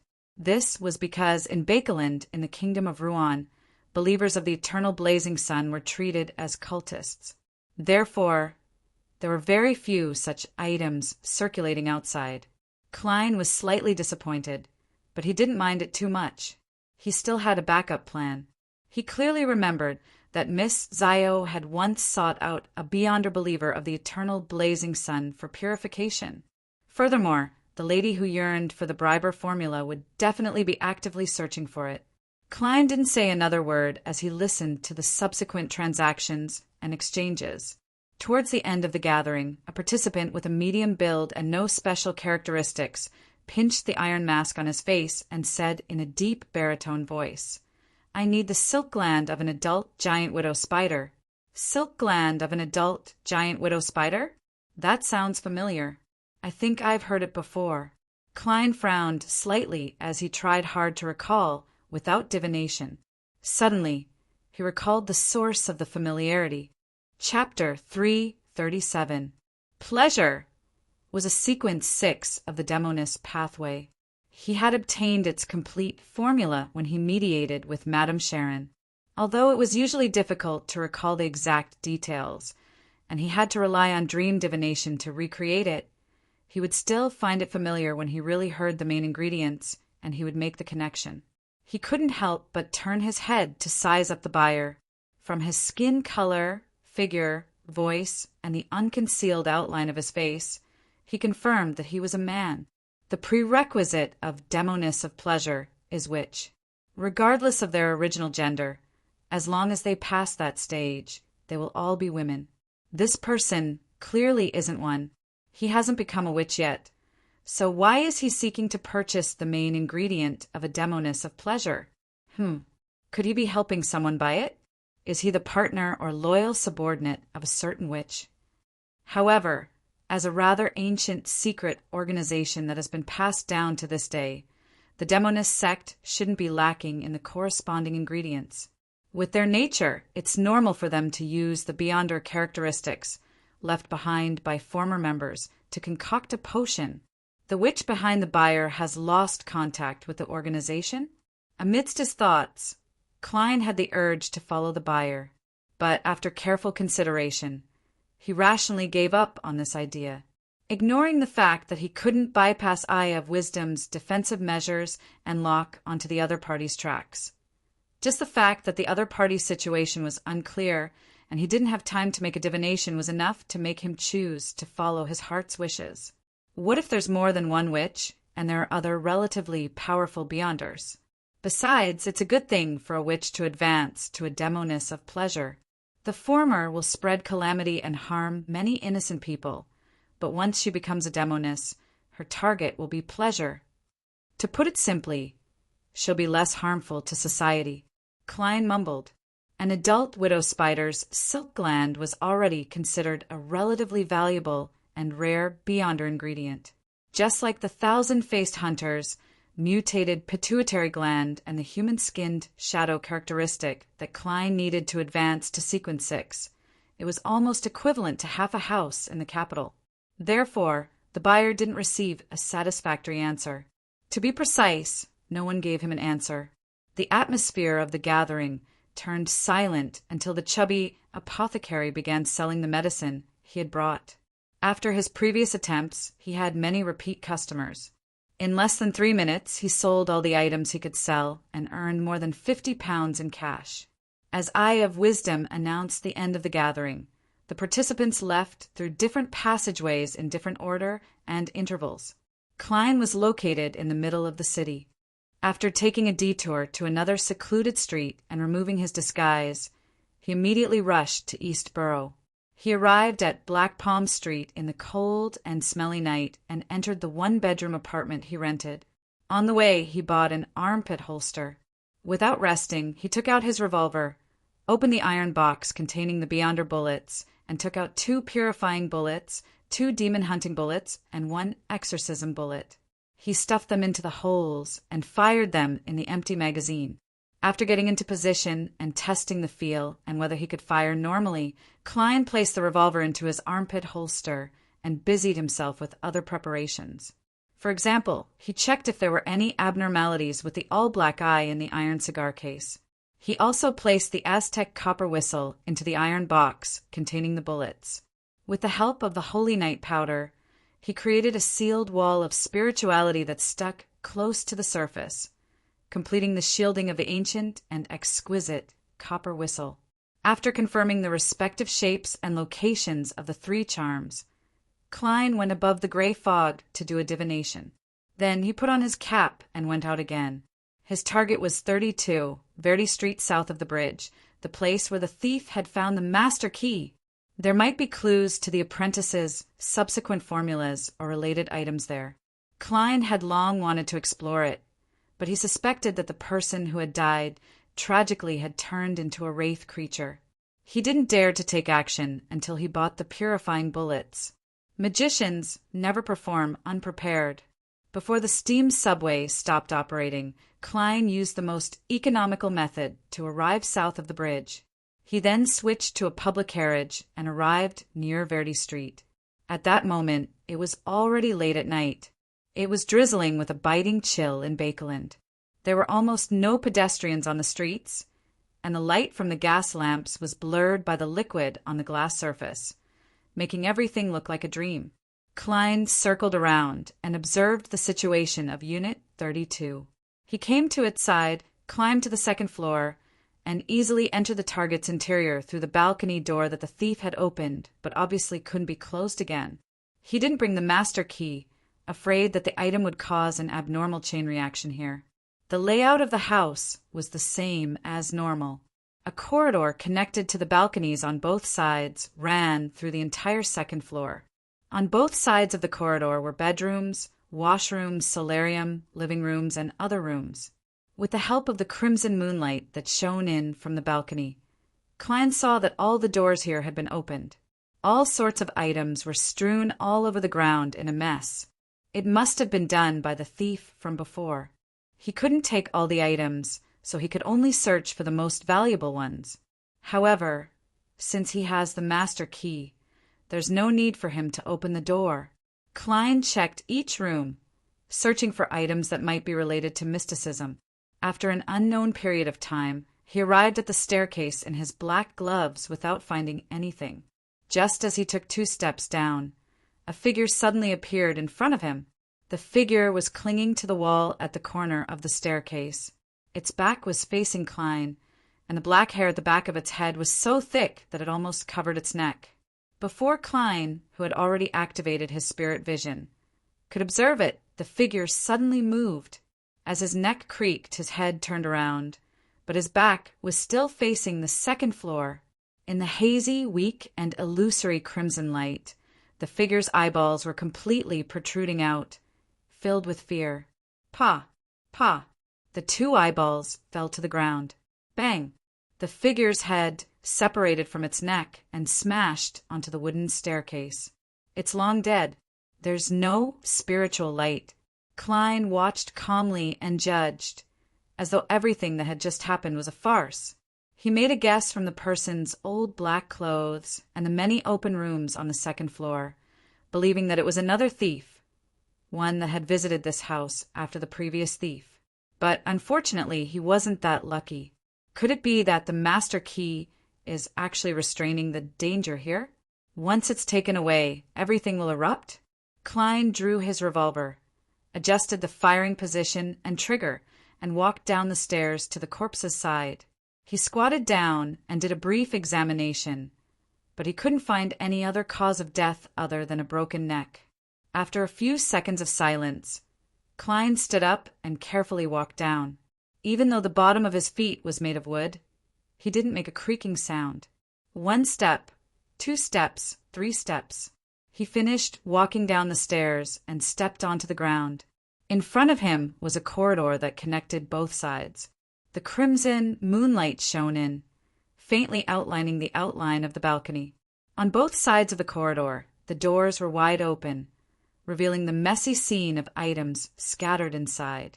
There was no living room, dining room, or kitchen. This was the second floor. Klein went down from the second floor, and after walking down the stairs, he returned to the second floor. And during this process, he didn't discover anything abnormal. Klein didn't panic. He slowly turned around and saw that the stairs behind him led downwards. That is to say, my special ability can only resist beyonder powers like dreams and mediumship that directly invade my body of heart and mind and invade my world, or beyonder powers that sense that I'm in an environment that doesn't belong to the real world. I'll still be affected by hallucinations. Klein took out his matchbox and used his gun-wielding hand to take out a few matches. He continued to go down, throwing a match every few steps. Klein came to the corner of the stairs again and saw the corpse with its head separated from its body. At this moment, a cold wind that made his hair stand on end blew at the back of his neck. Pa! Klein snapped his fingers, and a scarlet flame rose from his back and rushed towards the roof. The flame burned like a monster bearing its fangs and claws, but it didn't burn anything. Just as Klein was about to turn his head to observe with his spirit vision, his body suddenly froze, as if he had fallen into a frozen lake in winter. He couldn't help but tremble. His left hand slowly reached for his neck, but he forcefully pressed it back. At this moment, Klein suddenly sighed. He reached his left hand into his pocket, dispelled the wall of spirituality, and opened the metal box that contained the bullets. Right on the heels of that, he grabbed Aztec's copper whistle, took it out, and with a forceful shake, he threw it into the air above the stairs. Almost instantly, he felt the coldness and stiffness in his body disappear. In his spiritual perception, an evil and cold object leaped out, like a dog playing with a ball, and pounced at Aztec's copper whistle. The corners of Klein's mouth curled up. He raised his right hand, aimed at the copper whistle, and pulled the trigger. He then said softly, "Bye-bye." Bang! A pale, gold, purifying bullet flew out and accurately hit the cold and indistinct object. A blood-curdling scream rang out, and the golden flames formed the outline of a human figure in mid-air. In the warm and bright light, all the coldness and evilness quickly dissipated. Clang! Aztec's copper whistle landed on the ground, bounced a few times, and rolled into the living room on the first floor. Klein looked at his surroundings again and realized that it was somewhat different from before. For example, the corpse's head wasn't separated from its body. It had strangled itself with both hands. It's indeed very easy to be prepared. Klein chuckled softly, walked down the stairs, and successfully reached the first floor. He picked up Aztec's copper whistle and swung it twice to determine if there were any other wraiths or shadows around. After confirming that there were no more problems, he identified the direction and went straight to the basement. Chapter 338. Other than the master key and the silver pocket watch inlaid with diamonds that have been taken away by the thief, this place is still the same as it was in my dream divination. Klein looked around and took in the black iron pot, glass jar, and the bronze lampstand that had many extinguished candles. His spirit vision and spiritual perception told him that these were very ordinary items that didn't have any spiritual luster. But compared to before, there's still something more. Klein stretched out his black-gloved left hand and touched the surface of the long table. His fingers were immediately stained with obvious dust. Klein searched carefully and did a preliminary divination. He didn't find any secret rooms or hidden compartments, so he cast his gaze at the brown notebook. He carefully flipped it open, and the contents of the first page were reflected in his eyes. This will be the history of accursed families rise again. I want to remember every key point. Future generations, please remember every word that I say. It's a pity that you lost control and died just after consuming the sequence 9 potion. The glory of the House of Abraham can only remain at the tip of your tongue. Klein lampooned as he continued browsing and quickly flipped through the pages. Once he confirmed its value, he would take the notebook away and not stay at the scene any longer. Our House of Abraham was one of the top aristocrats of the 4th epoch. We were the main supporters of the Tudor dynasty. In that era, be it the Augustus family of Rouen, the Einhorn family of Faysac, the Sauron family of Intis, or the Castilla family of Fainapotter, they could only look up to us. Indeed, they weren't weak back then, but we were stronger. Even the rumored Antigonus family and Zeridal family were slightly inferior to us. Unfortunately, the glory of the family vanished during the War of the 4 Emperors. Ancestor Bethel disappeared in that war, where the deities personally participated. The remaining high sequence Beyonders all perished.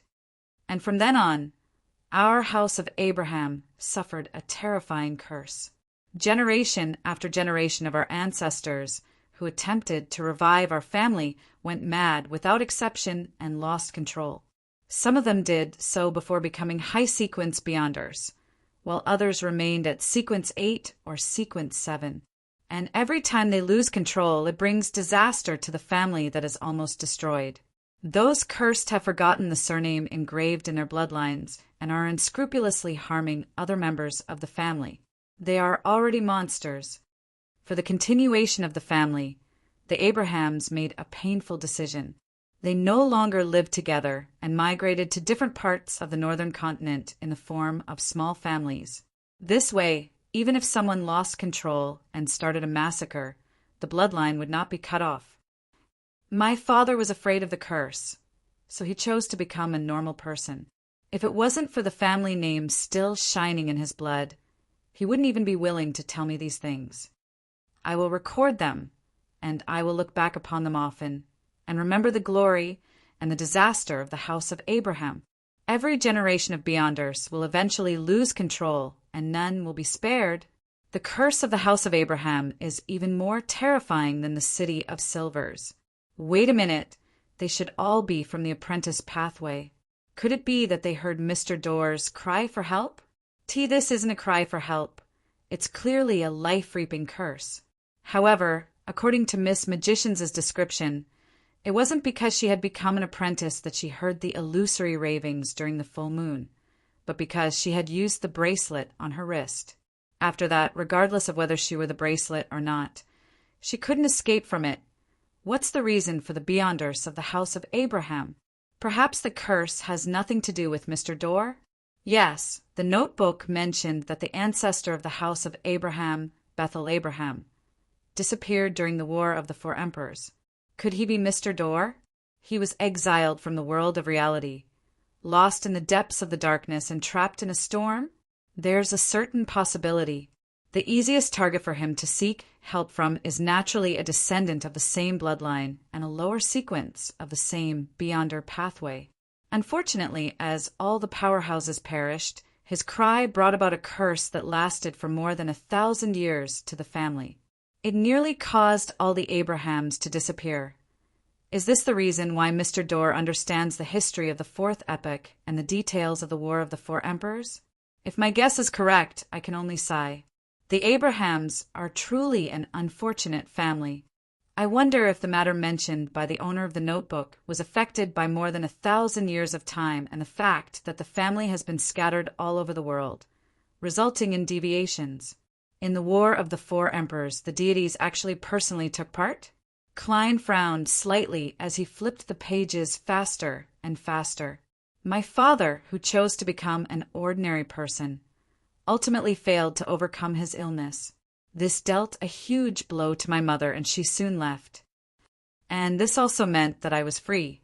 But what pained me was that in order to prevent me from embarking on the cursed path, my father didn't tell me many things about Beyonders. I had to come into contact with them myself and understand them. Fortunately, he didn't dare disobey the elder's orders. He still gave me the potion formulas for apprentice, trickmaster, and astrologer before he died. I need to copy these 3 formulas again to prevent myself from forgetting them. Sequence 9, apprentice. Sequence 8, trickmaster. Sequence 7, astrologer. Klein pricked up his eyebrows slightly. He felt that his trip tonight was worth it. He felt that he hadn't wasted the purifying bullet. Of course, he still had to go above the gray fog to confirm its authenticity. Astrologer. The apprentice pathway actually has a divination series job. From the looks of it, my previous guess might be close to the truth. The seer pathway and apprentice pathway might be interchangeable at high sequences. Klein nodded slightly and continued flipping the pages. Although he had confirmed the value of the notebook, he didn't want to leave the scene for the time being. If the notebook recorded the contents of where to hide something, he would definitely have to make a trip back. In that case, why go through so much trouble? As the pages flipped, Klein roughly understood the beyonder journey of the descendant of the house of Abraham. After his parents passed away, he began attempting to come into contact with mysticism circles. He gathered information related to sequence potions and purchased the corresponding beyonder ingredients. After nearly 2 years of hard work, he finally succeeded in concocting the apprentice potion after recording a lot of real or fake mysticism knowledge. At the end of the notebook, he wrote, "According to the mysticism knowledge I have, the night of the full moon is when the spirit world and reality overlap the most.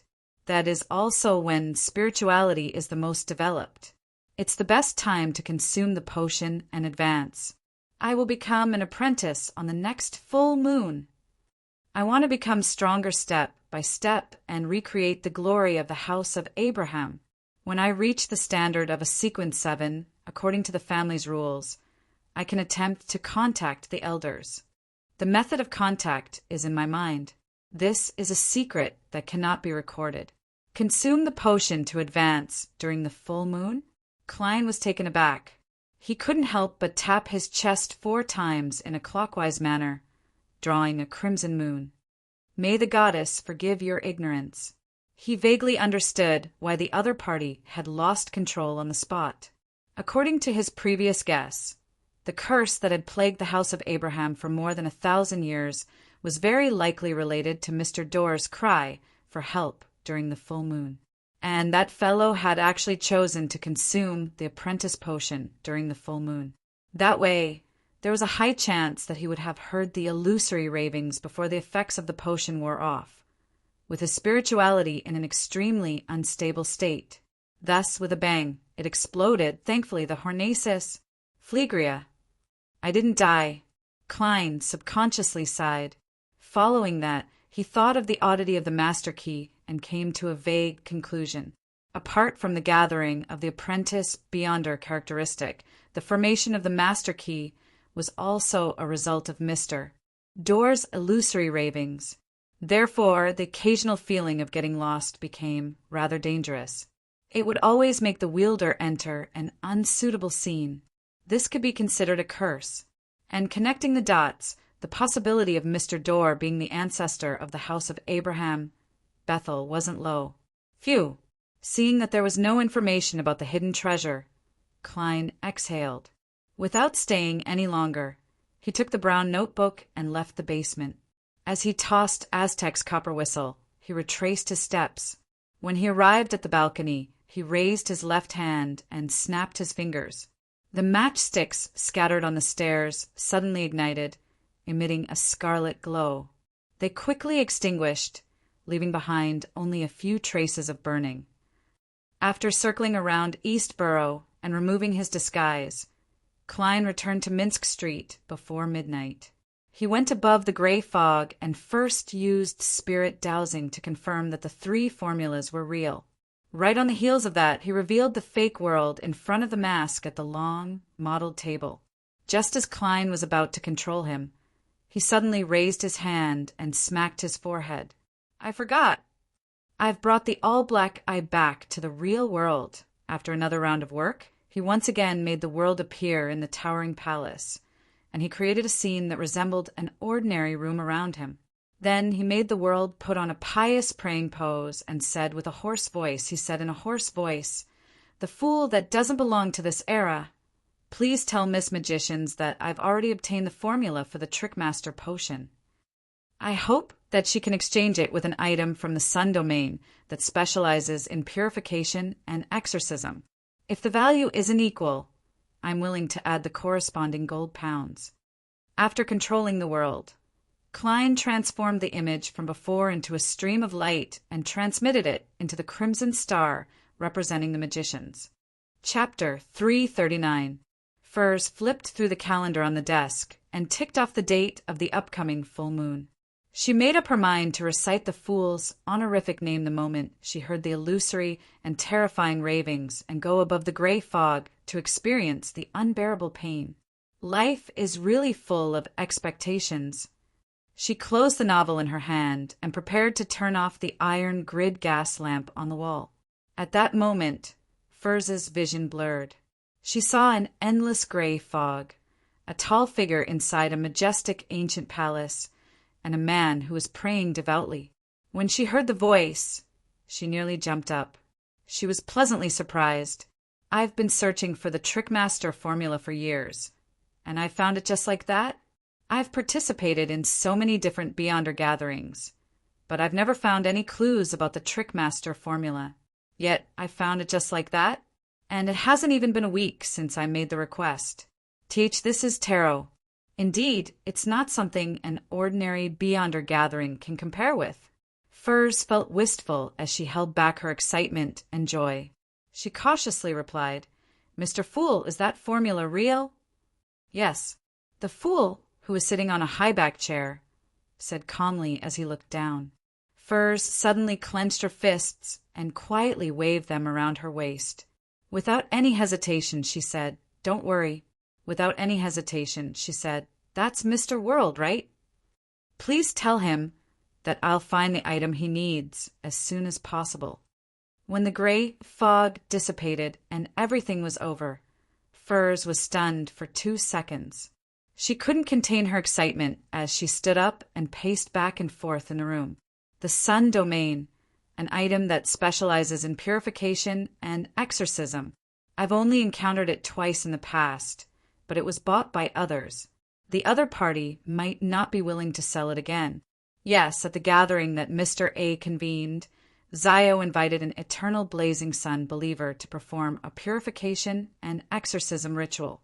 He's at least a sequence 7, so he should have a similar item.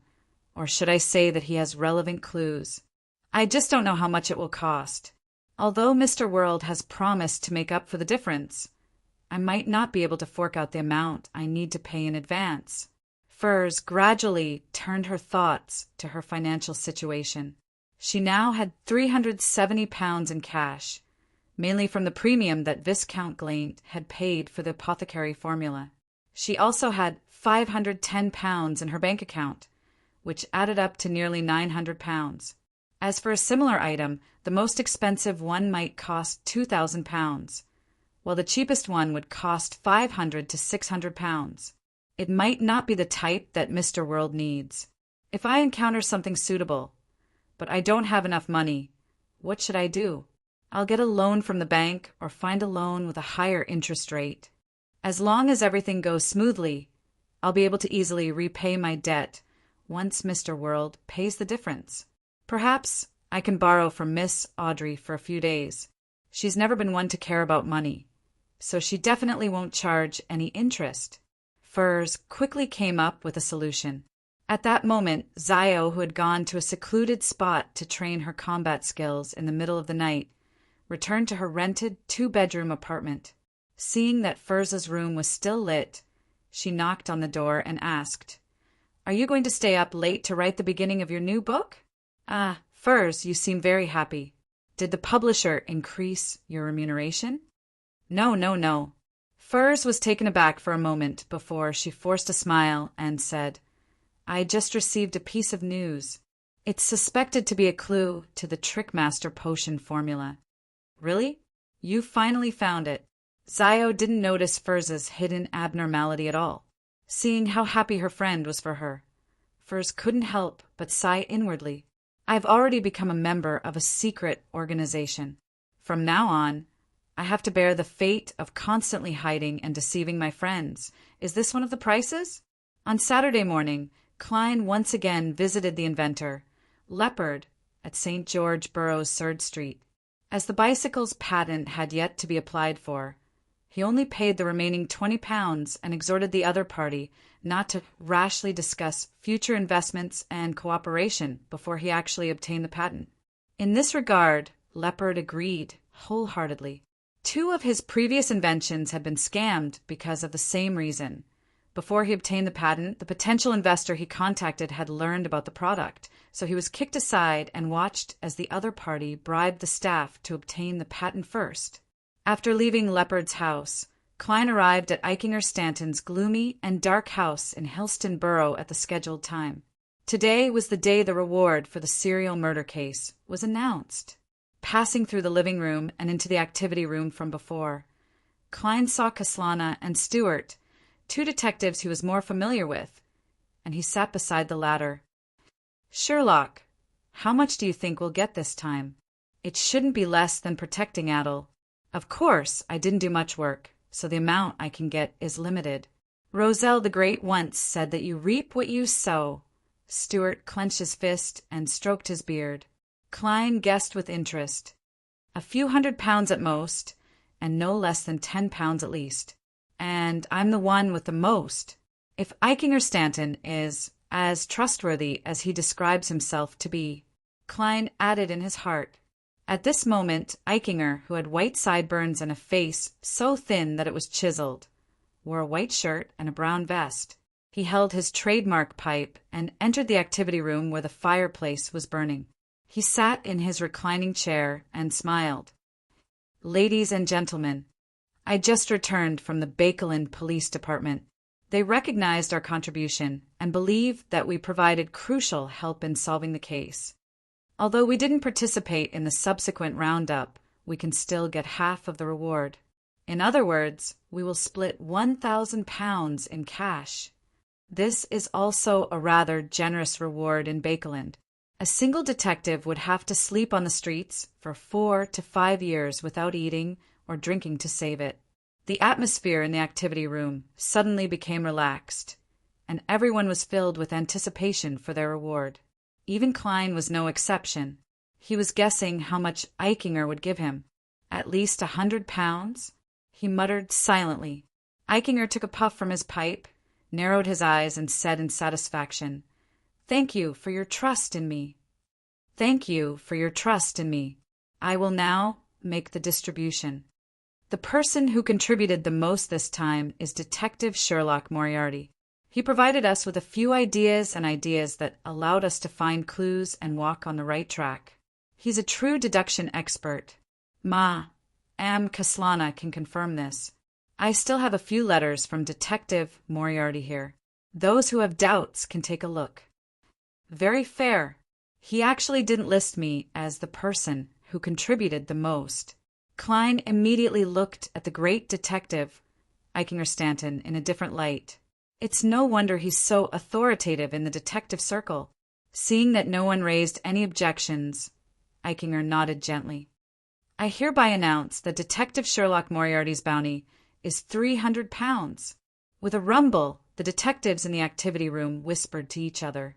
From time to time, they would look up at Klein, as though they had finally gotten to know this excellent detective who had been praised by Mr. Stanton as a deduction expert. What a generous and fair person! Klein gaped, but he ultimately didn't act humble. The person with the second highest bounty was Eichinger himself and Kaslana. They each took £160, while the other detectives split the remaining £380 based on their different contributions. Among them, the lowest received £15, which was equivalent to 3 to 4 weeks of their usual earnings. This was the benefit of having a high bounty on a major case. Stuart, who received £40, was very satisfied because he felt that he had only done 2 days of observation, and that the person he was observing wasn't the suspect he had later identified.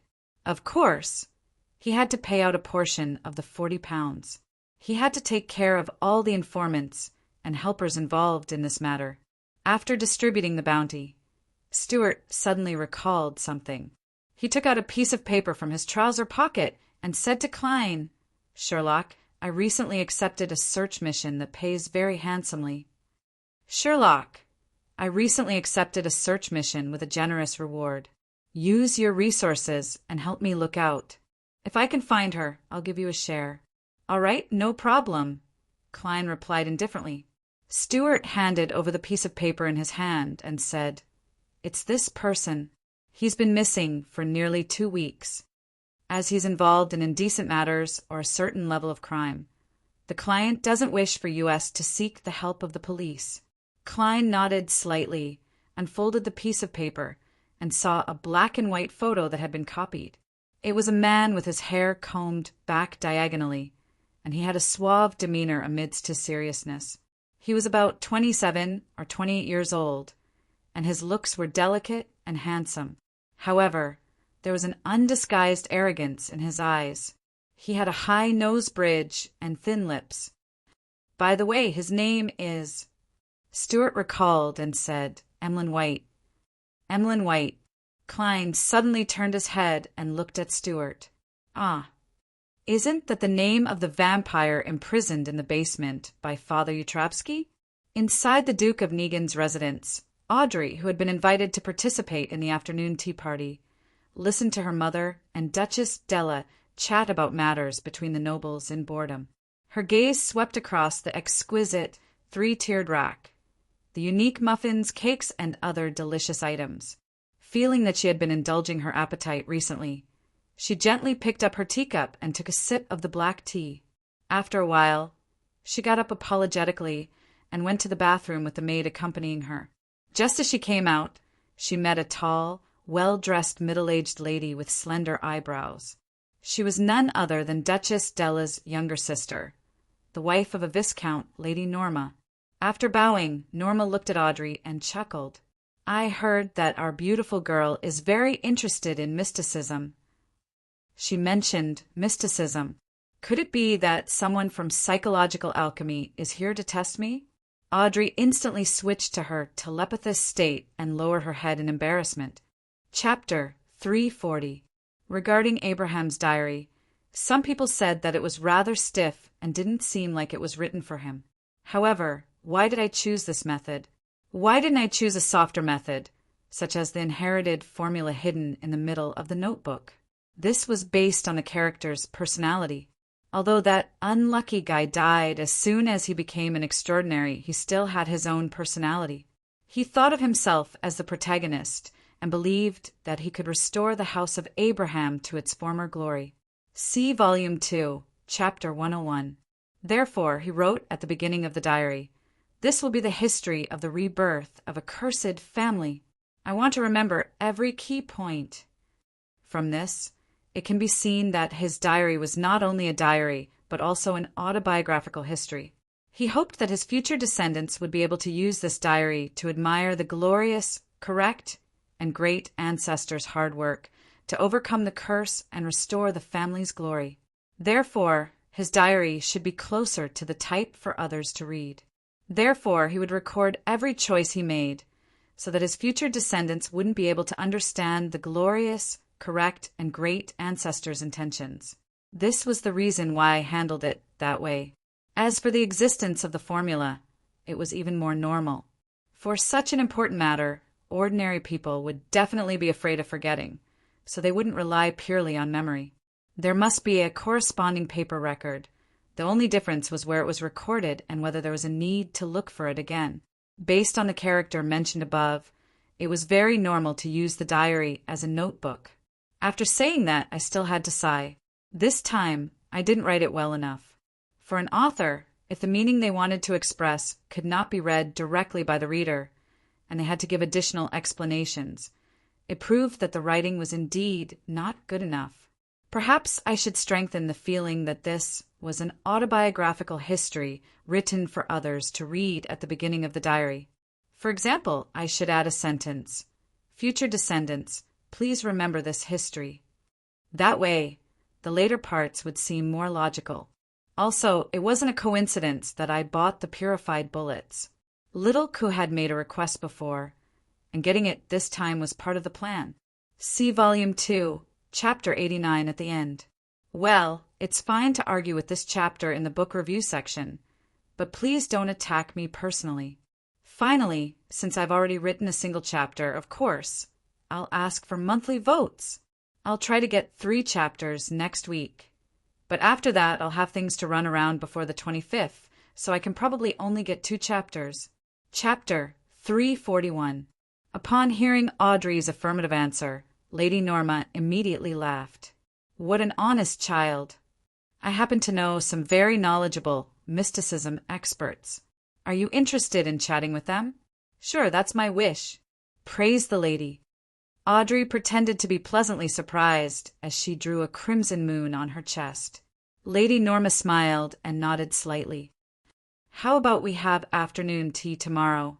No problem. Audrey's excited eyes had a hint of innocence. After bidding farewell to Lady Norma and walking towards the living room, her smile gradually faded, and her temperament became tranquil and leisurely. Her body language, the color of her emotions, and the detailed changes reflected by her body of heart and mind indicate that she doesn't have any ill intentions, but she's rather nervous. From the looks of it, Lady Norma might really be a member of psychological alchemy. Yes, she was observing my expression and actions, but she was unable to adjust or hide her emotions. Perhaps she's like Susie, also a spectator. Unfortunately, she doesn't know that the person in front of her is a telepathist. Audrey thought, half nervous and half proud. She couldn't help but move her feet forward and gracefully step in a straight line. In Eichinger Stanton's house in Helstonborough, Klein's lips quivered a few times, but in the end he didn't ask Stuart who his employer was or what he looked like. He decided to try his best not to get involved in Emlyn White's matters, although he had heard from his own account that he was a law-abiding vampire that was only limited to the content of his description. There were too many gaps in the first half of his life, and Klein couldn't be sure if he had really never harmed the innocent. This way, he lacked the motivation to find Father Yutravsky to rescue him. He was a Dawn paladin who was rather good at combat and had the aid of a mystical item. Furthermore, he hadn't been weakened. Furthermore, this would easily reveal his true identity to Father Yutravsky and Emlyn White. I hope he can get the approval of that priest who's very good at fighting as soon as possible and be released from prison after his sentence is served. Klein silently tapped 4 times in a clockwise manner for Emlyn White in his heart. After dividing up the bounty, the detectives took their leave one after another. Klein was even escorted to the door by the great Detective Eichinger. Eichinger held his pipe and coughed lightly. There are still some suspicious points in the serial murder case that haven't been investigated clearly. Maybe there's an even more vicious person hiding behind the murder. You have to be careful these days. Don't announce that you played an important role in this case. From the looks of it, the official Beyonders also suspect that the gigantic devil dog has an owner. Klein replied solemnly, I know, I also have this speculation. Mr. Stanton, you have to be careful as well. You're the organizer of the gathering, the main partner of the police. Eichinger stuffed his pipe into his mouth and took it out again. Sherlock, I'll call you Sherlock. You can rest assured. Although I'm no longer young, I'm still an outstanding fighter, an outstanding sharpshooter, and I have formed an instinctive vigilance. Furthermore, there's a high chance that you're a beyonder of a fairly high sequence. I just don't know which pathway you belong to. Klein thought for a moment. Mr. Stanton, you don't seem to be a native of Bakeland? Your accent is closer to Civilhouse County. Yes, it's just like your East Coast mid-seashore accent, Eichinger admitted frankly. The 2 detectives immediately looked at each other and smiled, acknowledging each other's ability to observe things without batting an eyelid. Before evening, Klein returned to 15 Minsk Street. Yes, I now have £1,224 in cash, 5 gold coins, and a small amount of change. Compared to when I first came to Bakeland, it's more than enough. However, a sequence 6 Beyonder ingredient costs at least £1,500 each. Sometimes, due to its scarcity and rarity, it might even double the price. And Beyonders who can obtain such items aren't of a low sequence. It's impossible for them to misjudge the value and sell it at a low price, so there's no possibility of picking up a bargain. Although the lady with the artisan backing her has an extreme desire for the Black Emperor Pathways potion formula, I have to consider the speed at which she advances. When she was still a sequence 9, it was almost impossible for her to spend a large sum of money to purchase a sequence 6 formula in advance, unless she had a mine at home or opened a bank. Yes, I can't always be able to find a good deal. Amidst his thoughts, Klein wasn't in a hurry to prepare dinner. He returned to his bedroom, drew the curtains, and went above the gray fog. He had an idea that needed to be verified. Sitting in the fool's seat, he reached out and picked up the simple brass master key. According to the notebook of Abraham's descendant that he had obtained last night, he guessed that the other party had lost control on the spot because he had chosen to advance during the full moon. Therefore, the master key's curse-like ability to make people lose their way in bad places, apart from being a remnant of the Beyonder characteristic that contained resentment and indignation, there was also a high chance that it had been corrupted by Mr. Dorr's illusory ravings. Then, what changes will it have during the full moon? Klein mumbled. He conjured a pen and paper and wrote down the divination statement that he had long prepared. Its performance during the full moon. With a piece of paper in one hand and the master key in the other, Klein leaned back in his chair and gave a self-deprecating laugh. I'm courting death again, however. There shouldn't be too much danger this time. Mr. Dorr is far away from the real world and is lost in the depths of the darkness. Furthermore, I have the gray fog as a barrier. Under such circumstances, the danger of divination was no different from directly divining the matter itself. The experienced Klein half closed his eyes as his pupils turned deep. Its performance during the full moon. After repeating it 7 times, Klein fell into a dream. In that gray, fragmented, and illusory world, he once again saw the basement where Abraham's descendant had died. The flesh and blood here had long dried up, and the diamond-embedded silver pocket watch and the ancient-looking master key had yet to be stolen. They were still lying on the ground. Suddenly, a sharp and hollow illusory voice echoed in Klein's ears. It was like a thin needle had been inserted into his head. Bit by bit it extended and poked, as though it was going to peel off his scalp. This extreme pain jolted Klein awake as he suddenly sat up straight. He saw the blue veins on the back of his hand protrude out before quickly calming down. It's much easier than spying on the eternal blazing sun and eavesdropping on the true Creator's roars. Klein changed from pressing to knocking as he thought leisurely. Of course, if he were in the outside world, he believed that he definitely wouldn't have such a reaction. If Miss Magicians kept hearing such a cry for help, she would have long lost control. From the looks of it, the master key has caused the voice to become clearer because of the curse. That's not right. Father Utravsky should have spent the night of the blood moon with the master key. He clearly wasn't affected. Perhaps he had placed the master key in his bedroom while he was repenting in the hall outside. Only by coming into contact with the master key can one hear the cry for help during the full moon. Phew! Before becoming a high-sequence Beyonder, I didn't even dare to listen in the real world. Just now, it seemed to be the word request for help in ancient Hermes. Klein seriously recalled it a few times to confirm his listening results. With regards to this, he could only twitch the corners of his mouth, unsure whether to laugh or cry. This is a life-demanding cry for help in the truest sense of the word. What a pity. If the bunch of people from Rose School could hear Mr. Dorr's cry for help on the night of the full moon, they who already have cold and twisted personalities would definitely explode one by one. After carefully considering if there was a way to indirectly achieve this goal, Klein returned to the real world. According to his plan, he had dinner, changed his clothes, and left. He took 2 transfers and arrived outside the Bravehearts bar. All he did was walk around and leave without ordering any alcohol. During this process, he discovered that Casper's had returned. After walking down a street, Klein specially boarded a rental carriage and got it to drive to Sherwood Borough. Just as the horse started moving, an illusory figure appeared in front of him.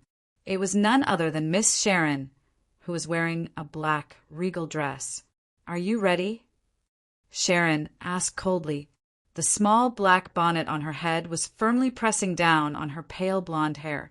Coupled with her pale face and exquisite facial features, she had the beauty of a doll. Klein answered frankly, "Not yet." "Not yet. I'm still waiting for an item." Sharon's blue eyes didn't waver as she said, "I've prepared a mystical item. I've prepared a mystical item.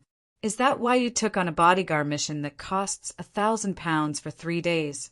You had your eyes on the item, but you didn't have enough money?" Klein smiled in enlightenment. "Don't be anxious. The more prepared we are, the greater our chances. Besides, I can usually use mystical items from the Sun domain. It can make up for my shortcomings." Klein added inwardly. Seeing that Sharon didn't say another word, he took the initiative to say, "I came here today to get you to cooperate with me in an experiment." "What?" Sharon asked simply. Klein said with a serious and trustworthy expression, "According to Marik's description, I believe that the effects of your curses are different. According to Marik's description, I think your curses behaved differently. During the full moon, he was in so much pain that he couldn't fight because he had to endure the crazy bloodlust and bloodlust. You, on the other hand, were in a weakened state because you couldn't absorb human souls. Am I right?" Sharon listened quietly and nodded gently. "Yes. I don't have a solution for your problem at the moment, but I think it's possible to suppress Marik temporarily. For example, we could take the corresponding potion to put him in a state of no emotional fluctuations. That way, during that period of time, he won't be in pain and can fully participate in the battle." Klein explained his idea. Sharon shook her head. "No, this kind of medicine is no longer effective on him." "Already? In other words, it had worked before?" Klein asked thoughtfully. "That's right." "Why?" "He used to inject too much. Even if we changed to another type, it would only be effective for the first 3 to 4 times. We can't find a new type anymore." Sharon suddenly fell silent as she spoke, as if she had thought of something. Hearing her words, Klein suddenly smiled. "I have a different kind of tranquilizer. It came from that apothecary." Seeing that Sharon didn't say that the sedative was ineffective, he clasped his hands and continued. "I'll give you one first. Let Marik try it during the full moon. It's the full moon tomorrow night. If it's effective, let him drink 2 or even 3 at a time before the battle." Chapter 342. Sharon took the tranquilizer in the glass test tube and looked at the seemingly pure liquid in her eyes. She nodded slightly and said, "Right," as expected of someone who doesn't waste his breath. Klein smiled and said, "Miss Sharon, can you tell me the battle locations you've arranged? I hope to familiarize myself with the surroundings in the next few days. That way, no matter where you ultimately choose, I will be more prepared. And since they have the right to choose the location of the final battle, they won't be worried that I might inform the official organizations or other Beyonders who want to take advantage of me. Of course, if I really can't be trusted, I can notarize it again." Klein thought silently. Sharon stared at him with her blue eyes for a few seconds before she said, "That's right. Go back and prepare a map of Bakeland. Spread it on the coffee table. No problem. I hope this cooperation is not only smooth, but also pleasant." Klein habitually extended his hand forward, wanting to shake the other party's hand. Sharon lowered her head and took a look. Her figure gradually became illusory and disappeared into thin air. Klein raised his right hand, smoothed his black hair, and laughed dryly. He had asked about the location of the battle not only to prepare for the mission, but also to guard against Sharon and Merrick. Although the other party's philosophy was to suppress and control their desires and wouldn't burn bridges after crossing them, Klein couldn't be sure that Steve, Jason, and Tyre didn't have anything they desired. If there really was a treasure that ordinary Beyonders would have strong evil intentions toward, Klein really couldn't guarantee that the two mutants would be able to control themselves. Therefore, he had to figure out the environment in advance and prepare an escape route if the other party chose to silence him. It wasn't that Klein didn't trust Sharon, who had gone through thick and thin with her. This was the most basic form of self-protection. One shouldn't have the intention to harm others, but one must always guard against others. Klein turned his head to look out the window and sighed in Chinese. The street lamps kept moving backward, and the streets became more spacious and tidy. It took him more than half an hour and 3 solely to finally return to Minsk Street. It's really expensive to take a carriage at this hour. Klein looked up at the almost black sky and the crimson moon that faintly pierced through the clouds. He walked forward for a while and suddenly realized that there was no light in Lawyer Jurgen's house. It was silent and dark. Taking out his golden pocket watch and opening it, Klein chuckled. He turned to Jurgen's door and opened it with the key he had given him. At this moment, the black cat, Brody, was already quietly squatting behind the door, looking at the visitor with his green, round eyes. The room was dark and lonely. Klein squatted down and attempted to touch Brody's head, but Brody nimbly moved back and flung his hand away with a look of disdain. He shook his head and laughed. He got up, opened the valve, lit the gas lamp, and went to the cupboard to find the prepared ingredients according to Lawyer Jurgen's description. He shook his head and laughed. He got up, opened the valve, and lit the gas lamp. Following Lawyer Jurgen's instructions, he went to the cupboard and found the prepared ingredients. The black cat followed him in and nimbly leaped onto the counter. It squatted by the side and watched Klein work without making a fuss. Klein glanced at it and rehearsed in his mind how he was going to tear the chicken breast. As he chatted with Brody, he said, "You must miss Mrs. Doris, right? Are you worried about her condition? Lawyer Jurgen didn't come home today. Are you lonely and uncomfortable? Do you feel like you don't have a home? Do you feel very tired?" As he spoke, Klein's voice gradually softened into silence. The black cat, Brody, remained squatting there, looking at him quietly. It didn't make a fuss or make a sound. At Lady Norma's house, Audrey was invited to participate in the afternoon tea. They are the mysticism experts I'm talking about. Lady Norma enthusiastically introduced the distinguished guests. This is Mr. Hilbert Alucard. He's a psychologist and a jewelry designer. He's very talented. This is Miss Escalante Osleka. She's a doctor in the field of the mind, or what we often call a psychiatrist. Hilbert Alucard was a man in his 40s. He seemed to have some southern continent ancestry, and his skin was brown. He had brown hair and blue eyes. His facial features weren't outstanding, and he gave off a quiet and reserved feeling. Escalante Osleka was a baby-faced lady. She was clearly a psychiatrist, but she looked like a young girl who was still in public school or grammar school. She had long black hair that reached her waist and a pair of lake-like blue eyes. She was 3 to 4 centimeters shorter than Audrey. After exchanging a few pleasantries with the other party, Audrey sat down. She keenly noticed that Alucard and Escalante were observing her. She didn't use her telepathic reader powers.